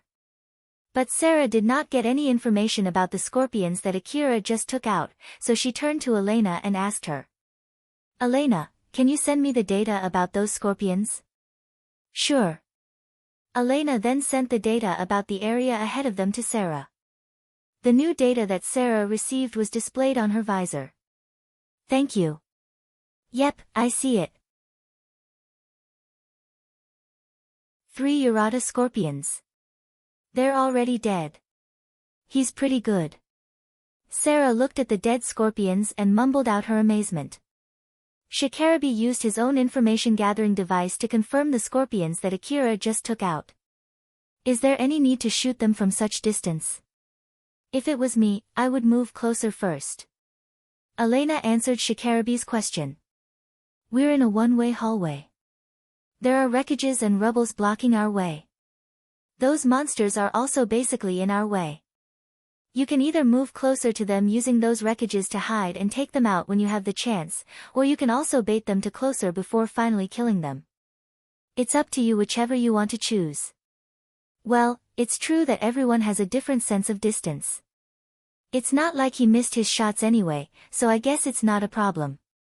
Shikarabe thought that it was not like Akira's action caused a fight that could have been avoided, and it was true that they might have to fight those monsters later, so it was a good idea to take them out when they had the chance. Elena also agreed with Shikarabe's opinion. But there was one thing that bothered her: how was Akira able to spot those scorpions? The information-gathering device Akira was using was originally the device that she sold to him. So she knew well the ability of that information-gathering device. If Elena asked herself whether she could do the same thing with that information-gathering device, she could answer the question immediately with a resounding no. It should be very difficult to detect those scorpions from this distance using the device that I sold him. That information-gathering device is not so powerful. It might be possible to do that on the surface, but in this dark underground city where information-gathering devices' effectiveness is greatly reduced, it should be near impossible to do that. So how in the world? Elena actually had a guess as to how Akira detected those scorpions. There's a good chance that Akira can connect to the old world domain. That might be the reason why he can do this. It does pique my interest, but if that's true, then I can't just carelessly ask him. Elena had promised Akira not to ask him any unnecessary questions. Although she was interested in him since he had better detection ability compared to her who was the team's main in surveillance, it was not enough of a reason to break her promise with the person who saved her life. On top of it, if she really asked him if he could connect to the old world domain, it might cause a fight in which they were forced to kill each other. If he could really connect to the old world domain, Akira might have slowly but surely noticed the fact that she and Sarah were suspicious of him. Thus, if she asked him in order to confirm her guess, it might cause their relationship to immediately turn sour. Sarah was not that knowledgeable about information-gathering devices compared to Elena, while Shikarabe believed that Akira must be using an expensive information-gathering device. So Elena thought that there should be no problem if she did not say anything as she put a lid on her curiosity. They continued their exploration with Akira still positioned in the front. They encountered monsters a few times, but Akira could handle them just fine. He was at least able to avoid being a dead weight to the other hunters. Because of the layout of the underground city and the number of rubble scattered in its hallways, they were forced to fight monsters in a close range for a few times, but again, Akira was able to handle those fights without any problem. They delved deeper through the darkness of the underground city. Traces of advanced civilizations could be found around them together with the inactive advanced technologies that were waiting to be reactivated. These silently revealed the glory that once prevailed in the past as these were now warped in total darkness. Akira and the others used their lights to scan the area and caught a glimpse of those remnants from the old world civilization's glorious era. They could see countless old world relics that were left there. Akira then found something that resembled a shop's ruin. When he checked the insides of it for monsters, he was stunned as he found a huge amount of relics. Oh! What a find! There are these many relics lying here. Akira could not help but imagine just how much money he could get if he brought back all these relics. Seeing that, Sarah smiled bitterly and warned Akira. I can understand your feelings of wanting to bring them back, but remember that our contract says all the relics that we find during this request are fully owned by Kagomayama City. I do understand your feelings, I really do, but you can't carry them with you, okay? There was a trace of disappointment in Sarah's face which was saying that it would have been really great if they found those relics while not in the middle of this request. She was enduring the evil whispers urging her to take those relics. She somehow ignored those whispers in order to stop both Akira and herself from doing something stupid. Don't even think of carrying just a small amount of those relics or mixing them with your ammo thinking that they won't notice them. It's a bad idea, so just don't, okay? When Sarah said that to Akira, she was actually reminding herself. Elena joined in. That's right, Akira. It's not like they would do a full body search on you, but still, if you take some of them, it almost always has some kind of effect on your behavior. So it's more or less guaranteed that they will notice it. And when they do, they'll confiscate those relics from you and make you pay a huge amount of fine that it'll completely screw your life for good. So don't do that no matter what, alright? Elena sounded like she was giving warning to a small boy. Akira also did not wish to be a bad boy, so he answered back obediently. Okay. Judging from how Akira replied back with no trace of displeasure or discontent, Elena and Sarah believed that there was no need to worry about him. Shikarabe also joined in their conversation. I don't know exactly how much the relics from this area is worth, but I believe the city thinks that they are worth enough to even make them spend a lot of money to build a forward outpost here, clear up the rubbles to make a road, and pay a lot of hunters to exterminate the monsters. They collect those relics to pay for our rewards after all. So if you have any complaints, you should direct that to yourself for accepting this request for the amount of reward they are giving out. Well, if you don't want to do that, you also have the chance of coming here alone. I don't know whether it is worth the expense or not, but if someone can do that, then that person must be a first-rate hunter. Akira did not need too much deliberation to come to the conclusion that it would be impossible for him to come all the way here by himself. That would be impossible for me, that just means that these relics are not something that I can get yet. Alpha smiled provocatively. You would be able to do that one day. But don't worry, I'll be giving you my full support, so it's not something that's too far in the future. Is that so? In that case, let's survive the request that I'm taking right now so I can still meet that future. I'll be relying on your support so I can survive until that day comes. Just leave it to me. As Akira was listening to Alpha's reassuring answer, he cast aside all his worries about the hardships that were lying in front of him until that day came and focused on surviving today. After all, that day would not come if he died in the first place. Shikarabe looked at those dusty relics which reminded him of something. I see. That might be true, I guess that's also an option, huh? Shikarabe was talking alone as if he just came up with something, but he immediately noticed that the others were looking at him. Since it would be bad if they mistook him for thinking of a way to bring those relics, Shikarabe was a bit flustered as he explained, it's not what you think. It just reminded me of that news about a boy who exchanged an expensive relic in the exchange center not too long ago. Because of that, there was a rumor about an unexplored area in Kuzusuhara outskirts and a lot of hunters went out to search for that area, remember? The other 3 hunters made a weird face when Shikarabe said that. After all, it reminded them of bad memories. Sarah and Elena went to the ruin after hearing that rumor, got attacked by some thugs, and almost got killed. As for Akira, he was followed in the last half of his search and almost got killed too. These were the reasons why all 3 of them made difficult faces. Shikarabe looked at their faces and found it weird. What's wrong? But Elena prompted him to continue. Don't worry, it's nothing. So then, what do you want to say about that rumor? Right, about that boy, you see. I bet he found a way underground. This place is still in the outskirts of the Kuzusuhara ruin, right? So I just thought that he must have found an entrance somewhere and got his relics from the underground city. There were still not that many Urata scorpions at that time, so there were almost no scorpions on the surface. That would explain why that boy was able to come back alive. That sounds like a good explanation, don't you think? Akira, who knew exactly what had happened, feigned ignorance.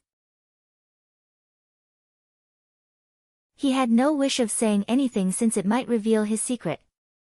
Elena thought for a while before replying. Well, that sounds reasonable enough. You're not thinking of looking for another entrance to carry those relics, aren't you? Just so you know, I'm not going to help you. Elena firmly told Shikarabe that she would not help. She was collecting layout and topological information of the area and making a rough map using that information, so she might be able to find another entrance if she used that rough map. I know. I have no plan to pick a fight with the city either. I'm just saying that out since I thought that it might be a good explanation for that rumor. Calm down, I'm not planning to cause any trouble. Elena then told Shikarabe why she was in a bad mood. It is good that you are not planning anything dangerous. Now that you brought that rumor up, it reminded us of the past. We also followed that rumor and something bad happened because of that. Shikarabe finally understood why Elena was in a bad mood. I see, sorry about that.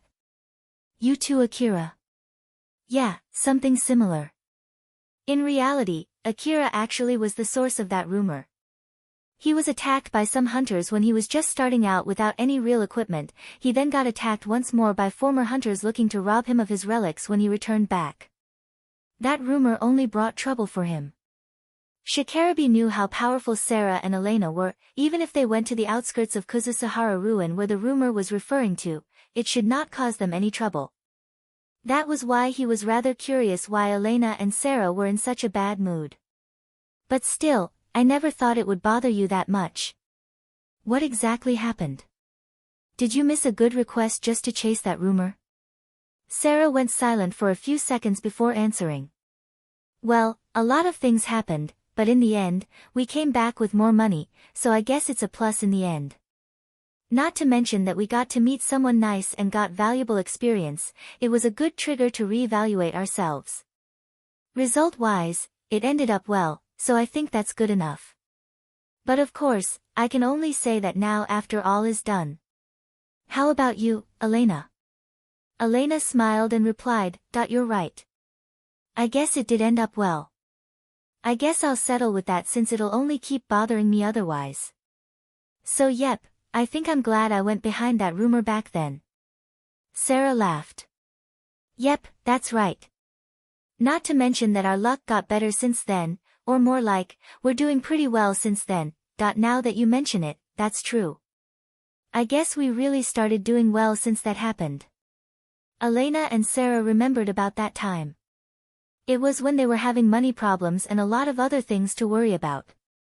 Now that they thought about it, they realized that they started doing better since the moment Akira saved them. At that time, their luck was at the all-time low. But then Akira saved them and they were able to get over their situation. After that, things always went smoothly for them. Seeing how Elena and Sarah quickly cheered up, Shikarabe found that a bit weird. But he then turned to Akira and asked him, "How about you, Akira?" Well, despite all that happened, I guess it ended up well too. If Akira did not help Sarah and Elena at that time, he might have gotten killed when he was attacked by a swarm of monsters as he was traveling together with Katsuragi. Putting the motive aside, what he did back then allowed him to survive the other day. Elena and Sarah cheered up while Akira returned back to his usual mood, but in contrast, Shikarabe's mood worsened. Oh great, so in the end, I'm the only one who ended up with a big loss, huh? At that time, I was dispatched by Drankum to search for relics which also doubled as training for the young hunters in the gang. I was dispatched together with those fools. They just wouldn't listen to me and it was a huge pain in the ass to assist them. Shit, remembering it makes me angry again. Let's just end this topic here and continue the exploration. I'll vent this irritation on any monsters that I can find. Akira, let's switch positions, I'll take the front. Shikarabe took the front position again as they continued their exploration in the underground city. They got to meet some monsters just like Shikarabe hoped. As such, he was able to vent all his pent-up anger. During their exploration, they often encountered Urata scorpions. Akira shot the head of a Urata scorpion that was about 5 meters ahead of him and instantly killed it. He then continued showering the other scorpions with his piercing bullet, fatally wounding them and rendering them unable to fight. The swarms that they encountered were annihilated without even a chance to retreat. They were able to easily take out a swarm of 30 scorpions without any problem. Although they were unscathed, their faces were grim. Shikarabe looked at the corpses of scorpions that were scattered around. He kicked one of those corpses and said, "Their numbers keep increasing. It doesn't seem to be decreasing at all even after we killed this many. I wonder if there's a big nest around here somewhere." Elena re-evaluated their situation. If there was really a big nest around them, they should leave that nest to the extermination team. They had moved away quite far from the nearest relay station. Because of that, it would be impossible to contact the nearest relay station in case anything bad happened. Elena decided to order the whole group to return back. Let's return back for now. We already got quite a lot of information and we're close on finishing one whole shift. This is a good place to finish the exploration. And so, the whole team headed to the nearest safe place, which was the defensive point 19. Elena relied on the rough map that she made to navigate through the total darkness. Akira thought that their exploration would finish without any trouble at this rate, but Elena suddenly stopped and tilted her head. That's weird. Elena's words somehow felt like a bad omen. Akira, who noticed that, asked her, "Is something wrong?" "The route is blocked by rubbles, but these rubbles weren't there when we passed through it." Elena rescanned the whole area using her information-gathering device before continuing. The scan radius was pretty wide that it allowed her to check the area around her for monsters. When she looked at the rescan result, she noticed that there were wreckages and rubbles blocking the route back. Shikarabe then came up with a guess. Other exploration teams might have encountered some monsters and used explosives in fragile points of the underground city. This ruin should not be so fragile originally, but with the scorpions digging holes all over the place, it's no wonder some areas became fragile. Sarah flustered as she asked Elena. "Elena, is there any roundabout route that we can take?" Their way back to defensive point 19 was already closed. She hoped that she did not have to wander around the underground city to look for another entrance. Elena gave a positive answer, but her answer did not make Sarah feel any safer. Don't worry, there are many other routes that we can take, but we actually have changed the route thrice, you see. Elena's words made the other 3 hunters tense up. It had happened 3 times, so it was impossible to rule it out as a mere coincidence. Shikarabi then calmly said, there might be battles happening on the upper floor of the underground city or maybe even on the surface. That might be the reason why some weak points of the hallways crumbled. I don't want to get buried alive down here. It was the right decision to head back. After all, even if we decide to look for another route, we need to conserve our stamina and ammo. All of them understood that getting panicked there, even if it was an unconscious one, would be very dangerous given their situation. Elena tried to calm herself down as she said, you're right, let's go. The next route we'll take will be a longer one, but let's keep calm as we move forward. Elena, Sarah and Shikarabi readied themselves to start moving again. As Akira was about to follow them, Alpha suddenly stopped him. Akira, tell Elena to stop and to take the shortest route instead. I'm sure we're already doing that even without you telling us. That's not what I meant. Akira looked a bit confused, so Alpha explained everything to him. Although her explanation included a lot of assumptions, if those assumptions were correct, it would be really bad unless they came up with a solution soon. His face immediately turned grim. Akira sounded dreadful when he called Elena. Elena-san, can you stop for a bit? When Elena looked at Akira's serious expression, she immediately tensed up. It was not because she put up her guard on Akira, but it was because of the situation that they were in. Akira, what's wrong? I want to check the rebels blocking the route back to defensive point 19. They were not there when we came here. If it's possible, I want to go there as soon as I can. Is that okay? Of course, Akira could not tell Elena that it was because Alpha told him to do so. He was actually worried if Elena would demand him the reason since he asked her without explaining anything at all. Elena stared at Akira, she looked deep into his eyes trying to understand the meaning behind his words. She then made her decision. Very well, let's go then. You're in a hurry, right? I bet you're in such a hurry that you don't have the time to explain your reason. Yes.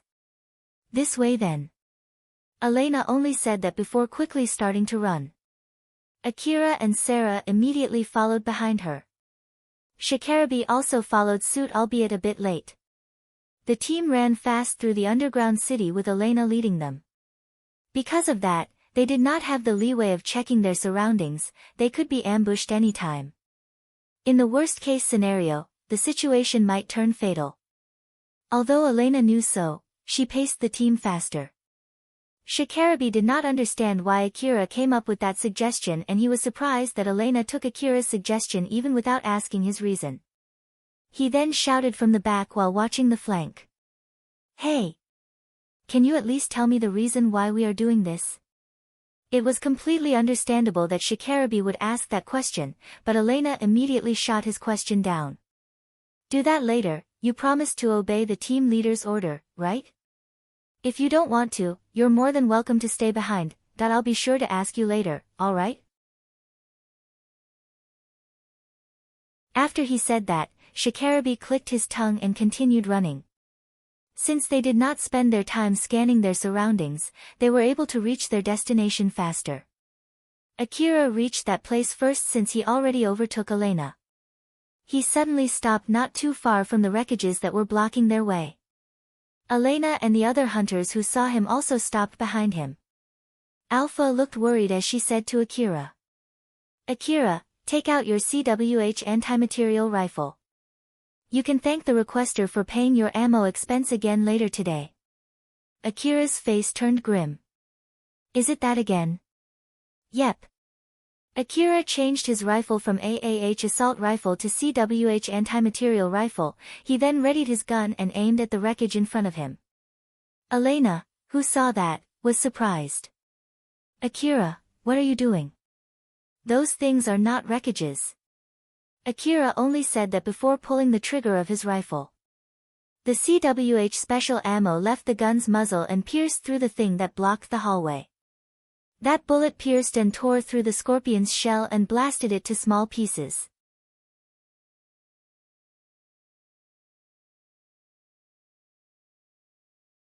Chapter 51, The Ability of the Hunters. The wreckages that Elena thought to be just crumbled walls were actually Urata scorpions. Since it was a hallway that they had passed through once, she only made a quick scan of the area. If she had done that close enough, she would have noticed that they were monsters. As Akira and the others saw through their camouflage, the scorpions jumped into action and charged toward Akira.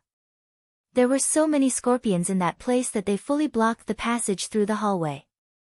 Sarah, Elena and Shikarabi quickly picked up their rifles and started shooting at those scorpions. Although all of them were caught by surprise, there was almost no lag time before they started shooting.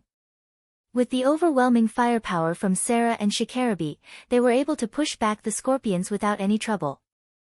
Countless bullets rained down on those scorpions.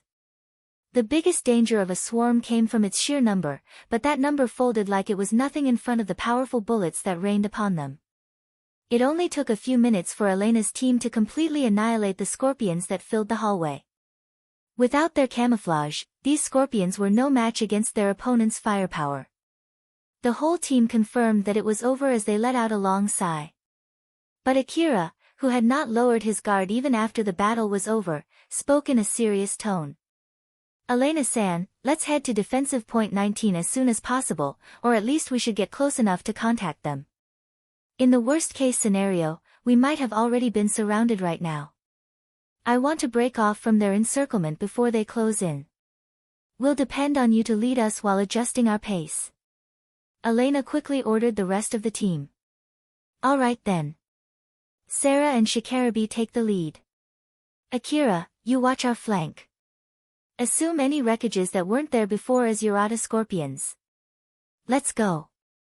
Sarah smiled at Akira as she moved to the front. Akira, I'll leave the flank to you. Shikarabi annoyedly moved forward too.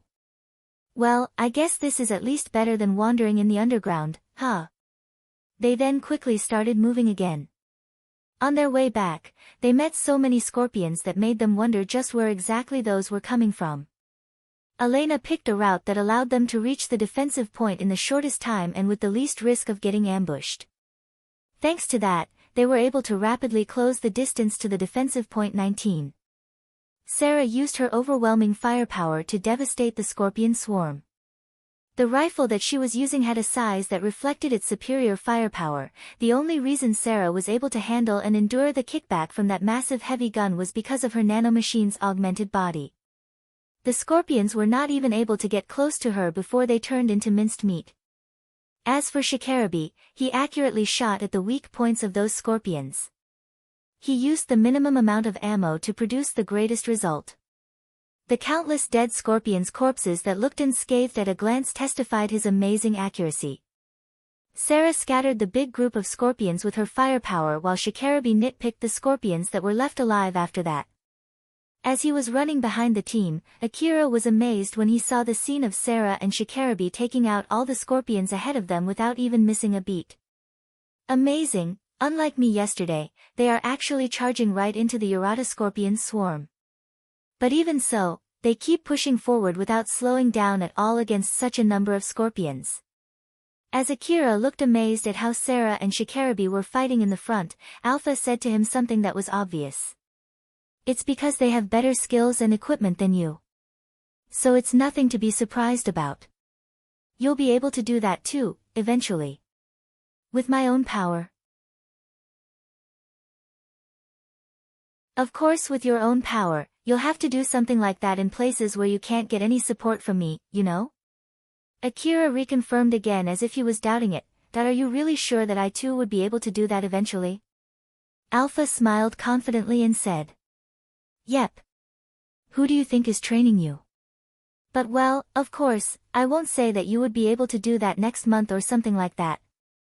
I see. Alright then, I'll be relying on your guidance. As Akira smiled and replied back, it seemed that his doubt was cleared completely. If Alpha was to be honest, she actually did not think that Akira would be able to do that, but she decided to say otherwise. Akira fully thought that Alpha's reasoning weighted heavier than his own. He fully believed everything that she said. Although it did not sound that serious, but to Akira, Alpha's words were almost absolute. There were many people who ended up being unable to do anything because they thought that it was impossible for them, and it would be very hard to change such an opinion once it had settled in. Oftentimes, they only considered their present conditions and abilities to arrive at such a conclusion. Since they could not even imagine themselves doing it, this further reinforced their belief that it was impossible to do and they would never attempt to do it. But here, Akira's subconscious was rewritten from impossible to possible. It changed the upper limit that he had set for himself, then one day, that possibility would turn into reality since Alpha had the means to do that. Alpha smiled and said to Akira, "All right then, let's focus on the monsters behind you and immediately take them out for now." Akira was still running as he looked behind him, his face quickly turned grim. There are so many already. There was a swarm of Urata scorpion chasing after Elena's team behind Akira. When they were breaking through the encirclement, more and more scorpions joined in from the other hallways as they slowly built up their number. Akira stopped and readied his CWH anti-material rifle, he then quickly pulled the trigger as his rifle spat out CWH special ammo at the ever-increasing scorpions. The bullets tore through the scorpion swarm in a straight line. But that crack in the swarm formation was quickly filled by the scorpions behind it. After Akira shot a few bullets into that swarm, he would quickly turn and run as fast as he could to catch up with Elena and the other hunters before turning back at the swarm again. He was basically stuck in that loop. I feel like I've done the same thing yesterday too. In that case, you can just do what you did yesterday. Although, unlike yesterday, you have an escape route this time. But on the other hand, this hallway is a little wider than yesterday's tunnel. So which one is it? Is it harder than yesterday? Or is it easier? Which one do you think it is? No idea. If you ask me, it's actually not that much different from yesterday, so it'll be alright. That's good news. Akira got a little bit desperate and smiled while still shooting at the scorpions. Shikarabe, who was busy in the front, got a bit curious about what was going on in the back and took a glance. As he saw how Akira was acting, he thought, "This boy is smiling, it seems that he's enjoying this. In that case, I guess there's no need to worry about the flank, huh? It's pretty impressive for a boy his age." In reality, Akira was not smiling because he was enjoying it. But looking at his movement that was enhanced with Alpha's support and the number of dead scorpion corpses that he was producing, it made Shikarabe misunderstand that Akira was smiling because he was enjoying the fight. But still, if Akira is really this skilled, it's weird that it doesn't cause any rumor. There's indeed a rumor about a skilled young hunter circulating, but I guess it gets mixed with Katsuya since their age is not much different, huh? It's hard to believe that there's such a coincidence where two skilled young hunters exist at the same time. So I guess it's nothing strange that most of the people would think the boy from that rumor is Katsuya rather than him. After coming to that conclusion, Shikarabe completely stopped thinking about it. After all, he too was still in the midst of a battle. It had been 30 minutes since they started running. The number of scorpions coming at them had greatly decreased. Then eventually, there were no longer any scorpions trying to attack them. They were finally able to break off from the scorpions' encirclement. They were already close enough to defensive point 19 to contact them, so Elena pulled out her terminal and tried to contact defensive point 19. This is Exploration Team 9. Defensive point 19, can you hear me? This is Defensive Point 19, are you guys on your way back? That's correct. And also, we just fought against a huge amount of Urata scorpions. They might be a swarm coming from a big nest somewhere around this area and we might be bringing that swarm with us, so be ready if we do. I'll fill you in on the details later after we return back. That's all. Roger that. After Elena ended her call, she sighed in relief. Seeing that, Akira lowered his guard and returned back to his usual mood. Elena smiled and spoke to her team. It's all right now.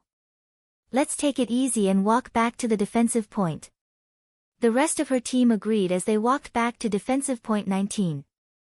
When they reached defensive point 19, they were ordered to stand by. Elena was reporting the details of the exploration to a city staff while waiting to finish transferring the data that she gathered from the exploration. Elena, Sarah and Shikarabi had fulfilled the least needed working hours for their shift. As such, they planned to disband the team once Elena finished transferring the data. But until then, they were to be on standby, ready for action. Shikarabi approached Akira and asked him the reason why he suddenly decided to do what he did back then. Elena and Sarah were also curious, so they joined in and listened to Akira's explanation. Akira then explained to them about the time he was attacked by a swarm of Urata scorpions on the surface. He said that he got encircled before he realized it, and the things that he thought to be just wreckages turned out to be Urata scorpions. That was the reason why he was suspicious if the wreckages that were blocking their route were actually Urata scorpions that were camouflaging themselves. And he thought that if those wreckages were indeed Urata scorpions, then there was a good chance that they were already surrounded back there. Although Akira omitted everything about Alpha, Shikarabi was somehow convinced by his explanation. He then asked Akira one more question to clear up his suspicion. Well, although it sounded as if you came up with that excuse after going through it, the logic is all there. It's true that your decision back then was the correct one. But still, what would you do if your guess was wrong? Or is it that you were 100% sure you were correct because of something? Akira did have something that guaranteed he was correct, and that something was Alpha. But of course, he could not say that to Shikarabi. So instead, Akira answered back in a fashion as if he was trying to gloss over that question. If I was wrong, then it would clear up one of my worries, that's all. But there's no mistaking it that it would lower your evaluation, you know? Yeah, I bet it will. I'm sorry to say this, but in that case, give your complaint to the HQ and tell them not to put me in the exploration team again. Akira said that as if it was nothing. But Shikarabi was surprised when he heard it. Akira did not care about his evaluation, or at least, that was how it seemed to Shikarabi. There were many hunters who could not stand other hunters looking down at their ability. There were also cases where something like that would affect the amount of reward that they would receive. Being looked down could be a fatal thing. The young hunters received favorable treatment in Drankum. Because of that, they often overjudged their abilities, and most of those young hunters could not stand when looked down upon by others. The other young hunters took examples from the young hunters in Drankum and behaved like them. And so, hunters who reacted like Akira were very rare, and it caught Shikarabi by surprise. Shikarabi's suspicion was not fully cleared yet.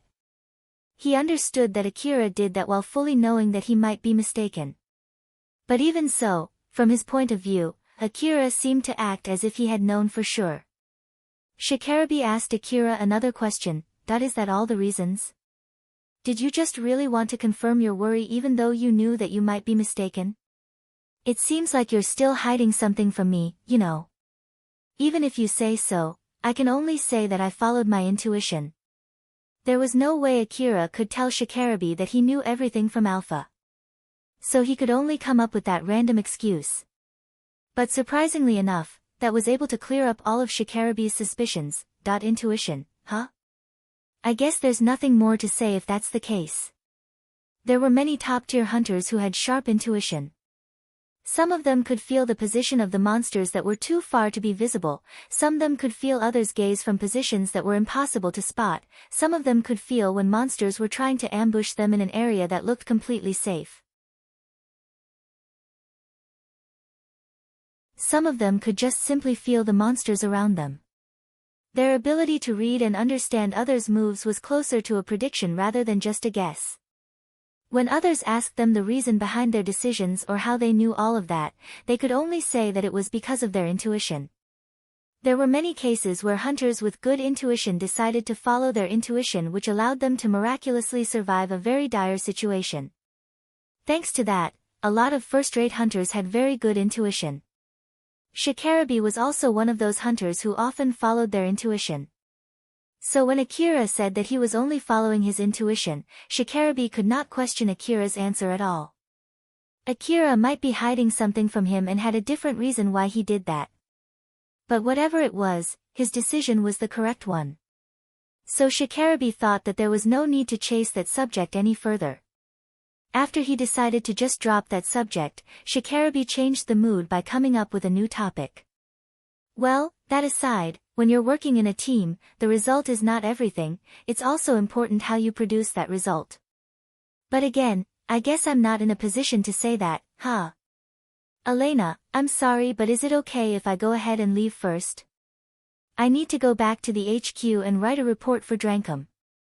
Sure. Thanks for the hard work. Sorry about this, I'll be leaving first. After saying that, Shikarabe turned and left the group. Shikarabe packed his things and was about to leave the defensive point when Shiori suddenly approached him.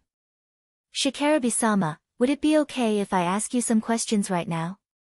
He looked around and saw Katsuya's team not too far from there, watching him. He thought that Shiori might have told Katsuya not to come here. He looked slightly annoyed as he answered back. Make it quick. I need to write a report back in HQ. I'm pretty busy, you know. Certainly. Shikarabe-sama, how is your evaluation for Akira-sama? What are you planning to do with my evaluation? I don't think, even for a millisecond, that it would have been better to bring Katsuya's team rather than bringing Akira, you know? I'm sorry, but no matter how incompetent Akira is, I would still pick him over Katsuya's team. I didn't think about that at all. I only want to know Akira-sama's real ability. Why do you want to know that? I think it's none of your business, isn't it? It's just to be safe. I'm ashamed to say this, but I was so close to getting into a fight with Akira-sama yesterday. Thankfully, I was barely able to avoid it, but it was indeed a dangerous situation. In order to not make the same blunder again, I want to know about his ability. Since it seemed that I mistakenly judged his ability, I decided to ask you, Shikarabe-sama. Shikarabe was surprised. He knew well how skilled Shiori was. But even so, something bad happened between her and Akira yesterday that made her even call it a blunder on her part. It was hard to believe that Shiori, who was working as Reina's bodyguard, would misjudge someone's ability. Shikarabe thought for a moment before answering back. Akira's skill, huh? Well, I would not say that he's as good as me or the other two, but he at least did not slow us down at all. This might be a little bit of exaggeration, but even if I don't have any problems with Katsuya, I might still pick Akira over them. Does that mean that Akira is better than Katsuya? When Shiori asked that, Shikarabe hesitated for a bit. His expression then turned serious. My intuition is saying that Katsuya is stronger. I also recognize Katsuya's ability. But if I bring Katsuya, then he would be bringing extra deadweight with him too, you see. Because of that, I think it's better to bring Akira alone. The reason why Shikarabe hesitated was because he knew his intuition was wrong, but even so, he decided to trust his intuition. If he doubted his intuition that had saved him numerous times in the past now, it would affect his judgment in the future. So he did not say anything to deny it in order to reconfirm his own intuition. I've answered your question. Is it okay if I go now? Thank you very much. Shiori bowed deeply at Shikarabe. He passed beside her, but he suddenly stopped. Shikarabe did not turn back as he said. I guess you're having it rough too, huh? Shiori raised her head. She also did not turn back as she smiled and replied. It's my duty after all. Duty, huh? I don't know how much you get, but I don't think it is worth all the problem looking over other children too. Please don't worry, my main duty is to protect Milady, and it's only a trivial thing that comes along with my duty, that I see. After that, Shikarabe started walking again toward the hallway. Shiori realized what Shikarabe was trying to say to her and sighed. She noticed that Reina and the others were approaching her, so she quickly returned back to her usual self. Reina hesitated when she asked Shiori, what were you talking about? I was asking Shikarabe-sama about Akira-sama, who they brought with them in place of Milady's group. It seemed that he did not slow the team down at all and the exploration went well without any trouble. I see. Well, they were exploring in a team of 3 before, so I guess that's to be expected. That judgment was a very naive one. Saying that Akira did not slow them down at all meant that his skill was better than most of the other hunters in that place. Shiori understood that fact very well, but she refrained herself from explaining it to Reina. Katsuya looked displeased as he mumbled.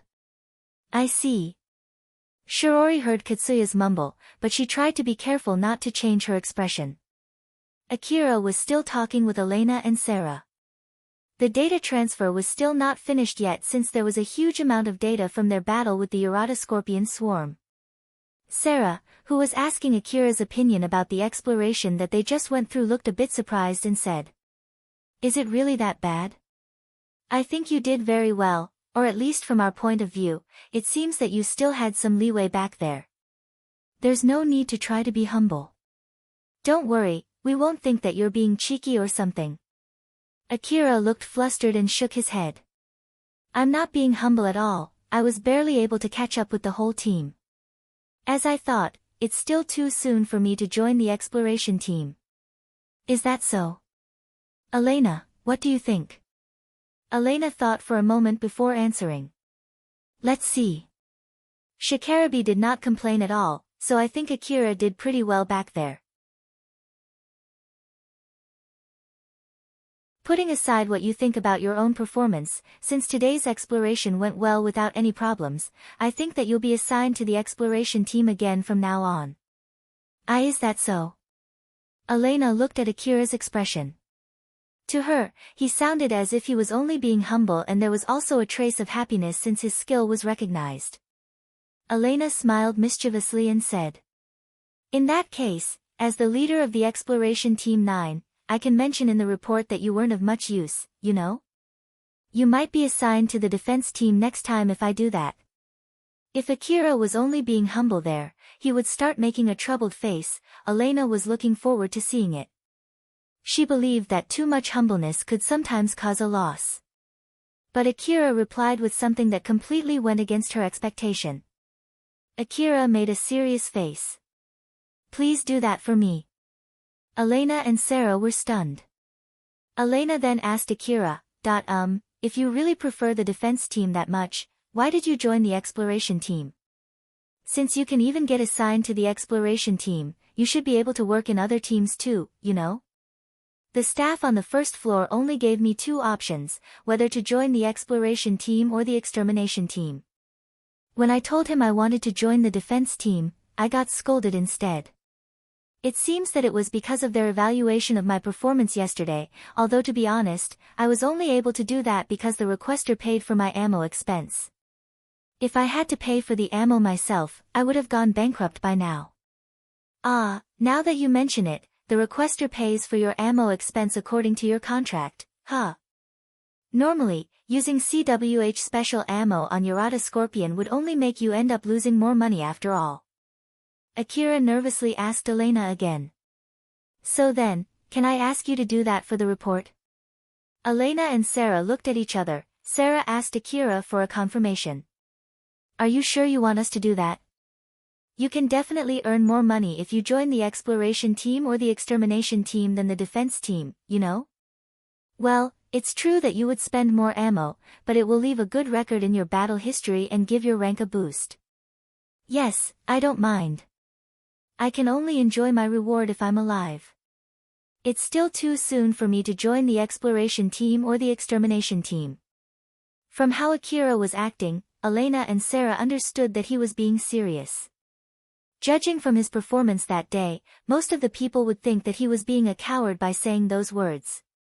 Sarah thought that it was rather strange for him to do that, but to be honest, she was not bothered if Akira really wanted so. Elena thought that it might have something to do with him being someone who could connect to the old world domain, so she decided to stop questioning him. Elena smiled at Akira to change the mood and said, Okay then. But since it's not like I can lie in the report, I'll say something like you felt it was too soon for you to get assigned to the exploration team, or like you were still lacking the skills to join the exploration team. It would sound as if you really don't want to get assigned to the exploration or extermination team though. Are you really okay with that? Yes, I don't mind at all. As Akira answered back promptly and without any hesitation, the girls smiled bitterly. Sarah then said. Normally, people would ask the opposite, to say things that would make them sound better. You're a peculiar boy, Akira.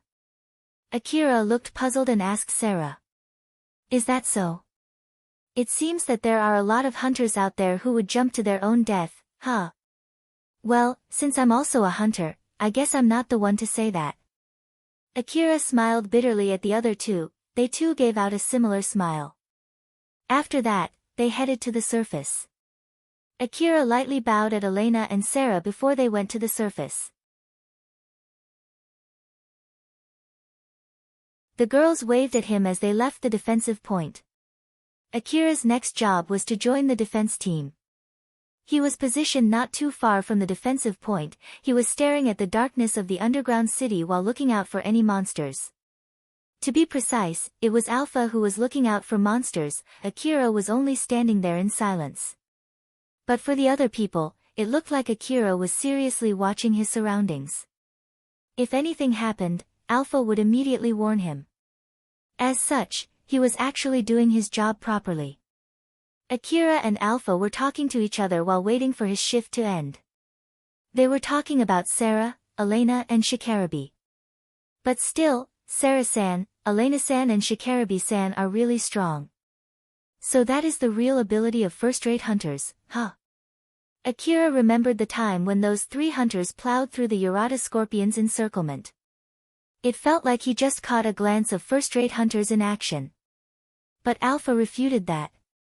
Unfortunately, their skill and equipment are still far away from being first-rate hunters. But they are at least strong enough to stick out among other hunters in Kagomayama City. Akira was shocked. He did not expect that such a level of strength was not even close to being a first-rate hunter. Even though they are that strong. Most of the first-rate hunters live in the far east of the Eastern District, they are working in the front line. The level of their skill and equipment, and the monsters that they are fighting, all of them are at a level that you can't imagine. In the front line, they'll only treat you as a greenhorn unless you have your own tank, you know. You can't call yourself a first-rate hunter if you are not active in the front line. There are so many things that I don't know about this world, huh? Wait, doesn't that mean that Katsuragi and Darius frequent such dangerous places? Akira worked together with Katsuragi before, he did not imagine that Katsuragi was that strong. Even though it is called the front line, it's actually a large area. There are places in the front line which are not that dangerous. I bet he used to stay in the safest place guarded by a lot of bodyguards. But even if he does so, it's still a dangerous gamble whether he can return back alive from there or not. You should ask him yourself if it was worth the gamble or not. Just because he returned back alive does not mean that he got the money worth all that risk. Just coming back alive did not mean that they won their gamble, they could only declare so if they earned big enough money which was worth taking that risk. Akira then mumbled. I guess that's also the case for the hunters, too, huh? Yep, that's correct. So let's work to become a hunter who can earn a lot of money, okay? Or more like, I'll be sure to make you do that. Alpha smiled confidently. In order to do that, Akira would have to go through an enormous amount of strict and vigorous training. Although it was a kind of blessing to be able to undergo such training, it did not change the fact that it would be very harsh. Akira laughed lightly and replied. I already resolved myself for that, after all, resolve is my responsibility. So the rest depends on your support, right? There's nothing to worry about my part. And I'm glad to hear that. Akira and Alpha smiled at each other for different reasons. Akira did not understand what Alpha was thinking, if she was actually tricking him, there was nothing he could do about it. But even so, he decided to trust her. As for Alpha, she did not tell Akira about what she was thinking, and he would not notice it as long as she did not leak anything out. Akira finished his shift without any trouble after that.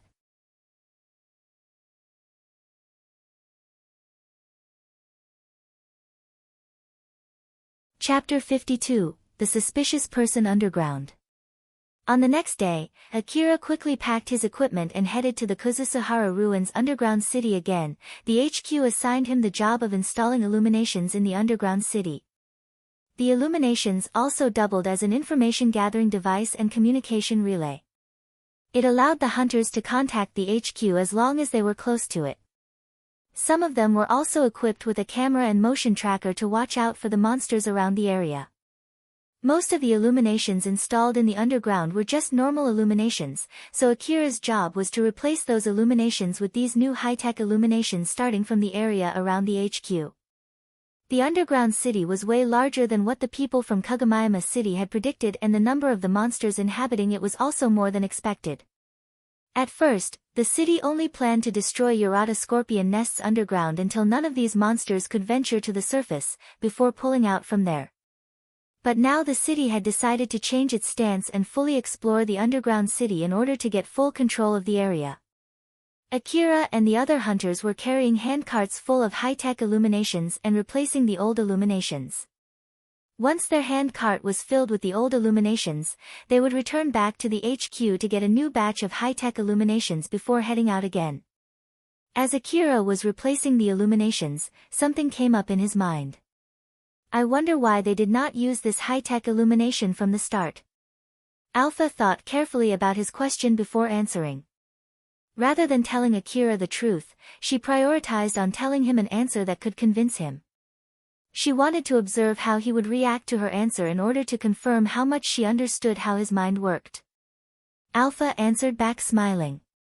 The whole operation cost them more money than originally thought, that is all. If the underground city was not this large and if there were not this many monsters here, I bet they would have kept the old illuminations. I see.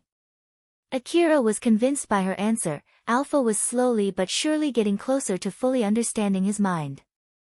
There were other hunters around Akira, some of them were also working on replacing the old illuminations, some of them were pushing the carts, some of them were watching out for monsters.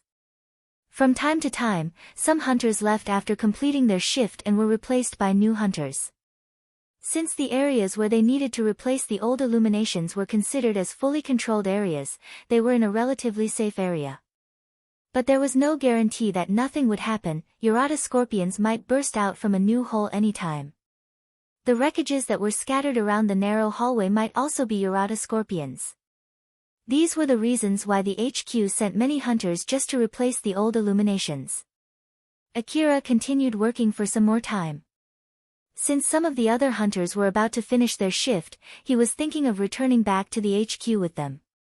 So he contacted the HQ, but instead, the HQ told him to continue working and stay there until the new hunters dispatched from HQ met up with him. And so he did not have any other choice but to wait there. In the hallway illuminated by the lightings that he just installed, Akira was waiting for the new hunters dispatched by the HQ. But no one came even after some time had passed. No one is coming. Let's wait for a bit more. I'll handle the enemy detection, so there's no need to worry about getting ambushed by monsters. Just count it as your luck since you only need to stand here without doing anything while waiting for your shift to end. Alpha smiled at Akira to reassure him that there was no danger around him. Looking at that, Akira held back all his displeasures, but he was still bored since he had nothing to do. Alpha's face suddenly turned stern. Akira, just to be safe, get your weapon ready. What's wrong? Aware of her sudden change, Akira quickly put his guard up. Alpha never made such an expression when she detected Urata scorpions that were far away from him. So in short, it must be something more dangerous than that. Alpha pointed her finger toward the hallway. There was a small opening not too far from where Akira was standing and there was a shadow of someone in that opening. There's someone armed over there. Akira looked puzzled as he asked Alpha. Wait, it's not anything strange, isn't it? Including Akira, all the other hunters in the underground city were armed. Thus, there was nothing strange with carrying a weapon in this area. You do know that the terminal lent to the hunters here are sending signals to ascertain their position so that the hunters won't mistakenly shoot at each other, right? But nothing as such is coming from that person. There are only a few reasons for it: either his terminal ran out of battery or it has been destroyed, or maybe he doesn't have one in the first place. If it was because their terminal ran out of battery or because that person was not carrying a terminal in the first place, it would make that person suspicious. In short, there was a 66% chance that the person was suspicious and he was armed too. Akira quickly understood the situation and readied his rifle. Akira focused his gaze on that person. His vision was enhanced to see the area around that person. It seemed that the person was alone. Since he was quite far away, he did not seem to notice Akira yet. Akira hesitated for a moment before contacting the HQ. There was a possibility that it would turn into something troublesome. Although he had the choice of ignoring that person since it seemed like that person had yet to notice him, Akira thought that his current situation was enough of a reason to contact the HQ. This is number 27. HQ, can you hear me? This is HQ. We've dispatched some hunters and sent them your way. Just wait for a bit more. The staff thought that Akira was calling the HQ to ask about the hunters, so he just said that and was about to disconnect the call. That's not it. Don't disconnect the call. I found someone who doesn't give off a hunter signal. Tell me what to do. If you don't, I'll just leave that man alone. Seriously? I won't come up with a lie like that just because I'm bored. I see. It might be because of some kind of error in the terminal. Can you check on that man? If he turned off his terminal by mistake, tell him to turn it on again and immediately contact the HQ. What should I do if that's not the case? Bring that man to the HQ if it's possible. In case if he retaliates, you're allowed to use violence to deal with him. Work with the other hunters around you and report to me on the progress later. Roger that. Akira disconnected his call and let out a big sigh. Alpha floated in front of Akira and warned him. You already got permission from HQ, so you can kill him if you need to. Don't hesitate when you really have to kill him, okay? As I thought, that was what the staff actually meant, huh? In short, the situation might really turn into something troublesome to even make the HQ give him that permission. Akira looked around and made a mental note of the positions of the rubbles and wreckages around him. It was so that he could quickly jump behind them to hide in case that person suddenly started shooting at him. Akira then moved and positioned himself better before taking a deep breath. Alpha, I'll be counting on you if things go bad. Don't worry, just leave it to me. After hearing her reply, Akira calmed himself down and made his resolve. You there. Your terminal is off, you know. Akira's voice echoed through the hallway. The person ahead of him started looking around confusedly, but it did not take long for him to notice Akira. That man smiled and waved at Akira. He then pointed his finger at his terminal a few times before waving at Akira, urging him to come closer. That man was signaling that his terminal was broken, so he was telling Akira to come closer since he wanted to contact the HQ. But that man did not take even a single step toward Akira. Akira just stood there and was watching how that man was acting. That man's face suddenly changed from smiling to puzzled and started walking toward Akira. I guess I worry too much. Akira thought that the reason why that man did not approach him was because he was trying to lure him. But now that the man had started walking toward him with a puzzled face, Akira stopped suspecting him. Akira started swinging his legs toward that man, leaving the wreckages around him. That man smiled as he saw Akira walking toward him. After a few steps, that man pointed at his terminal again. Akira lowered his guard as he slowly lowered his rifle that he was gripping. The muzzle of the AAH rifle in his right hand shifted from pointing at that man to the ground. The very next moment, that man pulled out a handgun and released a few shots toward Akira. Gunshots reverberated through the hallway. Akira could not react in time to that handgun which was suddenly pointed toward him nor the bullets that were released from that gun. The first bullet grazed his cheek, the second bullet hit the information terminal on his left hand, and the third bullet hit the closest wreckage from Akira. All the bullets were accurately aimed at Akira. He was not able to react at all. It was Alpha who operated his augmented suit and forcefully moved his body from the bullets' trajectories. Alpha controlled Akira's right hand through his augmented suit to quickly grab his rifle and started shooting back at that man. Piercing bullets flew straight from the rifle's muzzle, but that man was already hiding behind a cover and removed himself from the bullets' trajectories. Thus the bullets only ended up hitting the walls and the floors and ricocheted. The aiming device of Akira's rifle was connected to his terminal. Alpha used that to capture images and analyze the data from it. She then confirmed that none of the bullets hit that man. Even after knowing that, Alpha made Akira shoot at him. It was to prevent that man from shooting back. It was also to buy more time until Akira returned back to his senses. Akira moved behind wreckage in the midst of that chaos. He had finally come back to his senses. It was thanks to Alpha, who was moving his body through his augmented suit, that he was able to survive. Because Alpha was moving Akira's body forcefully, his body was put under immense stress.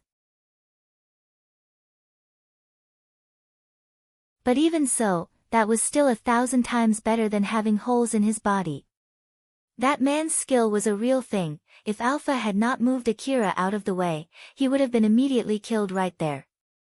Akira asked Alpha while enduring pain.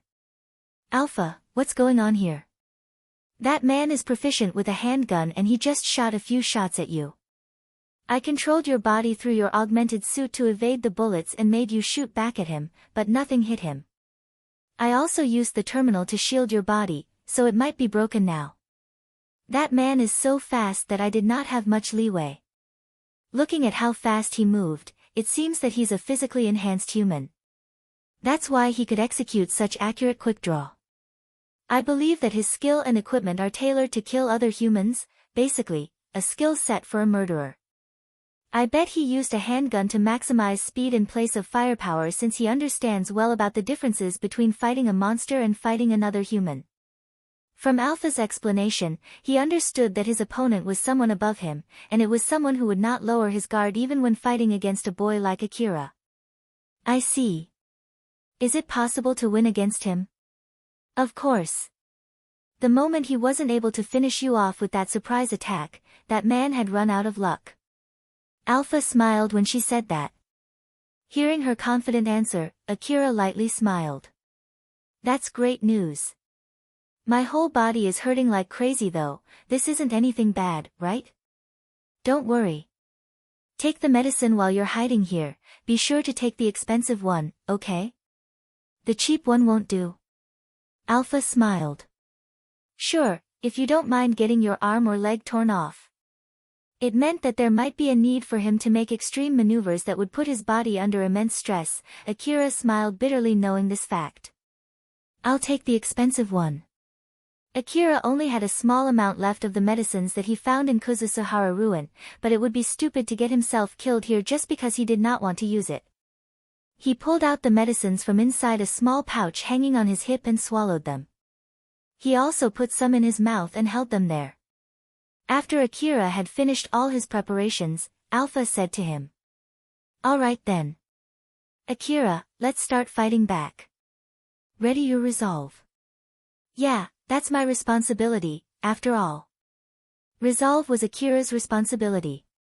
He had resolved himself that he would kill in order to survive. It was something that he had always done until now. He lightly smiled, thinking that he might have to keep doing that from now on. Yajima, the person who shot Akira, was shocked by what just happened, but he calmly looked around for Akira. There's no mistaking it, that surprise attack was perfectly executed. His face didn't show that he was acting at all. My shots really caught him off guard and my quick draw was perfect, just like always. So how in the world he evaded that? He had the reflexes to evade my shots. Is he always using an accelerator that can only be bought using Chrome? Or is it that he has an enhanced brain? The Eastern District had analyzed all kinds of old world relics to create drugs and medicines. Some of them provided temporary physical enhancement, some of them increased cognitive ability. There were all kinds of medicines ranging from only healing fatigue to recovering from serious wounds. Among all of those drugs, there was a type of drug that caused the users to feel time move slower around them. This drug was known as the accelerator. Many hunters used this accelerator so that they could make an important decision faster than their opponents during a dangerous situation. Among the old world relics, there was an accelerator that would even make the user able to follow a flying bullet with their eyes. On the other hand, using such a drug would put the user's brain under immense stress. If it was a high-quality expensive drug, it would leave almost no backlash. At most, it would only leave the user a little tired. But if it was a strong drug or a cheap low-quality drug, it might leave the user crippled after using it or even cause brain death. Moreover, there were a group of people in the Eastern District who were dubbed as the brain-enhanced people. These people put modifications inside their brain to accelerate their brain functions. Some of them used nanomachines to do that, while some of them stuffed a mechanical processing unit into their brain. They did that in order to accelerate their cognitive processing ability or to add new functions into their brain and gain a better brain than a normal one. But of course, it was very dangerous to mess with the brain. Not only with money, but they also had to pay for such enhancement with their flesh or even psyche. Each and every person had different opinions whether such an enhancement was worth the sacrifice or not. Since Akira could connect to the old world domain, it could be said that he already belonged to that group. Without his ability to connect to the old world domain, Akira would not be able to enjoy all of the support that he was receiving from Alpha. So Yajima's guess that Akira had an enhanced brain, in a sense, was actually correct. There should only be hunters assigned to replace the old illuminations around this area. There's no way someone who could explore the inner part of the underground city is assigned to this place. So why would someone like him be here? Don't tell me that he's a secret agent from Kagamaima City? Did the city discover our plan? He might be a child-type cyborg with someone actually skilled controlling his body. Whichever it is, this is not good. I have to take care of him as soon as possible. Yajima decided to contact his friends. Since he was using the communication device installed inside his brain, he did not make any sounds at all. It's me. How is it going over there? Did you already open a hole to the surface? Yajima's friend replied. We haven't even started yet. Aren't you the one who told us to wait until all the relics are gathered? Yajima clicked his tongue. We have a change of plan. Start digging a hole now and tell the truck to hurry up. Also, send Kane and Nelia here. Wadash. What's going on there?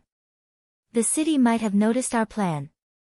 There's someone who could evade my quick draw loitering in this place. It's suspicious that someone like him is even here. In the worst case scenario, that person might be an agent sent by the city. An agent from the city? Are you kidding me? I have no plans on picking a fight against the city, you know. Didn't you say that it's going to be all right? Just shut up. We're already picking a fight with the city the moment we decided to snatch the old world relics owned by them. This won't be a problem if I can kill him and escape this place. Just hurry up with the hole. Yajima then disconnected the call. Yajima and his friends were planning to smuggle the old world relics from inside the underground ruin to the surface. They were working in the exploration team before and had explored the underground city.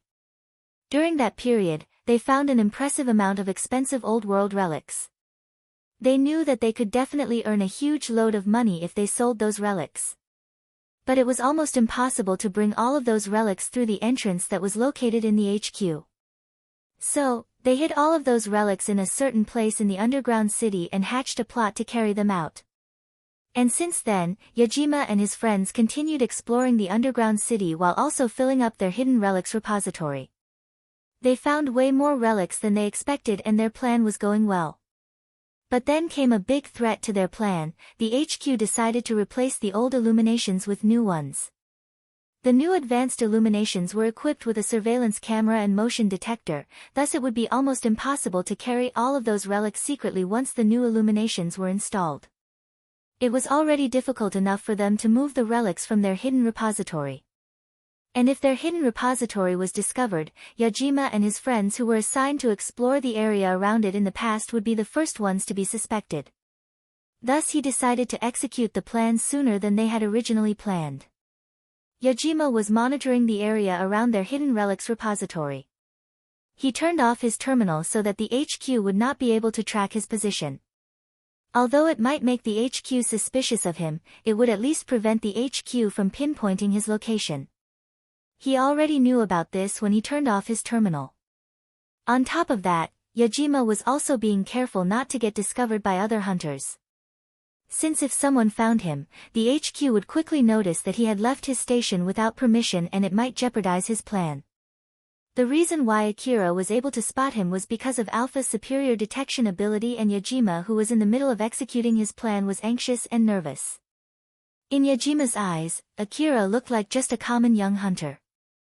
He bet that Akira was a hunter from Drankum and that he was only able to join the Urata Scorpion Nest extermination request due to the gang's influence. Which meant that he just needed to kill Akira if Akira had noticed him. Yajima's wrong guess led to the current situation. Akira was hiding behind a pile of rubble while Judgement was hiding behind a pillar. Both of them were peeking and checking each other. Akira used his right hand holding an AAH rifle to peek out. The aiming device of his AAH rifle that was already connected to his information terminal sent the image of the pillar where Judgement was hiding to Akira's information terminal. Then that data was reflected onto his enhanced vision. It was so that he could put holes on Yajima's body the moment he jumped out from that pillar. Thanks to Alpha's superior detection ability, he could even clearly see what Judgement was doing behind that pillar through his enhanced vision. So, what do you want to do? Want to try approaching him? Since both of them were hiding behind an object, they had to move if they wanted to be able to have a clear aim at the other person. Akira sent Alpha an image of him moving quickly from one wreckage to another while pointing his rifle at that pillar, following a route that he planned. Thanks to his telepathic training that started with Akira sending the image of Alpha's dress through telepathy, he was able to send accurate images now. Akira's suggestion was perfectly sent to Alpha, but she shot it down. No, let's make good use of your equipment advantage first. Take out the CWH anti-material rifle. Roger that. Akira exchanged the AAH assault rifle in his hand with CWH anti-material rifle loaded with special ammo. Of course, he never thought that he would be using it against a human. But suddenly Judgement shouted. I'm really sorry. Things happened to me, so I thought you're an enemy. Please don't shoot. Let's talk. I'm sure you'll understand if you just listen to me. I'm a hunter assigned to the exploration team around this area. My terminal was destroyed by another hunter and I can't contact the HQ. So can you please contact the HQ? I'm sure it'll clear up the misunderstanding if you call the HQ. Akira replied to that plea with a simple answer. He started unleashing CWH special ammo to that pillar. A loud bang echoed through the underground city with each shot followed by a big crack on the pillar. But the bullets were not able to penetrate it. That's one strong pillar, as expected of the old world ruin. Let's keep shooting. Akira kept shooting at the pillar and all the bullets that he shot hit the exact same point on it without even the slightest error. The special ammo would instantly kill Judgement once it was able to penetrate through the pillar. Even if Judgement jumped out from that pillar in panic, Akira, who could completely see his image, would immediately shoot and kill him. But if he stayed there, Akira would eventually destroy that pillar and kill him. It was checkmate. Judgement was able to gauge his situation from the tremors of the pillar. He didn't say anything and started shooting. It seems like he's using some kind of anti-material weapon, which means that this pillar won't hold for long. But he didn't contact the HQ or try to tell the HQ what's going on here. In short, either his terminal is broken because of that surprise attack or he got suspicious of me because I told him to contact the HQ. Whichever the case, this is a good thing. I just need to kill him here to keep my plan hidden. Judgement laughed. He thought that his situation was not that bad. His face showed a twisted expression as if he was enjoying the situation that he was in. Akira saw something fly out from behind the pillar. He thought that it was some kind of explosive and quickly shot it down. But rather than exploding, it spread some kind of smoke. Judgement quickly moved behind another wreckage the moment that happened while pointing his handgun at Akira.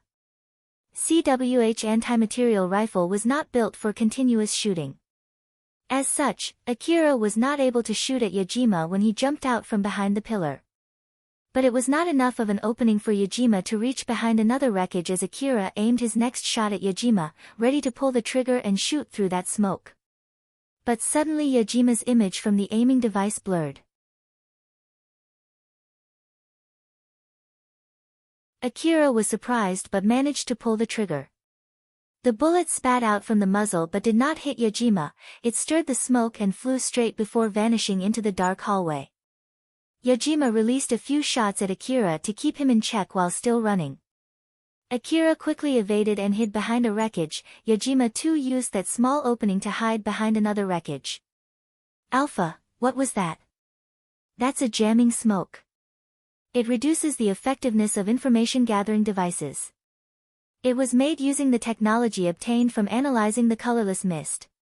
The reason why your vision blurred is because your enhanced vision is based on the data gathered by the information-gathering device which is affected by that smoke.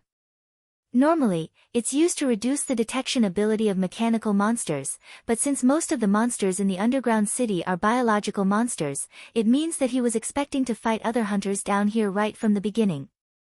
What a pain in the ass. As I thought, fighting against another person is different compared to fighting against a monster. But that's the reason why humans survive this long. Well, you're not wrong. Akira smiled bitterly. He had thought that he would mostly fight monsters after getting his augmented suit, but instead, he had to fight against another human now. Because of their tenacity and craftiness, humans were able to survive in the Eastern District which was filled with monsters. Although they had to deal with all of those monsters, they still had the leeway to fight and attempt to kill each other. Humans were still trying to kill each other even now.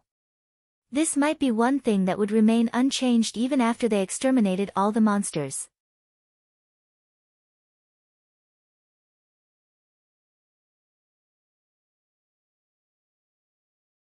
Chapter 53, Turning Point.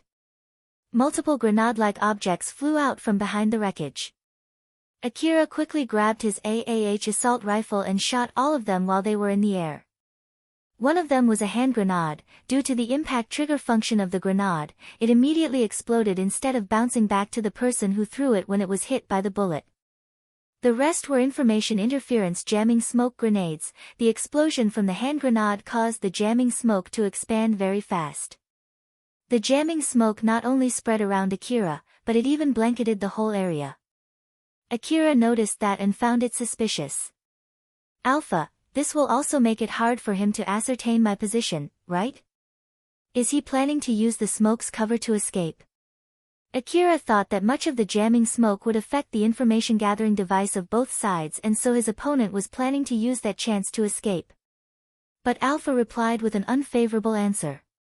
The composition of the jamming smoke can be adjusted to increase or decrease its potency. So in short, he could have adjusted its composition to only have a minimal effect on his own information-gathering device. If my prediction is correct, he should still have a good ability to ascertain your position.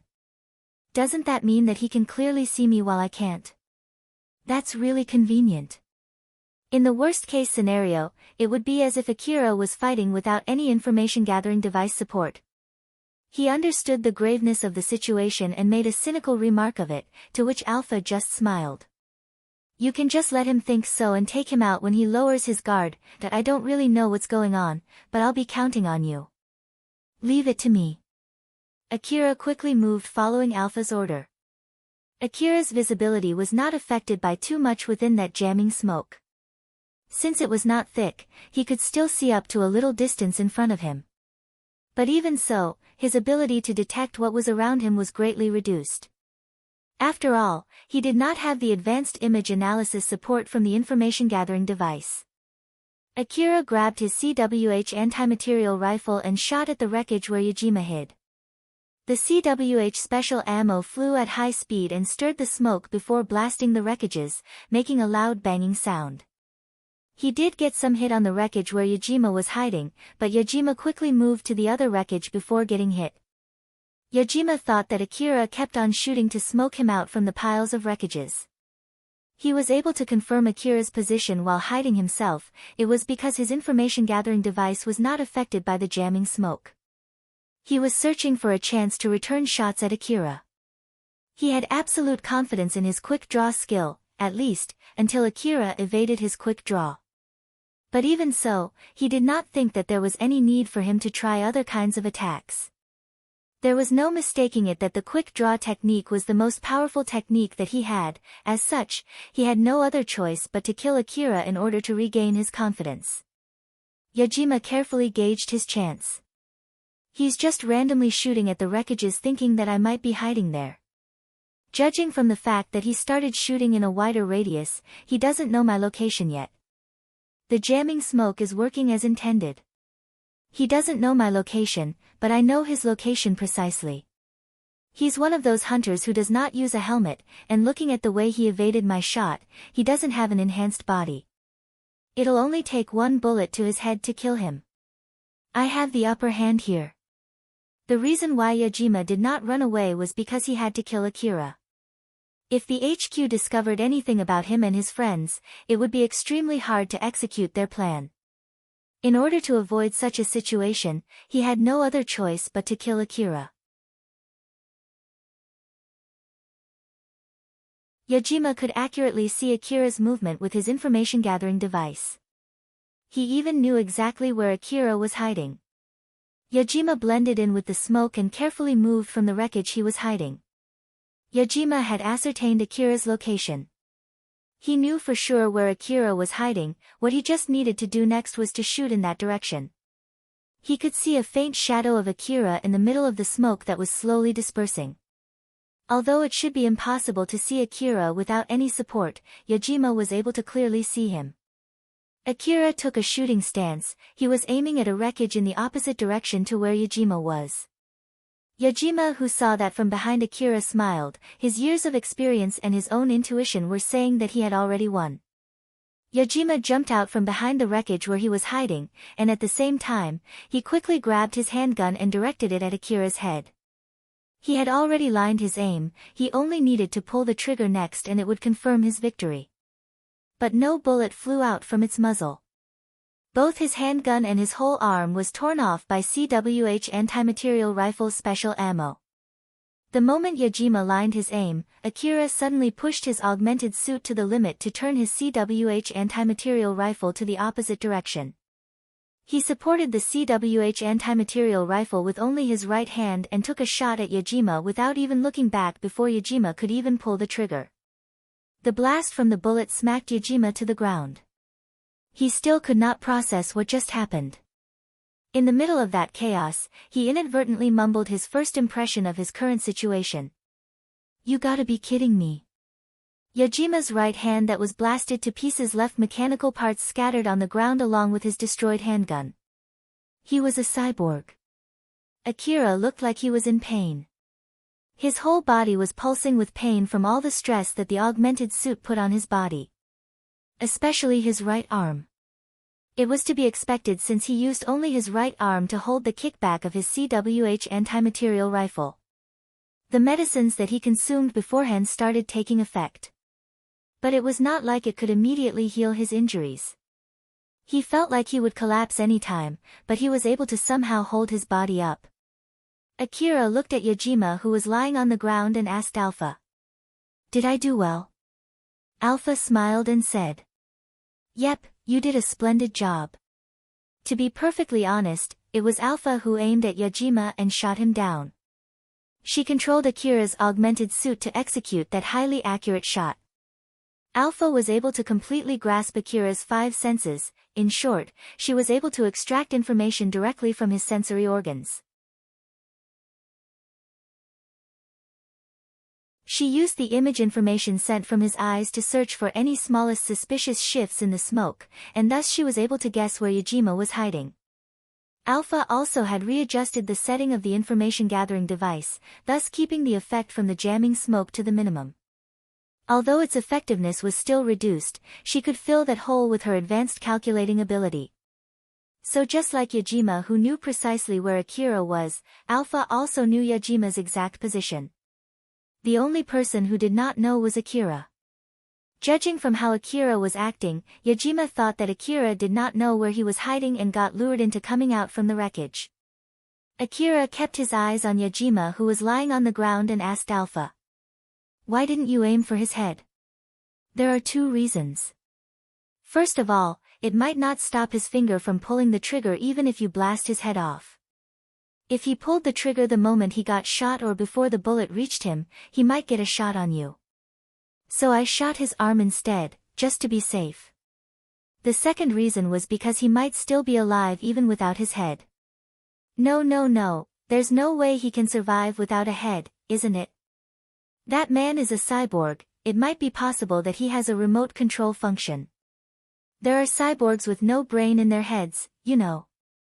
If it's just a remote body, then even if you destroy his head where the control unit is, he might have another support unit that can act as the control unit's substitute. He's a cyborg after all. But whichever the case, I was worried that he might still shoot back even without his head. That's why I decided to prioritize taking out any possibilities of him shooting at you. Akira took a closer look at the still shocked Yajima. Although he blew Yajima's arm to pieces, there was no blood splatter at all. But he could see some mechanical parts peeking out from Yajima's open wound. Just like Alpha said, Yajima was a cyborg. His body was composed of a mix between mechanical and organic parts, but the only organic part of his body was his central nervous system. Although he had lost his right arm, he did not feel any pain at all. His body was adjusted so that he would only feel minimal pain. But even so, he could feel the impact when the bullet tore his right arm. It caused enough damage to render him unable to continue fighting. Akira never thought the possibility that Yajima was a cyborg. He looked a bit surprised as he asked Alpha. How did you notice that he's a cyborg? There are a lot of reasons, but the biggest reason is that he's too good at lying. You got tricked and caught off guard back there, remember? I'm really thankful for saving me there. You're welcome. Akira conveyed his gratitude and Alpha replied back with a content smile. So, how is his lie connected to him being a cyborg? I can get an inkling whether someone is lying or not from their expression. Like if they make a strange expression, or if they make any suspicious gestures, or if there's an inconsistency in their tone. In that case, you should have told me back then. Believe me, I also got tricked. But you just said that you can tell if someone is lying, right? There was no sign in his expression that he was lying. But in truth, he was actually lying. This means that his expression was not connected to his inner mind at all. The only people who could do that are either cyborgs who can completely control their facial muscles or remote mechanical bodies. I bet he recorded his normal expression and was applying it on his face. I see. Well, you're really amazing. It goes without saying. Alpha smiled at Akira in response to his compliment. As Akira approached Yajima's body without lowering his guard, he heard Alpha's warning. Although it wasn't fatal, the CWH anti-material rifle's special ammo has caused him significant damage. But even so, don't drop your guard. I know. And also, reload a new magazine. Although it's not completely empty, the loaded magazine has but few bullets. Roger that. Akira followed Alpha's suggestion and reloaded a new magazine. Although Yajima was badly wounded, he was still someone who was more powerful than Akira. He kept that in mind as he carefully approached Yajima. Yajima was not dead nor was he knocked unconscious. He was lying there on the ground, completely conscious. And he was thinking hard about how to escape his current predicament. Although he was badly wounded, it was not fatal. It might be hard to fight Akira without one arm, but he still could run away from Akira. But of course, he needed to think about what to do since Akira definitely would shoot him from behind if he started running. Yajima had requested reinforcements from his friends, but he did not know for sure when his reinforcements would arrive. No matter how he calculated the estimated time for his reinforcements to arrive, it would only happen after Akira shot his head. So in short, Yajima was already in checkmate.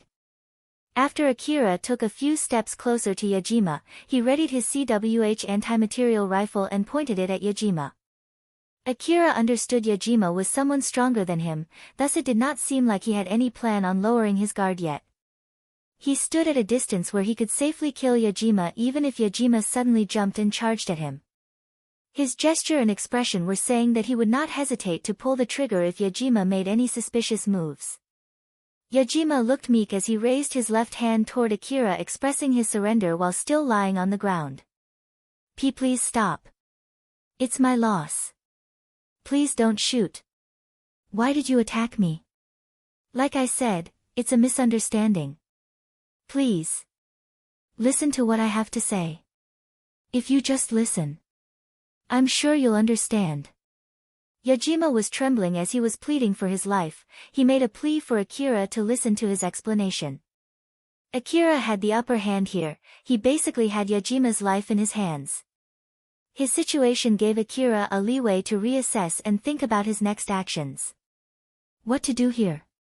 He's sincerely pleading for his life, but that meek look is a lie. His plea for you to listen to him is also a lie. He might be planning to talk his way out, or he's planning to buy time. After listening to Alpha's explanation, Akira turned to Yajima and asked him.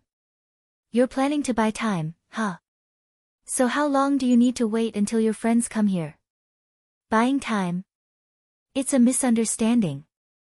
I have no plans to do that. I swear. I'm not lying. Akira, that's a lie. Yajima was spouting excuses in panic. Alpha quickly pointed out to Akira that it was a lie, and he believed her. I'll just shoot all his limbs and carry him to HQ. I bet he won't die even if I do that anyway, and that would also render him completely harmless. Not to mention that HQ did tell me to bring him back to them if it's possible. You're right. I don't think he won't fight back if you're going to carry him to the HQ. It's rather dangerous to carry him around if we don't do that much at least. Akira pulled up his CWH anti-material rifle and lined his aim at Yajima's left arm. But the pain on his right arm caused him to stop his action and made him twitch. That hurts. I can still feel the pain though. What's going on? Shouldn't the medicine already be working by now? Even with your augmented suit, it seems that it's still impossible for you to shoot CWH anti-material rifle with a single hand. Your muscles and bones are at their limit, you might need to take more medicines. Then why did you do that? It was because that was the shortest and quickest way to execute that shot. It's also because you were facing the opposite direction from where he was in order to lure him out. Other than that. Since it looked like it would be a long lecture, Akira quickly interjected. Alright. Basically, you had your reasons for doing that, right? Yep.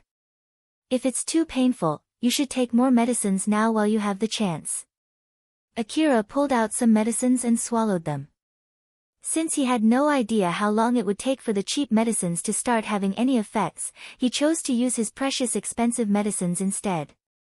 With this, Akira had exhausted all of the medicines that he found in Kozusahara ruin. He let out a sigh. It's all gone now, damn it. Rather than only paying for my ammo expense, I should have made them pay for my medicines too. It can't be helped, Akira. Like I told you before, don't do anything dangerous from now on. Remember to be very careful. Roger that. Akira aimed his CWH anti-material rifle back at Yajima's left arm. Yajima understood Akira's plans from his behavior. He has no plans to listen to me. I guess it's obvious that I'm trying to buy more time, huh? It's thankful that he's not planning to kill me here, but it'll be game over if he brings me to HQ. He's planning to destroy all my limbs before carrying me, huh? He's one careful boy. What should I do now? If he's this careful, even if Nelia and the others arrive to save me, he would kill me first before moving to fight them. I still can't contact them because of the jamming smoke. I'll again once I'm out of the jamming smoke's range. Although Yajima's expression looked like he was scared and in so much pain, he was still thinking calmly inside. He was trying to find a way to avoid having to pay the expense for fixing all his 4 limbs and escape that dangerous situation. Yajima had no way to escape from his predicament. He could not change Akira's position as the one with the upper hand no matter what he did. In short, he could not turn the table with his own power there. It was also unthinkable that Akira would do anything stupid that would endanger his position. The situation there would not change with only two of them. But it was a different case with a third person. "What are you doing there?" Reina's voice echoed through the hallway. Akira and Yajima could see Reina and Shirori running towards them. Drankum sent some young hunters from the gang to help replace the illuminations. Katsuya's team was among those young hunters. The HQ told Katsuya's group to send 2 of their members to another team. Katsuya tried hard to negotiate with the HQ to rethink, but in the end, it did not work at all. And so he reluctantly sent Shirori and Reina. It was because, amongst all of his members, Shirori was the only person who could handle the situation in case something bad happened when they were in another team. Reina and Shirori did not know that Akira was in the same team where they were sent to.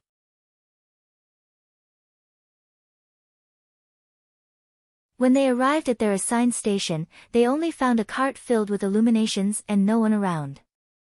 When they decided to look around for the other hunters, they saw Akira pointing his rifle toward another hunter.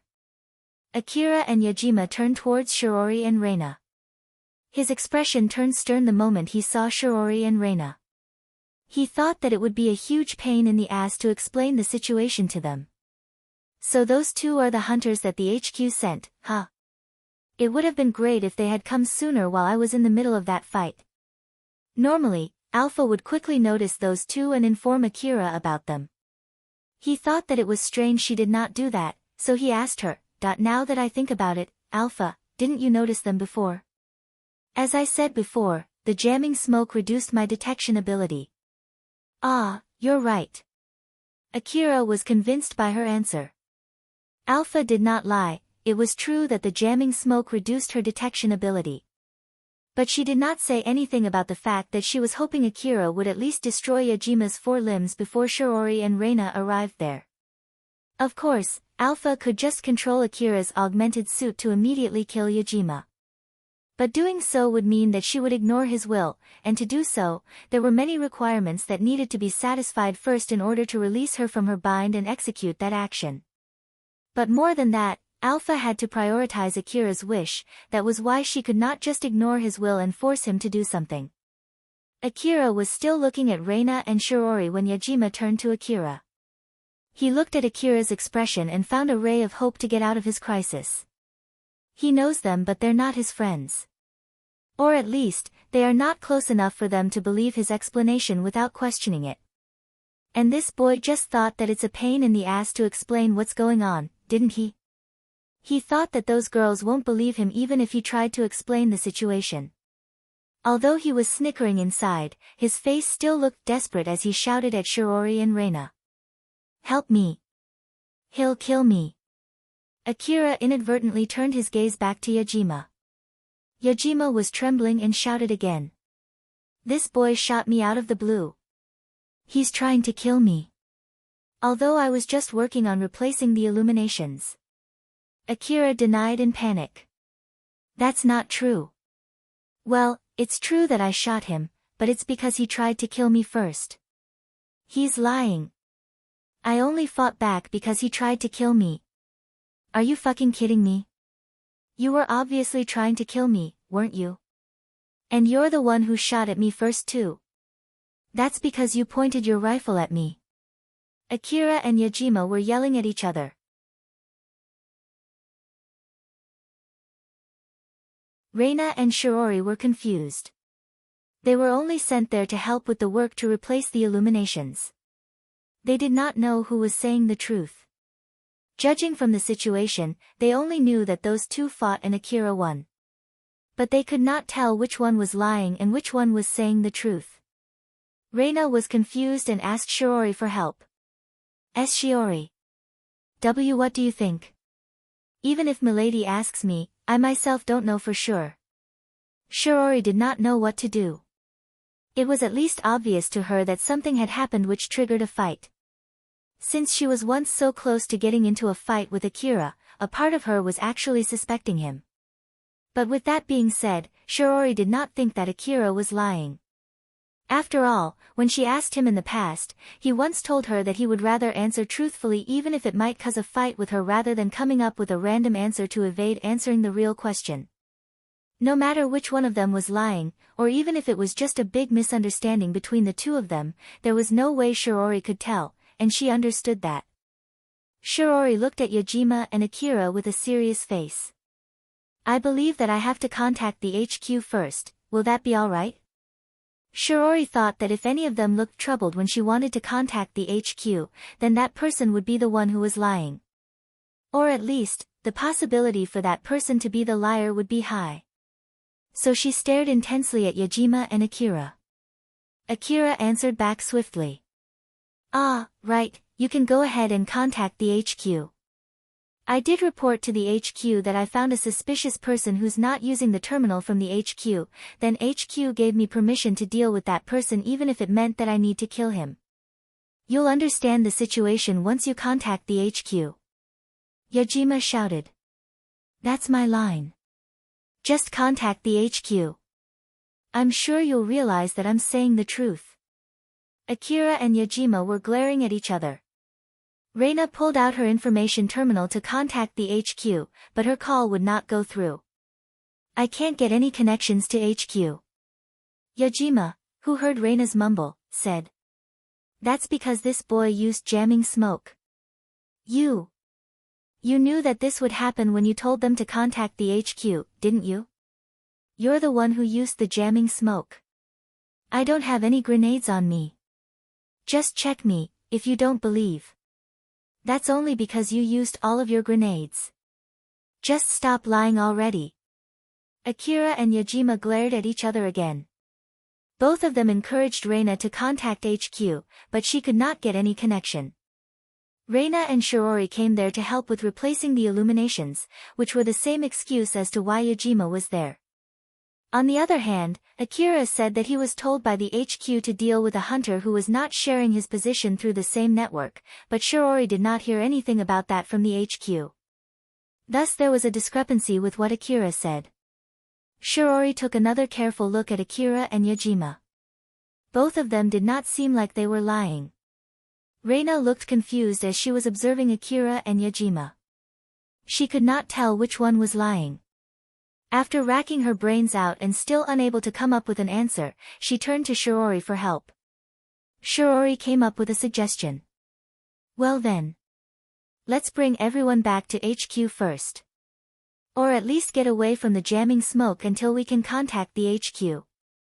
Shirori turned to Akira and carefully said to him, Now then, Akira-sama. Could you please lower your rifle? Akira's face was grim. His rifle was still pointing at Yajima. I should have killed this guy before they came here. It can't be helped, it's not like you can kill him now in this situation. Don't worry, it should be recorded just fine. It's highly unlikely that you would get framed.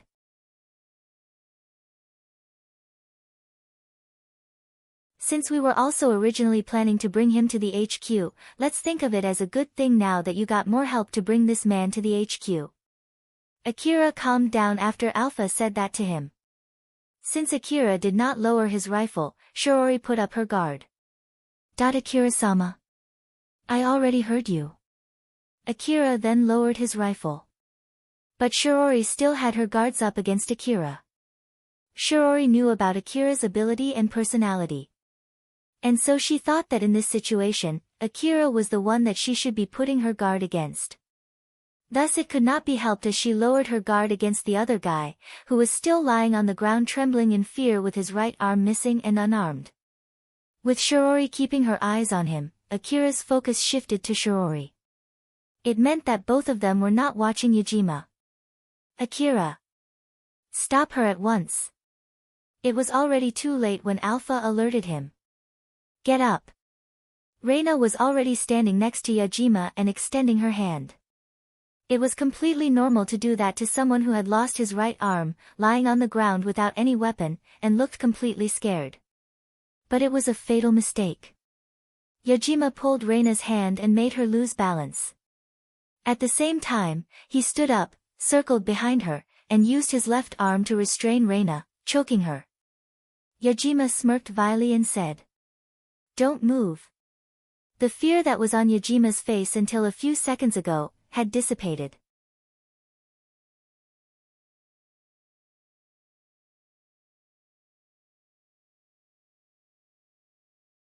Chapter 54, Their Respective Decisions.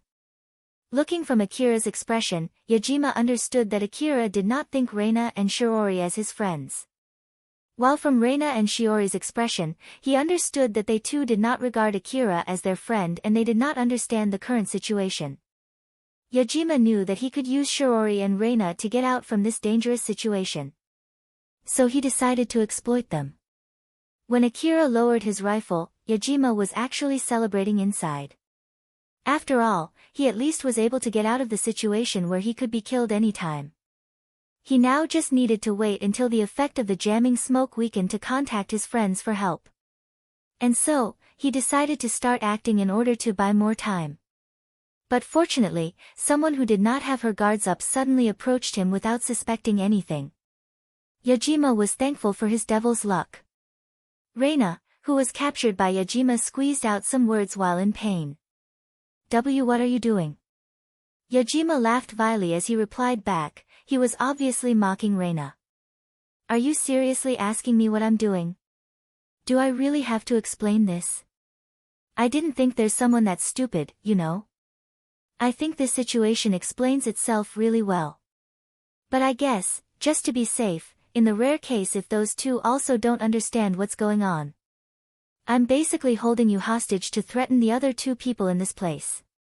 Yajima stopped smiling and turned to Akira and Shiori. Don't move or I'll kill this girl. Although his voice was calm, it was clear that he was serious. Akira and Shiori did not make any moves while staring at Yajima. Akira's face was stern as he glared at Yajima. As for Shiori, she was obviously directing her killing intent toward Yajima. Although she tried hard to keep a calm expression, she was actually furious inside and it was projected from her eyes. She glared intensely at Yajima as if she was trying to bore holes through him with her gaze. Yajima looked at Akira and Shiori, who just stood there, and said, "Very nice. It's really helpful that you guys are smart enough to understand what's going on." Yajima still kept his eyes on Shiori and Akira as he said to Reina. Now then, since your sorry brain can't understand what's going on, I'll let you know about this too. I can easily crush your neck with my hand. So don't do anything stupid. It might be true that I've lost my right arm and was lying on the ground until a few minutes ago. So it's completely understandable if you're thinking of waiting for a chance to escape. But that would be a big mistake. I won't lower my guard and I'm not so weak that you can break away even if there's an opening. If it seemed like I lowered my guard to you, it's just because I look so from your point of view, and you were completely mistaken. You might not believe my words. But looking at how the person who's wanting to help you is just standing there obeying my words, I hope you understand the meaning of that. A moment of silence drifted. After confirming that Reina did not try to fight back, and Akira and Shiori did not do anything suspicious, Yajima continued, "That's good. Then, throw down your weapon." Shiori quickly dropped the gun that she was holding. She also dropped down the gun in her holster and any other weapons that she had on her. After she removed all of her weapons, she took a few steps back. Shiori kept her eyes on Yajima for even the slightest opening. When she removed all of her weapons, she noticed that he frowned slightly. Yajima turned to Akira. Shiori looked puzzled and turned towards him too. Akira was still gripping his rifle. He still had his guards up as he was staring at Yajima. "Akira-sama, could you please drop your gun?" Shiori pleaded with Akira to drop his gun. But he did not say anything while still staring at Yajima. "Akira-sama? I hear you." Akira only said that, but he did not look like he was going to drop his rifle anytime soon. Yajima frowned. He tightened his choke on Reina and made her groan in pain. Shiori looked hurt when she heard Reina groan. Yajima calmly said, "I'm sure you heard what I said, or is it that you wouldn't listen to me? Are you saying that you don't care if she dies? How much more would you demand from us? Is it until your friends come here and kill us?" I don't know what you're thinking, but I don't have friends. If you drop your gun, I'll just withdraw to the hallway and let this girl go after I gain some distance from here. I promise you that. Ah, I didn't tell you that I'm going to release her if you drop your gun, huh? My bad. So, do you get it now? You're thinking of stealing relics, aren't you? Yajima slightly reacted when he said that. Akira then continued. I got that right, didn't I? Back then when you tried to kill me, you didn't try to make any excuses and instead immediately tried to kill me without hesitation. Which meant that the moment I saw your face, you had no other choice but to kill me. You're a cyborg, so you can freely change your expression the way you want. But even so, you still tried to kill me when I wanted to contact the HQ. I bet there's something down here that you don't want the city to notice no matter what. Akira's guess was correct. Yajima and his friends had hidden relics in multiple places in the underground city, and one of those places was around that area. His friends should already be transporting the relics from the other places. His job was to guard that place until his friends came there to carry the relics. Akira continued. You're planning to kill everyone who saw your face, aren't you? Since we know your face, the city staff would easily identify you after all. You're basically picking a fight with the city, they would have a bounty for your head. So in order to avoid that, you have no other choice but to kill us. Am I wrong? Yajima, who was only listening without saying anything, replied as if he was reproving someone that would not listen to him. It seems that you're misunderstanding a lot of things here.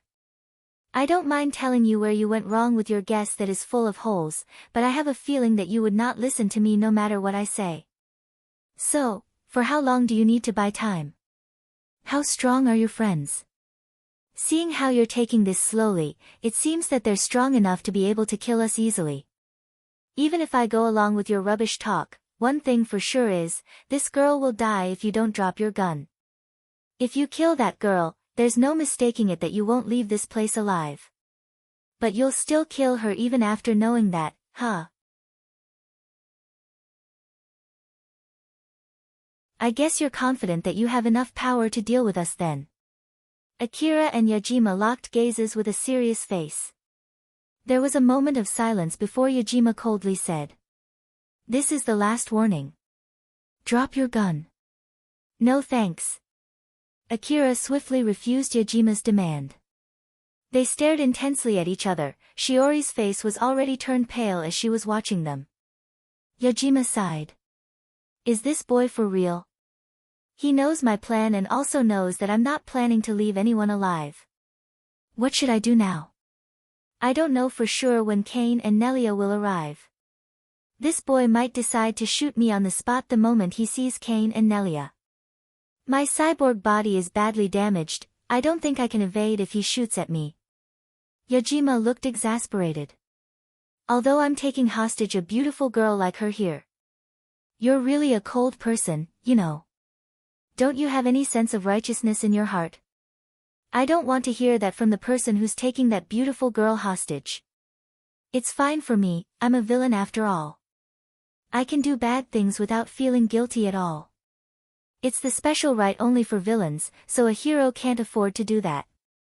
Well, putting that aside, since it seems that this hostage isn't important to you, I'll just ask the other person who cares for the hostage.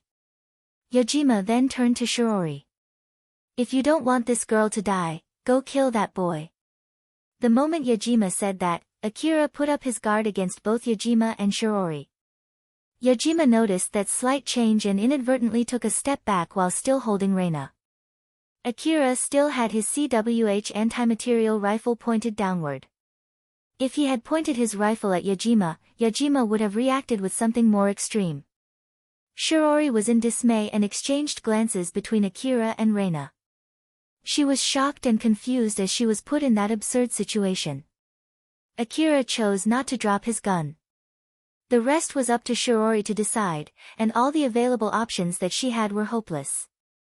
Akira was waiting to see what Shiori would do as he asked Alpha, Alpha, what do you think? Alpha replied back almost instantly.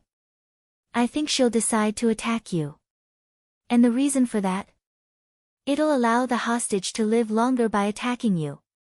If she doesn't follow what he said, he would realize that there's no meaning in holding the hostage and kill the hostage. Even though she knows that he plans to kill everyone, as long as the hostage is still alive, there's a hope that she would be able to save the hostage. Looking from that point of view, there's no way she would let this chance to keep the hostage's life slide. I totally agree with you for the same exact reason. Damn it, I should have not worried about explaining the situation back then and just quickly killed this man. Nothing will change even if you regret it now. Let's just do what you can do right now. In the worst case scenario, you'll have to kill everyone, okay? Roger that.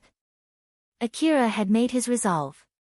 While on the other hand, Shiori still could not resolve herself to decide on anything. If she lunged at Yajima, he would immediately kill Reina. But even if she killed Akira, there was no guarantee that Yajima would not kill Reina. She believed that Akira's guess was correct. Yajima planned to kill everyone in the end. Looking at Shiori, who was still standing frozen in place, Yajima acted angrily and said, "That what the heck, so taking this girl hostage is basically meaningless, huh? I guess I have no other choice but to kill her then. I'm sure I'll be dead too afterwards, but my friends would definitely avenge my death when they get here." Yajima's words were just a bluff. He had no plan to die in that place. Shiori understood that well, but if she just stood there and did nothing, it would be only a matter of time before that bluff turned into reality.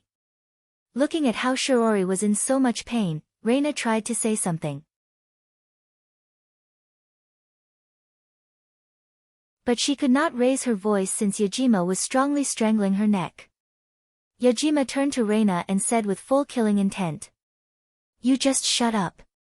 Yajima did not know what Reina was trying to say. But whether she was trying to ask for rescue or she was trying to tell Shiori to just forget about her, it was nothing but a needless voice in his opinion. Yajima's crooked mind thought if Reina pleaded for help with a pained voice, Shiori might start attacking Akira. And if Reina told them to just forget about her, Shiori and Akira might really do that. Reina's pained groan and expression triggered Shiori to move.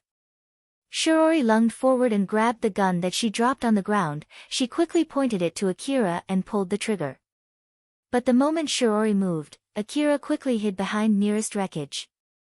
Thus the bullets shot by Shiori did not hit Akira as they ricocheted when they hit the wall, the floor, or the wreckage. The battle had already started. Akira readied his CWH anti-material rifle and shot at Shiori.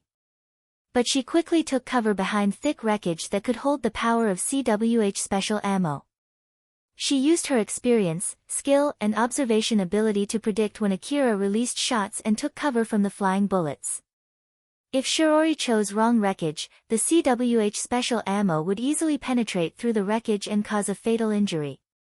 If she mistakenly read when Akira took a shot, the CWH special ammo would turn her into minced meat in an instant. There was no way human armor could withstand the power of the ammo that could even destroy a tank. In the case of firepower, Akira was overwhelmingly above Shiori. But he could not land a hit on her. In such an extreme situation where one hit would be enough to turn her into minced meat, she used her superior reflex and highly trained skill to evade his shots. Shiori kept shooting at Akira to keep him in check while trying to get close to him, who was keeping his distance from her. Shiori understood that even if she killed Akira, that did not mean that her situation would improve. She knew that Yajima hoped she and Akira would kill each other in this fight. But if she did not kill Akira, then Yajima would kill Reina. She was aware of her duty, and the hopelessness of the current situation had distorted her mind as she recklessly charged toward Akira. Akira kept shooting at Shiori, who was charging at him. Since CWH anti-material rifle could not be used for continuous shooting, Shiori was able to quickly close the distance between them using the opening between each shot. She eventually reached Akira and saw him changing the magazine of his CWH anti-material rifle right in front of her. Shiori thought that it might be her only chance to take away his overwhelming firepower and quickly close the distance between them. Akira finished reloading the magazine and pointed his rifle at her in point-blank range. Gunshot echoed through the area, but it was only after Shiori kicked the rifle. The stray bullet ripped through the air and hit the ceiling. Shiori looked relieved for a few seconds after disarming Akira. But he did not let her get away with that and swiftly kicked her rifle too. Both of them lost their weapons as their rifles landed on the floor away from them. Both Akira and Shiori did not think even for a second about picking up their rifles as they quickly decided to continue the fight with CQC. They both had non-enhanced bodies and were using augmented suits. Since both of them were not using a helmet, single hit on the head using the augmented suit would spell instant death. They leapt forward with the goal of inflicting that single fatal blow. Their fight shifted from shooting bullets to throwing punches. Even though the distance between them had reduced and the weapon they used had changed, they still tried to kill each other just like before. Reina could see blurry images of Akira and Shiori trying to kill each other through her teary eyes. It was a fight that happened because she was taken hostage. She knew that both of them would stop if only she died, but she was still alive at the moment. Reina's feelings were in chaos. The fear of getting killed as Judgement literally had her life in his grasp. The regret of doing something stupid. The guilt from seeing Shiori who was fighting in order to save her and Akira who was dragged into this situation. And lastly, the feeling of powerlessness for not being able to do anything in such a situation. She was desperate and wanted to do something, and also the hatred toward Judgement made Reina use all her power to swing her elbow at him. Reina was using an augmented suit. So her elbow swing smacked Judgement with more power than from a usual human, but it was only enough to make him stagger a bit. It did not make his left arm move at all as it was still firmly holding her neck. Yajima's expression did not change as he applied more power in his left arm, tightening the choke on Reina. She gasped in pain. Judgement kept his choke tight as he said to Reina. "Did you think that there was an opening? Or is that a plea to just kill you? Well, either way, that was pointless, you know? My cyborg body won't even get damaged with that level of attack and I won't easily kill you since you still have your use as a hostage. It seems that your body is an organic body. Are you planning to bite your tongue and kill yourself? Well, if you do that, I'll just move your body to make it look like you're still alive. Don't worry, I've been making sure that you don't make any sound, so I'm sure they wouldn't notice it right away." Judgement laughed mockingly. Reina heard clearly that he was ridiculing her futile effort. With that, she completely stopped trying to fight back. As Reina stopped struggling to fight back, she could only just silently cry there. Seeing how Reina had stopped, Judgement sneered at her and thought. She lost her will to fight back just because of that bluff, huh? She's naive, way too naive. If she resolves herself to die and fight back, she might be able to create an opening. There are also so many other ways for the others to notice if she's already dead or not. Well, this stupid girl was someone who would come to me and basically offer herself to be the hostage after all. I thought that I've run out of luck when that boy was so close to killing me, but at this rate, I guess it'll be alright now. Judgement was observing the fight between Akira and Shiori while holding Reina as his meat shield. But still, those two are pretty strong. There's no way hunters with that much skill gets assigned to replacing the illuminations, so what exactly is going on here? Before losing his CWH anti-material rifle, Akira was actually looking for a chance to shoot Judgement. Shiori thought that Akira might shoot and kill Judgement there even if it meant that Reina would be killed in the process. That was why she regularly shot at Akira to prevent him from shooting at Judgement. In the end, her actions allowed Judgement to survive. In front of Yajima's eyes, Akira and Shiori were evenly matched. If both of them worked together to attack him, his winning chance would be extremely slim. But that chance got better and better the more they injured each other. Just keep on fighting like that until either one of you can't move or run out of energy. That girl, is this the best she can do? Try harder, will you? If that boy is dead, it's basically my win. And as a reward, I'll give you a painless death. Judgement laughed while still gripping hard on the useless girl who was also acting as his life insurance. Shiori's teary face looked pained as if she was crying like a little girl while still throwing deadly swift attacks at Akira. While on the other hand, Akira's expression looked grim while desperately blocking and evading her attacks and throwing counters. Even a single hit from their attack would inflict a fatal injury. A straight hit on the head would not end with only a stinging pain, it would blast their head and scatter their brain matters. Akira was actually surprised by Shiori's strength. He thought that he would win the fight the moment they switched to CQC. Akira was trained in CQC by Alpha. Although it was a virtual training, Alpha demonstrated an overwhelming fighting strength against him. So if she took control of his augmented suit, he thought he would be able to perform in that level of strength too. Although it might put his body in more stress, he would at least be able to easily win this fight. But something unexpected happened. Shiori was able to hold off his attacks although Alpha was helping him, or more like, Shiori was actually slowly pushing him back. I never thought she's this strong. Alpha. Is this going to be alright? Don't worry, it's going to be fine, just endure the fight for now. Please do something about it before my limbs get torn off, okay? They're already hurting like hell, you know. I would even believe you if you tell me that they're already torn off. As Alpha was controlling Akira's augmented suit, the more he made a maneuver that was above his ability, the more it put his body under stress. And the harder the maneuver, the higher the stress on his body. His and Shiori's CQC abilities were obviously not at the same level. In order to fill the big gap in skill, Alpha pushed his body to its limit. Alpha smiled as she replied. It'll be alright. Maybe.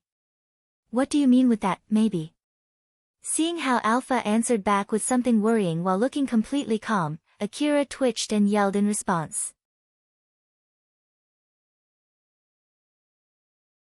In order to avoid getting hit by Shiori's high-speed consecutive attacks, Akira had to evade on the same level of speed before readjusting his stance and attacking back. Because of that, his vision changed really fast, enough to make him dizzy. He could no longer discern the floor or the wall or the ceiling. But even so, Akira was able to see Alpha's smile because she anchored her image onto his vision. Even if he was upside down, or made a 360-degree spin, or even if he closed his eyes, he would still be able to clearly see the image of Alpha smiling. If there was someone else who could see her, Alpha would look as if she was floating around, detached from what was going on there.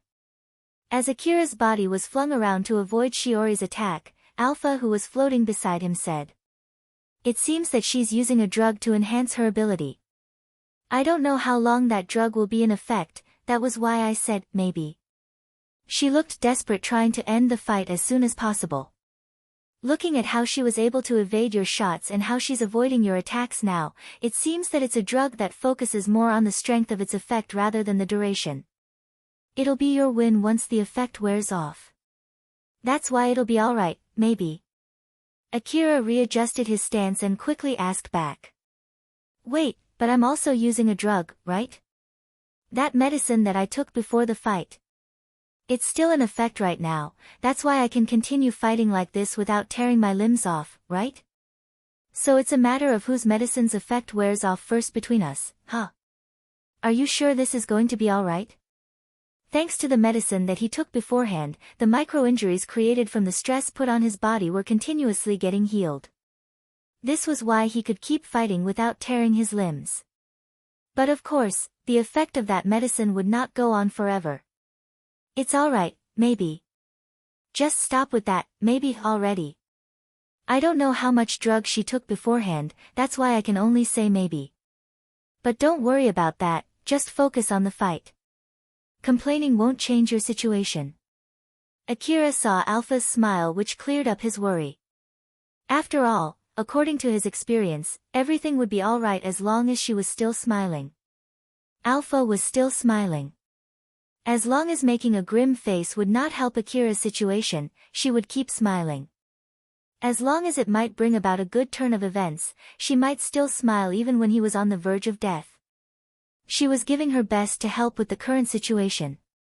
It was like what Alpha had guessed, Shiori was actually using an accelerator.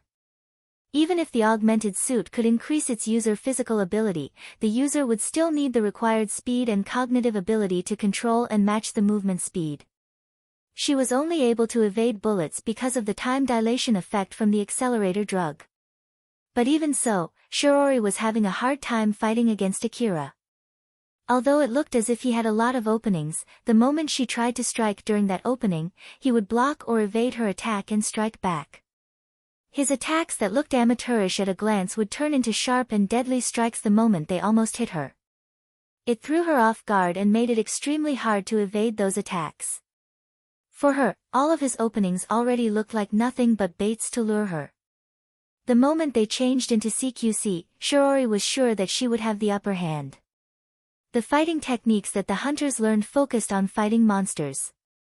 Basically, it was to kill monsters from afar before they could get close, or to fight monsters in close range using a gun in case they encountered monsters in a closed space when exploring the ruin.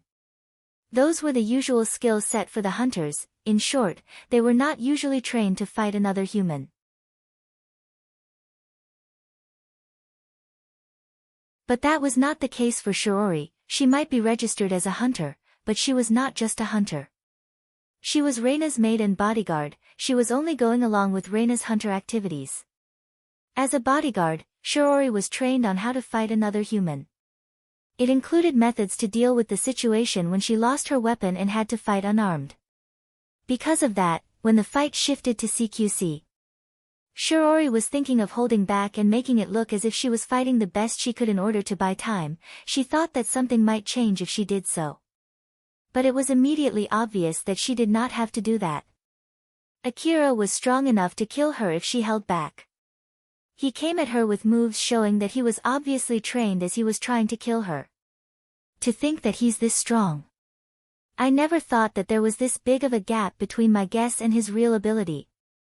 I was thinking to look for an opening to save Milady while fighting against him, but it seems that it's impossible now.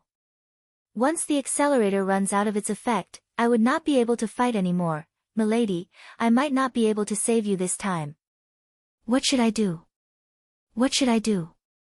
Helplessness continued to corrode Shiori's heart. The feeling of despair started dominating her sense of loyalty. She kept on struggling while making a pained expression. She would not give up until there was nothing that she could do. But that end was already creeping close.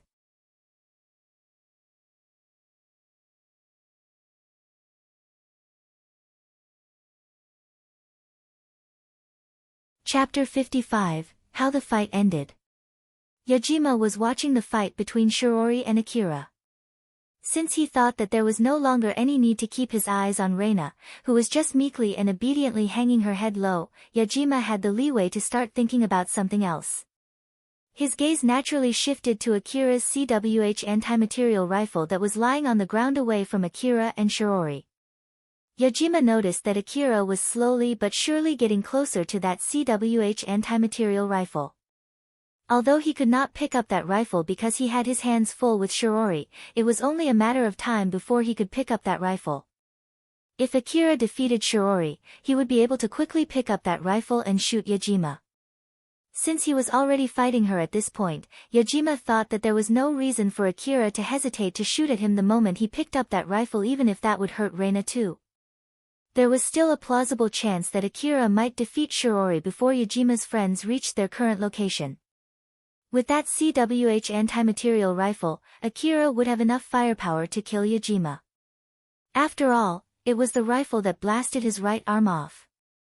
Yajima imagined how satisfying it would be if he could kill Akira with his own rifle. His mind started to focus on thinking how he could do that. That rifle is also a threat to my friends. It was able to blow my right arm easily. Is it loaded with special ammo? If I don't take it for myself soon, it might cause a problem later. While his attention is preoccupied with something else, I might be able to take that rifle and get the upper hand. Yajima's mind was already unconsciously urging him to take that rifle before Akira could. He started sneaking closer and closer to Akira's CWH anti-material rifle while still firmly gripping Reina.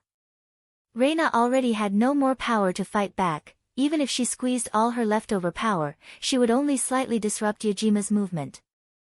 Aware of her situation, he started to sneak faster and faster. He was already closer to that rifle than Akira. Calm down, it's still too far away. If I rush myself to pick up that rifle, there's no mistaking it that he'll charge at me even though he's not watching his back at the moment. Carefully and quietly, don't let him notice me, just a little more.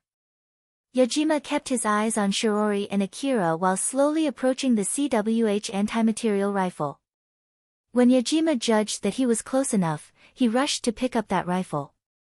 Akira was beaten by a few milliseconds before he turned around, forgetting Shirori who was behind him. He ran toward Yajima. Too late. It's my win. Yajima threw Reina aside and picked the CWH anti-material rifle from the floor. With his cyborg body, he was able to use CWH anti-material rifle with only one arm as he quickly pointed the rifle's muzzle at Akira who was running toward him. There was no obstruction between him and Akira, he had a clear shot. With his shooting skill, there was zero chance that he would miss his shot from such a distance, and Akira did not have the skill nor the ability to evade his shot. Yajima quickly pulled the trigger. But no bullet flew out from its muzzle. Ha! Yajima could not help but to leak out what he was thinking. This unexpected scenario caught him completely off guard and erased the smile from his face. He was stunned with what just happened. The shocking turn of events froze his expression as well as his brain. During that short opening, Akira quickly closed the distance between them and threw a punch straight to Yajima's face with full power. The augmented suit enhanced Akira's physical strength to its limit for a few milliseconds. That punch blew Yajima's heavy cyborg body away and threw Akira's CWH anti-material rifle into the air at the same time. After he was sent flying, Yajima was back to his senses and thought while still flying in the air. It didn't shoot any bullets. Shouldn't it be loaded with special ammo? That rifle was just loaded with a new magazine, right? Wait, was that rifle a trap? Did he throw it away from him in order to lure me? So rather than changing rifles back then, he chose to load a new magazine although he knew how dangerous it was, just in order to trick me? So that's why he made that gesture and intentionally showed me when he loaded a new magazine that was actually empty.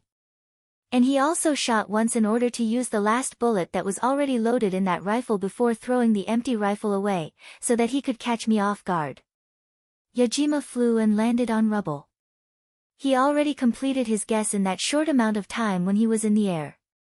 Although his guess might be correct, it would not be able to save him now. He crashed into the rubble so hard enough to even crack open the rubble. Although it only inflicted a small amount of damage thanks to his cyborg body, it was enough to create a fatal opening. Akira quickly leapt and grabbed the CWH anti-material rifle that was still spinning in the air. In one fluid sweep, he grabbed a new magazine and loaded it into the rifle. This time, it was not an empty magazine. The special ammo was automatically loaded the moment Akira stuck in the new magazine. He then aimed his special ammo-loaded CWH anti-material rifle at Yajima who was still stuck on the rubble. Let's finish him before we get any more hindrances. I know. When he was back to his senses, Yajima saw Akira and found CWH anti-material rifle's muzzle pointing at him. He at least wanted to know if his guess was correct as he opened his mouth. But before Yajima could say anything, a CWH special ammo blew his head and scattered his brain all over the place. He was dead before he could even utter his last words. Just to be safe, Akira also shot and destroyed Yajima's limbs. With this, even if Yajima was a remote mechanical body that could move without a brain, he would not be able to pose any threat now. Shirori was stunned by the sudden turn of events, but the moment she was able to return to her senses, she quickly went to Reina. Reina was coughing intensely. Shirori looked worried as she inquired. "Milady. Are you all right? Are we saved?" Reina too could not follow what just happened. She mumbled to Shirori, looking for an answer. Shirori said to Reina that it was already fine. She was about to smile at Reina when she noticed that Akira had not lowered his rifle yet. Although Shirori no longer had any reason to fight Akira, it did not erase the fact that they did fight each other just a few seconds ago. She thought that it was fully understandable considering his disposition that he would still put his guard up expecting that they would continue their fight. Shiori already had no wish to fight Akira. After all, he was the one who saved Reina. She did not mind getting killed by Akira if it would satisfy him. But there was no guarantee that was the case. Akira quickly dropped his CWH anti-material rifle and exchanged it with two AAH assault rifles. One of them was pointed at Shiori and another pointed at Reina. Akira's fingers were already resting on the triggers. Shiori understood that Akira knew the easiest way to kill her, which was to shoot Reina and make her cover Reina. She slowly moved to the front of Reina. Akira's aim followed her. Eventually, both of Akira's rifles that were pointed at Shiori and Reina were pointed only at Shiori. Akira was breathing roughly while supporting the rifles in his both hands. Because of his crazy moves not too long ago, his body had hit its limit. Although the medicines that were still active in his body were desperately healing his micro-wounds, it would run out of its effect eventually. At the moment, even pulling the trigger would be a difficult task for him. Of course, it was impossible for him to fully get back to tip-top shape, but the medicines that he took beforehand should at least be enough to mend his body from the backlash of the crazy maneuver that he just pulled. He hoped that Shiori would not make any moves until then. Alpha, what do you think of her situation? Do you think the effects of the drug that she took has already run out? I don't think so. I feel like my medicines would run out of its effect soon though. You're right. Akira, just stay like this and don't move so that the medicines can have the optimum effect. Depending on what happens next, you might have to start the fight again, but we have no more reasons to fight, right? I wonder if it would end the fight if I just lower my gun. Although you've won that fight, they messed everything up since they did not believe what you said. The situation was even turned 180 degrees because of their mistake, then Shiori opted to attack you to make sure of Reina's safety. In this situation, there were no longer any reasons why she should kill you. So, if you lower your gun, she might quickly evacuate Reina to somewhere safe. But she would take more accelerator and come back to kill you in order to confirm Reina's safety, thinking that you might be holding a grudge against her. With your current condition, this would be her perfect chance to kill you, you know? Well, if you believe that she would not do that no matter what, you can go ahead and lower your rifle. No thanks. I'll stay like this. Akira replied back instantly. Although he had no will to continue the fight, it was not like he could trust them. And it was the same for Shiori and Reina too. Shiori looked at Akira with a grim expression. He was still pointing his rifles toward her and Reina. Although she was forced, she did fight with him not too long ago, and it was not like she could do anything about that now. The real question was why Akira did not pull the trigger. Shiori frowned while trying to understand his reason. It would be fine if he's only being cautious of us. But the real problem is why he isn't pulling the trigger. What if he knows that I'm using an accelerator and is waiting for it to run out of its effect so that he can finish me off for sure? There was a trace of fear in Shiori's face. It was not because she was afraid of losing her own life, it was because she feared she had lost any possibilities of saving Reina. Shiori would be more than glad to give up her life if it meant that Akira would not kill Reina too. She would not mind if he chose to finish her with one shot or by beating her to death. But if Akira's grudge also included Reina, it would be a whole different story. Shiori would do anything to make sure that Reina would escape alive. Although, it was a different problem whether that was possible or not. Personally, Shiori did not believe that Akira would stop with only killing her. After all, Reina was the main reason why they were in that situation. Not only did she aggravate the fight that Akira already won by not believing his words, she even carelessly approached Judgement and was taken hostage, which in turn triggered the fight between him and Shiori. She just could not believe Akira would let that slide. Shiori said to Akira with a serious face. Akira-sama, could you please lower your gun? I have no wish to continue fighting with you. Akira did not move at all. He only glanced briefly at Shiori. Akira-sama, I can understand that you're angry. I'm really sorry. I'll do anything to make it up to you. Akira remained motionless. His rifles that were pointing at Shiori also stayed still. It's all my fault for everything that happened. So please let milady go. Akira still did not move. His expression also did not change at all. He only glanced at Shiori, showing that he was listening.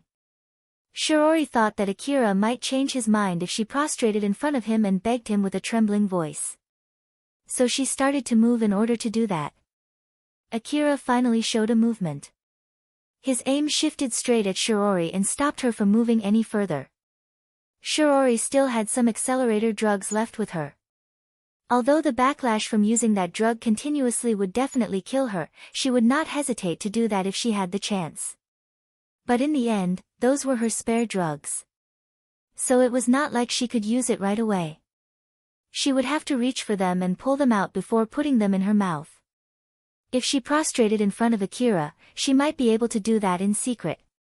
But with that slight move from Akira, Shiori was no longer able to do that and stopped midway. She thought that not only did Akira know she was using an accelerator, he was also trying to prevent her from taking more accelerators. Her guess was partially correct. It was not like Akira knew that, it was Alpha. Alpha was also the one who shifted his aim to Shiori. Akira did not notice that at all. After all, he was busy enduring the extreme pain that was assaulting him since the medicine that he took beforehand just ran out of its effect. Shiori knew that if she made any suspicious moves or said anything carelessly, it might cause Akira to pull the trigger. As such, she was only able to keep quiet while making a stern expression. And with that, she was rendered powerless. She could not do anything. Her expression distorted as she looked to be in pain. Reina, who thought that she was saved, realized that she was mistaken after seeing how Shiori and Akira were acting. She was shocked when she saw Akira fought evenly against Shiori. As such, she was afraid of angering him. And even now, Shiori was trying her hardest to protect Reina from Akira. But even Reina understood that it was not going well. Reina did not want to die, and she did not want Shiori to die too. If Shiori could not do anything, then she might be able to do something. Reina, who was hiding behind Shiori's back, decided to step up. But the moment she stepped out from behind Shiori, Akira's aim swiftly shifted to her and stopped her midway. She thought that she should say something to Akira to convince him. Although she still had no idea what to say, she already took a step out from behind Shiori. But since he stopped her from going any further, it also stopped her from saying anything.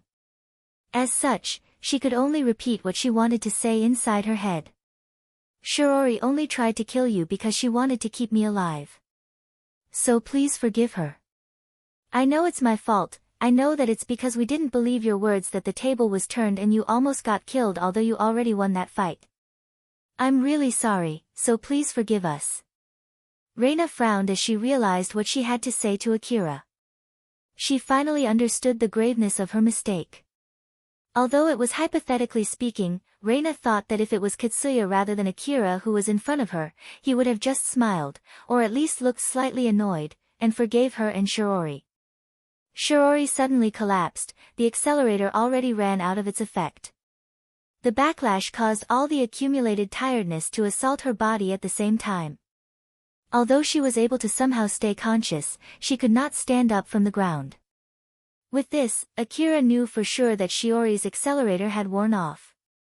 Her face was filled with hopelessness since he could easily finish her and Reina off now. Reina panicked and quickly ran to Shiori. She then tried helping her to stand. Shiori. Are you okay? Hang in there. Shiori was trembling meekly as she glanced at Akira. Reina was supporting her so that she could stand. She saw Akira lower his rifle while looking toward the hallway. When Shiori collapsed, Alpha said to Akira. Akira, it's okay to lower your rifle now. Is that so? She still has spare accelerators, right?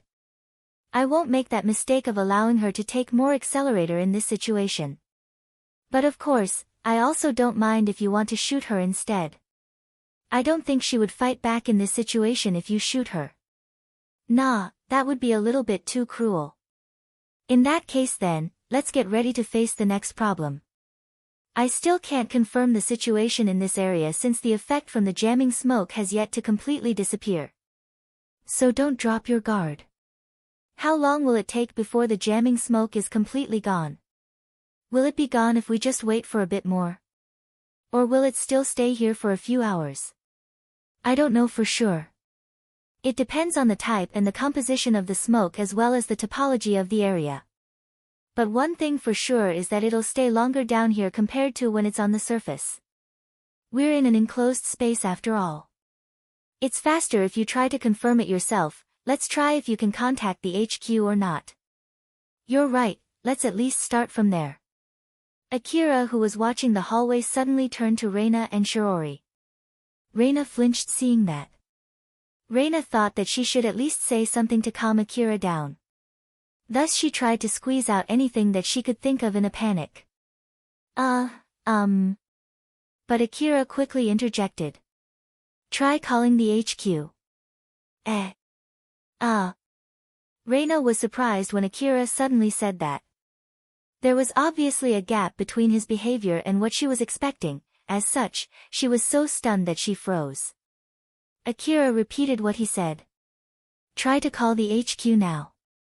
The effect from the jamming smoke might have weakened, you might be able to contact the HQ. So, can you try calling the HQ? That guy shot and destroyed my terminal. So try contacting the HQ in my place. Do it, quickly.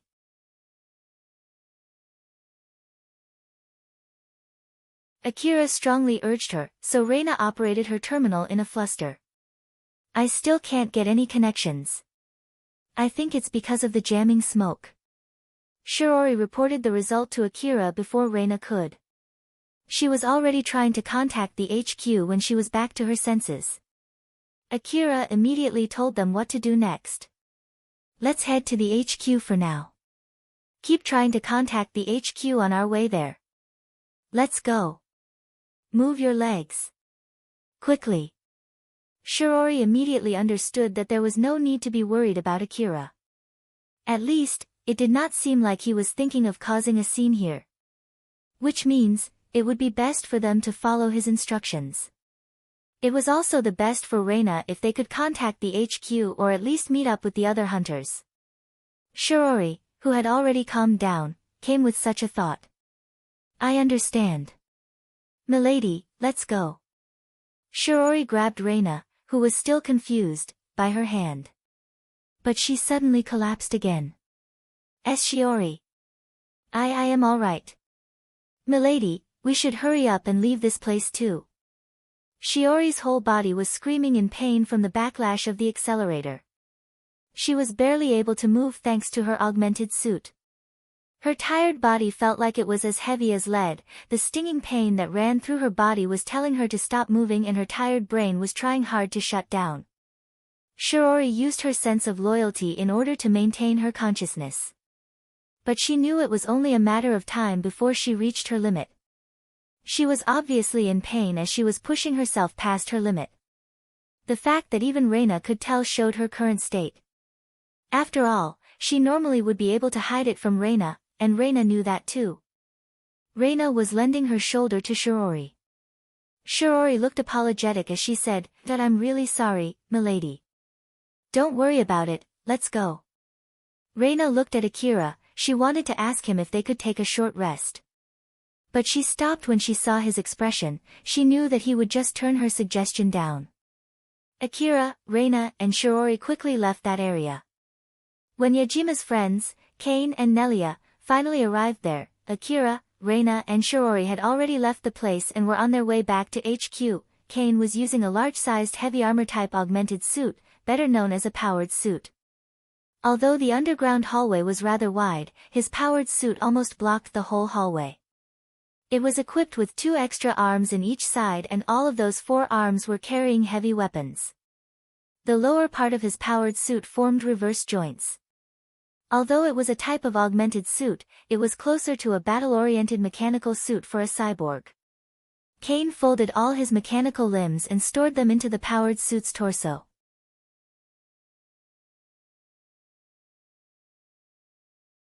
Unlike the augmented suit for cyborgs that made its user look like a normal human from the outside, it was obvious from the first glance that this was a mechanized augmented suit that only a cyborg could use.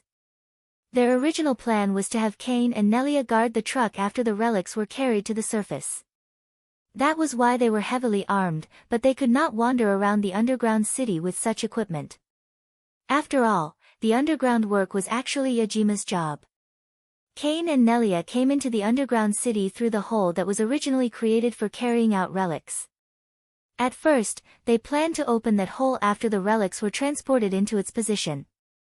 But there was a change of plan and they had to open that hole sooner than they scheduled. They already carried as many relics as they could to the surface.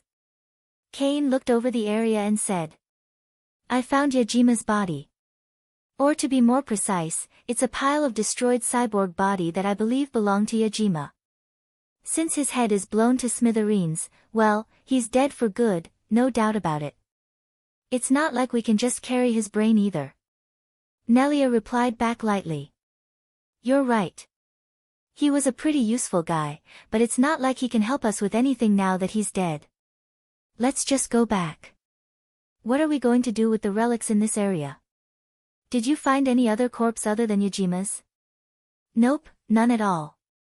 That means the person who killed Yajima is still alive and has already left this place. Which means that the HQ at least knows that there was a fight here. I'm sure they'll send some hunters here to check this place. So, after knowing that, are you planning on carrying the relics from this area while fighting those hunters?" If Kane's memories served him right, Nelia and Yajima should be lovers. But it seemed like she did not care that Yajima was dead.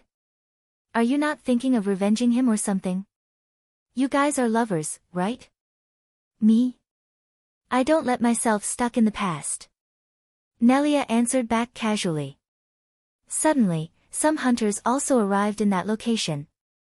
The HQ found it suspicious that Akira did not contact them again after that. As such, they decided to send some hunters to check that area. Of course, it was suspicious to find someone equipped with a powered suit and not showing his location through the shared network. So one of the hunters shouted at them. "You there! What are you doing there?" Kane aimed his heavy weapons towards those hunters and started shooting without saying anything or giving any warnings. Loud explosions echoed through the underground, the hunters were showered in explosions and it wiped them out in an instant. Nelia exasperatedly sighed. "Good grief, can you do that more quietly? It's as you can see, I'm not good with details and minute things." Some of the hunters who survived that bombing started shooting back. All of their shots were focused on Kane, but those bullets just ricocheted when they hit his formidable powered suit. Some of the rebounded bullets hit Nelia too, but they also ricocheted just like when they had hit Kane. "Whoa there, some of them ricocheted at me, you know." Nelia said those words as if she got splashed by mere rainwater. "It's not like I can do anything about it. You should say that to them instead of me." After that small and casual exchange, Kane started shooting back at those hunters. The 4 heavy weapons Kane was carrying unleashed hell on those hunters with its overwhelming firepower. He launched countless warheads toward those hunters and blew them off together with the wreckages and the rubbles in the area.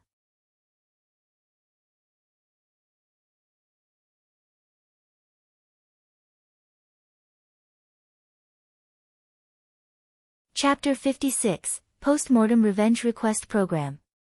Akira, Reina, and Shirori were still on their way to the HQ. Reina was supporting Shirori, who was on the verge of collapsing as they were walking through the underground hallway.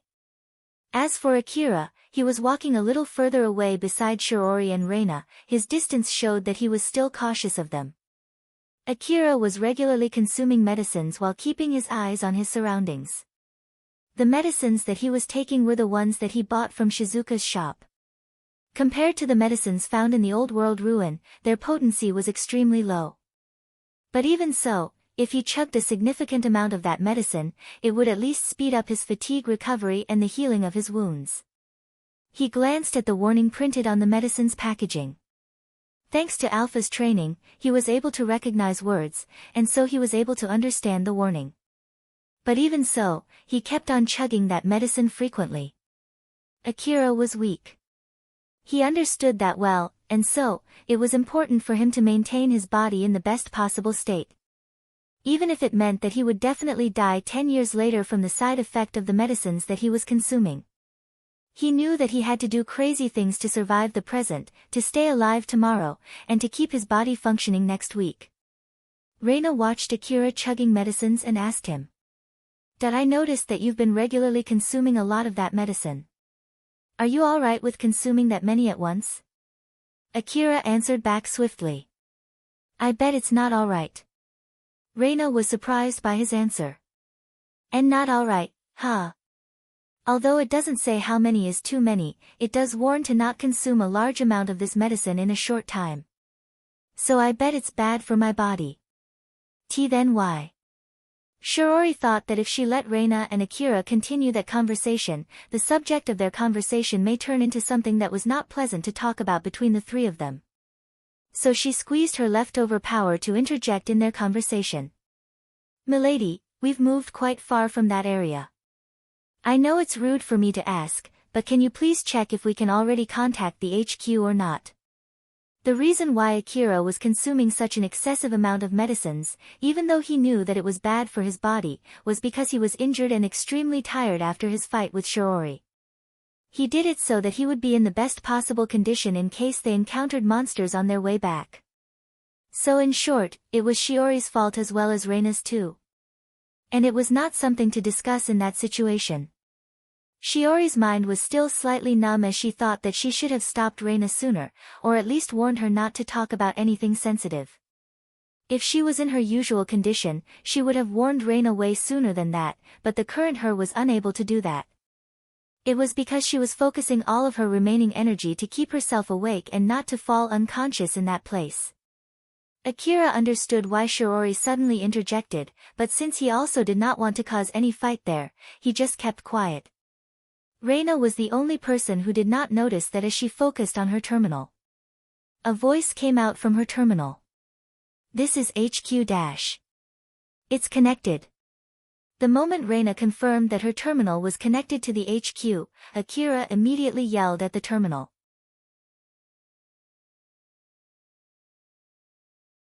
"This is number 27. We've got 3 injured hunters after fighting against that suspicious person. We're not in a condition to face any more fights. The suspicious person is dead. There's a good chance that he brought more of his friends from underground tunnels. It seems that they're planning to secretly carry relics out from the underground city. Send us hunters who can fight well and are proficient in providing support. My terminal was destroyed by that suspicious person when I fought him. That's why I'm contacting you from another hunter's terminal." There was a brief pause before the HQ staff replied back. "Number 27, explain what happened. First of all, about that suspicious person - Give us permission to return back to HQ first. Number 27, we need to confirm the situation first before we can do that, so answer our questions first - The permission first." Akira was yelling. From his voice, it was obvious that he was tired. The staff understood that it was pointless to argue back, so he just gave them permission to return. "Very well, you're permitted to return back to the HQ. But answer our questions while you're on your way back, understand?" There was a slight intimidating nuance coming from his voice. "This is number 27, roger that." Akira took a deep breath in order to calm himself down. They could hear sounds of a commotion leaking out from the terminal. It seemed that there was something going on in the HQ. Akira was answering the questions from the HQ staff while walking back to the HQ. He told the staff about Yajima who suddenly attacked him out of the blue, about the jamming smoke that prevented him from contacting Shiori and Reina, about the fact that he killed Yajima, and about the reason why he thought Yajima and his friends were planning to secretly carry out old world relics from the underground city. He properly answered all the questions that the HQ staff asked him. The staff was also thinking of asking Shiori and Reina too. But Reina still could not fully recover from that chaos and was still a bit dazed by everything that just happened. Not to mention, she was really worried about Shiori. As such, she was not in a condition to answer the staff's questions. As for Shiori, she was barely conscious, she was also not in a position where she could properly answer his questions. Thus he was only able to question Akira. Akira was giving his report while carefully moving forward. He then noticed a group of hunters running towards them. Reina and Shiori were relieved that their rescue finally arrived, but in contrast to them, Akira frowned. Reina. Shiori. Are you guys alright?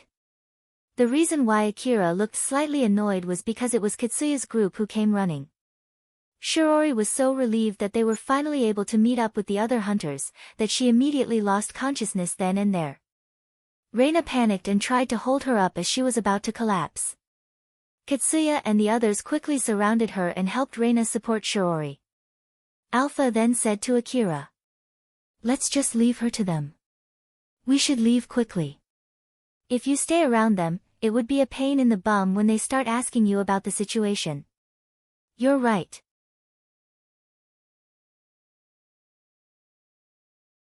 It's not like they told us to go back to the HQ together anyway. And I want to avoid anything troublesome if it's possible. Akira was quietly walking away from Katsuya's group, but Katsuya noticed him and tried to stop him. Wait. Where do you think you're going? Shiori was obviously in a bad shape as she fell unconscious and Reina panicked when that happened. The only person who was completely calm, Akira, was trying to sneak away. From the situation that they were in, plus his distrust of Akira, Katsuya thought that Akira was the real cause of that situation. He thought that Akira did something bad and caused Shiori and Reina to get injured, or even maybe it was he who attacked Reina and Shiori. Akira was already running away from that place. Alpha smiled at him and warned him. You can't stop running, okay? I know. Even without Alpha telling him, Akira ignored Katsuya's voice as he kept on running towards the HQ. Katsuya was at a loss whether he should chase Akira or not. Then suddenly HQ staff's voice came out from Reina's terminal, and the staff was unaware that Akira was already gone from that place as he asked a question. Number 27, what was that sound? What's going on over there? Katsuya sounded obviously angry when he replied back. This is Katsuya from Drankum. We just met up with the injured hunters. Who? What number? That it's number 52. Where's number 27? Is he not there? I heard that there were 3 injured people including number 27. Katsuya realized that number 27 was Akira as he answered back as if he was venting. If it's that guy, he looks completely fine and ran away. I don't even know where he's going, did I see? The rest of the injured hunters are from Drankum, right? Number 52, I'll put the other 2 back in your team, you take the command from here and on. That's all. Katsuya yelled at the terminal. Wait. Are you telling me to bring Reina and Shiori around rather than sending them back?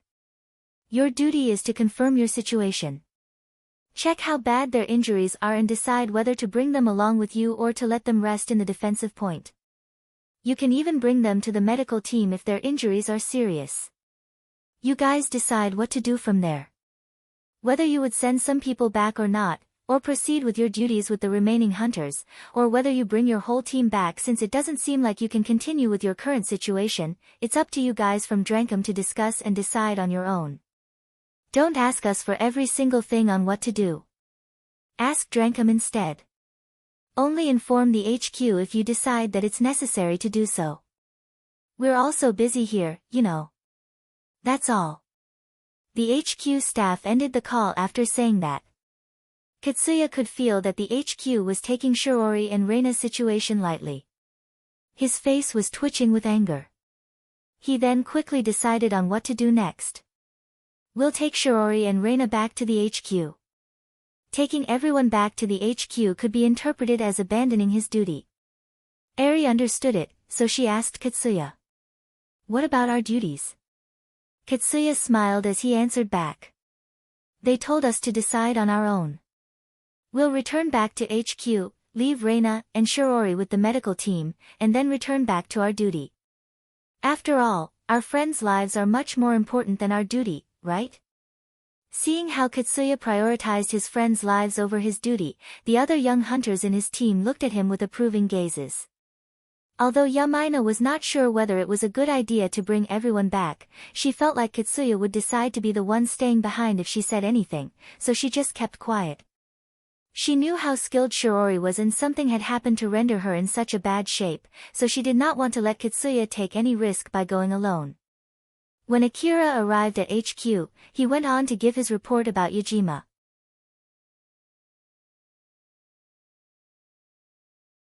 He thought that the staff would be asking him a lot of questions again, but instead, he was let go after giving a simple report. It was because they had already asked the necessary details when Akira was on his way back to the HQ together with Shiori and Reina. And also, while Akira was on his way back, the situation had changed. There seemed to be more of Yajima's friends found in the underground city and they killed some hunters that the HQ had dispatched. Akira let out cold sweat when the HQ staff told him that there were some deaths reported after the clash between them. If he had encountered more people who were as strong as Judgement on his way back, there was no doubt he would have been dead by now. He barely dodged the bullet back there. Looking at Akira who was lightly shivering, Alpha just smiled and consoled. I'm glad we quickly left that place. You can say that again. I wonder why I'm always pushed into this kind of dangerous situation. Is it because I really ran out of luck? Alpha replied back as if she was cheering the mumbling Akira. I'm sure it's because you were thinking of leaving a beautiful hostage to die back then.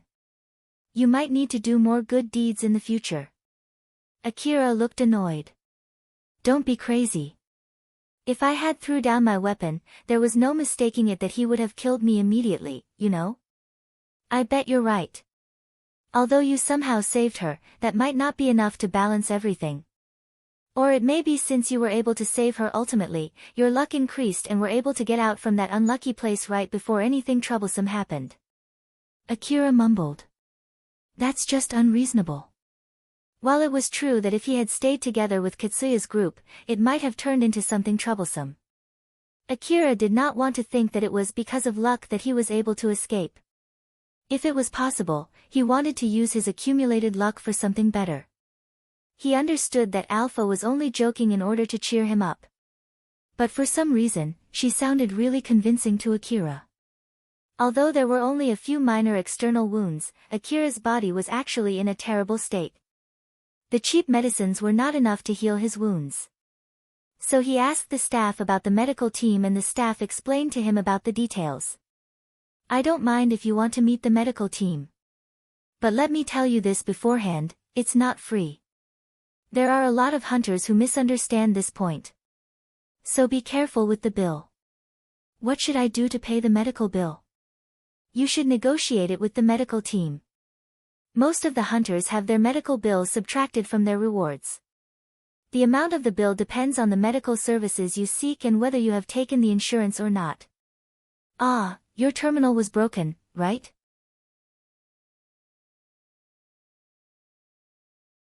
You should go and get a replacement first, the medical team won't help you without the terminal. If you don't share your location through the shared network, they might think that you're going to run away without paying. So be careful about that too. Akira followed the staff's suggestions to first get a new terminal before heading to the room where the medical team was on standby. Although they were called as the medical team, there were many other hunters who did not have a biological body like Akira.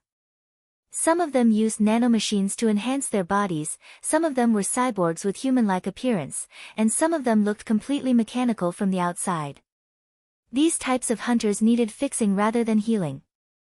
As Akira followed a board saying, "Biological body is this way," a man wearing a white coat welcomed him. That man, Yatsubayashi, looked more like a scientist who loved to do human experiments rather than a doctor. He was stationed there to heal hunters with biological bodies. Akira looked worried when he saw Yatsubayashi. Although he never went to a doctor before, it did not take him much to notice that Yatsubayashi was obviously a shady person. Yatsubayashi welcomed Akira in high spirits. Welcome to Yatsubayashi Clinic, Kuzusuhara Ruin Branch. Sorry to cut the chase, but how are you going to pay for the bill? Subtract it from my reward. Alright, got it. Ah, thanks to the aid from Kagamayama City Management, you can get a free checkup.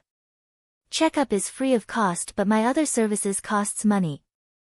Don't hold any grudge against me if I don't fix your body because you don't have enough money, okay? Alright then, remove your clothes. Akira followed Yatsubayashi's instructions and took off his augmented suit. Yatsubayashi used a strange camera-like tool and some kind of scanner to check Akira's body. He also used other weird tools to do the checkup. With his current knowledge, Akira had no idea if all of those tools were really for checking his body or not. It took about 10 minutes to finish the checkup. After which, Yatsubayashi gave Akira the result. I'm glad that it's nothing serious. But I suggest that you get some treatment. So, what kind of treatment would you like to take? My wounds are nothing serious. My limbs are screaming in pain though. I can only move around thanks to the cheap medicines that I'm taking. Akira seemed to doubt what he just heard. Yatsubayashi just smiled and answered. Serious injuries are those cases in which you have lost your limbs or have your internal organ gouged out or even destroyed. Basically they're injuries that win you a straight tick to the hospital. Just a few cracks on your bones, or some internal bleedings, or damages from tired muscles are all small injuries. It seemed there was a big gap between Akira's and Yatsubayashi's standard for light injuries. But from the perspective of the hunters, Yatsubayashi's line of thinking was the correct one. Akira smiled vaguely, he sounded as if he was half convinced. Can you heal my wounds at least so it won't lower my fighting ability? I see.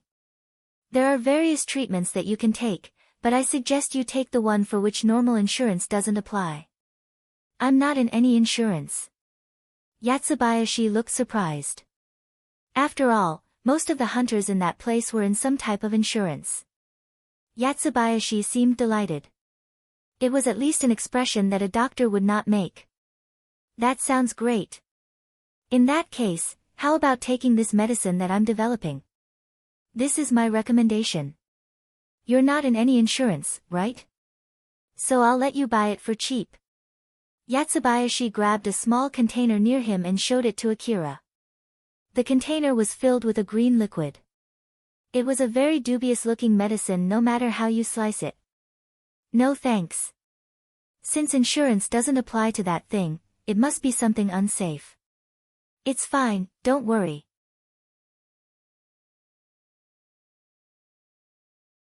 It's not like I made it from nothing. I made it by breaking down and analyzing the old world medicine, then using that data to imitate its effect. I can guarantee its effect since I've already tried it on myself before. The reason why insurance doesn't apply to it is because of the influence of the big companies. It's set like that so people would choose the medicines manufactured by those big companies instead. This medicine is better, I can guarantee you at least that much. So, what do you think?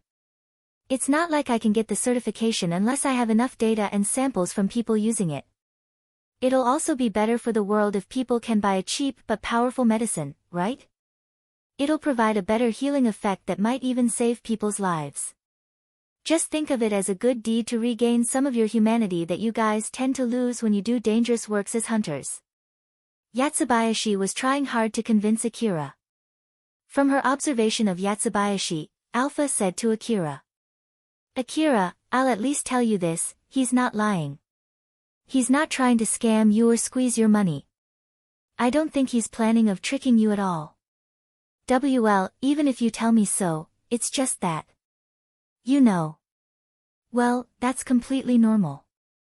Even if that medicine could not become mainstream because of the influence of the big pharmaceutical companies, if it was a medicine that had spread among the people and had earned a certification, then it at least should not have any bad side effects. No matter how many times Yatsubayashi used that medicine on himself in the past, it was not enough to convince Akira. Yatsubayashi knew that Akira was hesitating. But hesitation was not equal to refusal. Yatsubayashi thought so as he urged Akira further. Ah, I know. If you buy this medicine, I'll also sell the old world medicines that I have with me. These are medicines that you can't usually buy unless you use Chrome. But I'll sell them to you in Aurum. What do you think? Yatsubayashi pulled out a box from a bag near him and showed it to Akira. Akira was familiar with that box. It was similar to the medicine that he found back in Kozusahara ruin. Akira confirmed that with Alpha. Alpha, isn't that? It doesn't seem like he's lying and that box is still sealed. I think it's the real thing. You would want to get that if it's possible. Alpha and Akira agreed with each other. He knew well how powerful that medicine was. As such, he really wanted to get some of those medicines if it was possible. How many boxes are you willing to sell? Just one for 2 million orum. This medicine is usually used only for serious injuries, so it's not like I can sell it for cheap. To be honest, it was actually a kind of insurance in case his medicine did not work. But of course, Yatsubayashi would not say that to Akira.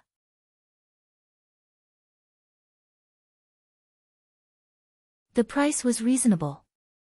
Although Akira was hesitating at first, he ended up taking that offer. All right. I'll take that. Please subtract the payment from my reward. All right then. Yatsubayashi seemed delighted as he started to prepare for the treatment. Seeing that, Akira felt like he just made a bad decision and looked slightly worried. But he then resolved himself and accepted the treatment. The treatment itself was finished in no time. They only put bandages soaked in that green liquid and injected that green liquid at some points in Akira's body. That's it. Just take a rest for the time being. Let's say for about the next 1 hour. It won't kill you if you move around, but its effect will be maximized if you just take rest. And also, don't tell anyone that I sold you that medicine, okay? It's not something that I usually sell, you know. So it would be troublesome if other hunters come to me asking for the same thing.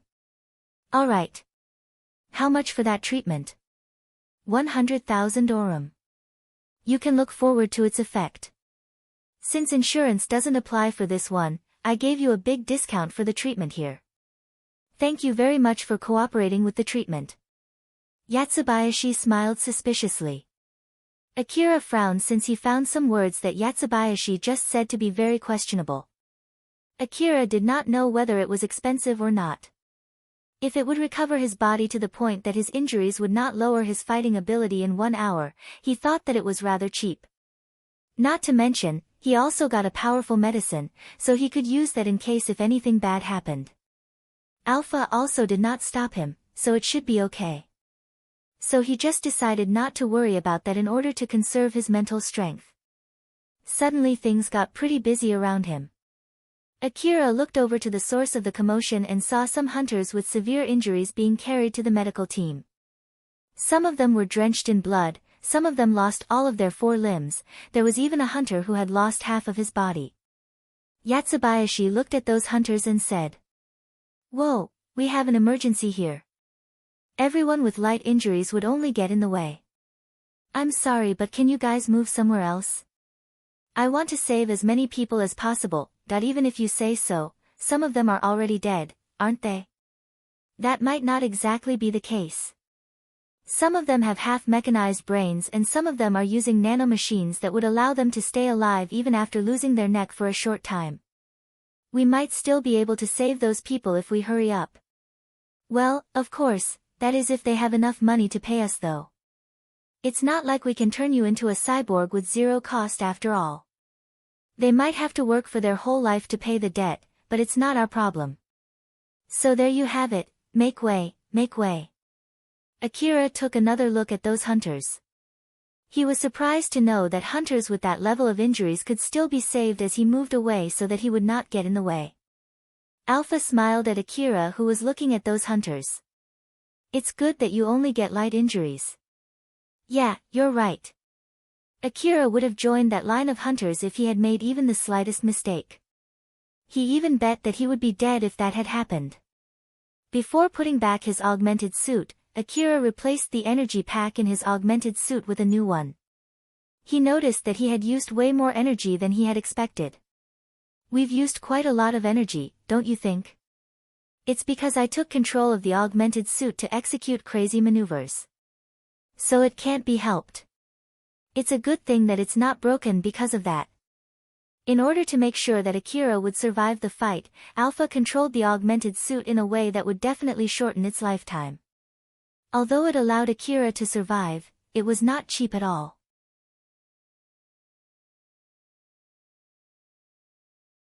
Akira could feel that the augmented suit was a bit stiff as he walked back to the HQ. The checkup result from Yatsubayashi was a good excuse to explain about Akira's injured state to HQ. As such, the HQ only assigned him to keep watch around the area near the HQ so he could take rest. He hoped that his shift would end without any more bad things happening. There were a lot of crumbled buildings in the Kuzusuhara ruin. Behind one of those crumbled buildings, a big-sized transport truck was parked as if it was hiding from sight. There were heavily armed people near that truck. It was Yajima's friends who were planning to carry out old-world relics from the underground city. Since the mastermind of that plan, Yajima, was dead. The plan continued with Nelia and Kane at the helm.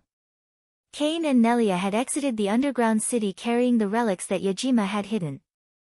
After they reached the surface, they blew up the hole to cover their tracks.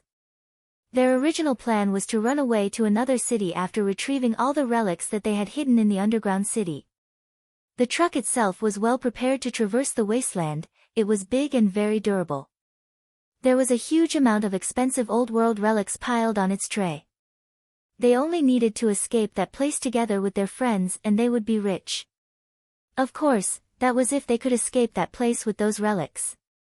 For some reason, they were still gathered in that place. It was because they encountered a problem. Countless terminals that were fixed into Nelia's powered suit were connected to the truck. She was connecting to the truck's control device. Among all of them, she was the second best when it came to operating the control device after Yajima died. She was now trying to take control of the truck's control device. While Nelia was still trying to take control of the truck, Kane asked her. He did not even try to hide his displeasure. "So, how's it going, Nil?" Nelia waved her hand as if she was giving up when she said that to Kane. Hearing those words, Kane vented the feelings inside his heart. Damn it. That damn Yajima, how dare he leave us with this shitty souvenir. Kane smacked the truck. His powered suit was big-sized with equally big power. Thus it made a loud sound when he smacked the truck. The truck was originally Yajima's. It had an advanced control unit so that even an amateur would be able to drive that truck just fine. But the very source of their problem was that advanced control unit. The control unit prepared by Yajima was installed with an extra program from him. It was the Post-Mortem Revenge Request program. It was a program that the hunters could download from the dark web of the Eastern District Network.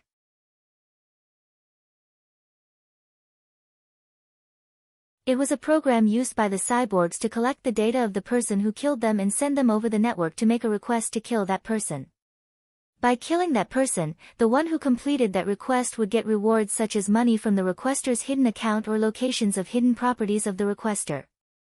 Yajima installed this program to the truck's control device in case Kane or any of his friends betrayed him. But Yajima was killed by Akira. That program had set Akira as the most likely person who killed Yajima. After all, he was the last person that Yajima met before he died. He was also the closest person to Yajima before the program's connection was interrupted by the jamming smoke. The control device of the truck was set to freeze until the target from the program was killed. Of course, they could just rip out the control device, but in order to install a new one, they would need a special set of skills. And they did not have that skill nor a spare control device that they could use. The program could confirm the target's death using different methods depending on the setting of the program. Some badly made programs could be fooled using a similar mannequin doll. It might also be unable to confirm the death of the target even after the target of the request was killed. As for advanced programs, they confirmed the death of the target from submitting the image of the dead target. Nelia was trying to bypass that confirmation process. But all of her trials ended in failure thanks to the advanced control device and the advanced program that someone spread in the darknet. She also did not have the skill to hack through the program. Since Nelia could not do it, it meant that no one here could do it. Nelia sighed and said to Kane and the others, "There's nothing we can do about it, let's just give up." Cain yelled back in anger. Give up, you say? Are you kidding me? How much money do you think is riding on this plan? How much do you think all the relics that we gathered are worth? If we sell them, we can at least get 10 billion aurum. No, we can get even more than that. Like hell, I would leave those relics here. The others around flashed looks of dread when Cain flared. If he went on a rampage with his formidable powered suit, no one in that place would be able to stop him. Looking at Cain, who was misunderstanding her words, Nelia exasperatedly said. Who said anything about giving up on the relics? What do you mean? I was just saying to give up on bypassing that program. The terminal connected to the truck's control device was showing the target of that program's request. Nelia pointed her finger at that terminal and said. Let's go and kill this boy. On that terminal was the image of Akira. You're tuning into the Blissful Bookshelf YouTube channel. We're so grateful for your support, and don't forget to subscribe to join us on this incredible journey through captivating stories. Your generosity through donations truly makes a world of difference, as it's the primary source of revenue that allows me to expand and enhance this channel for you. Thank you from the bottom of my heart for being a part of this adventure.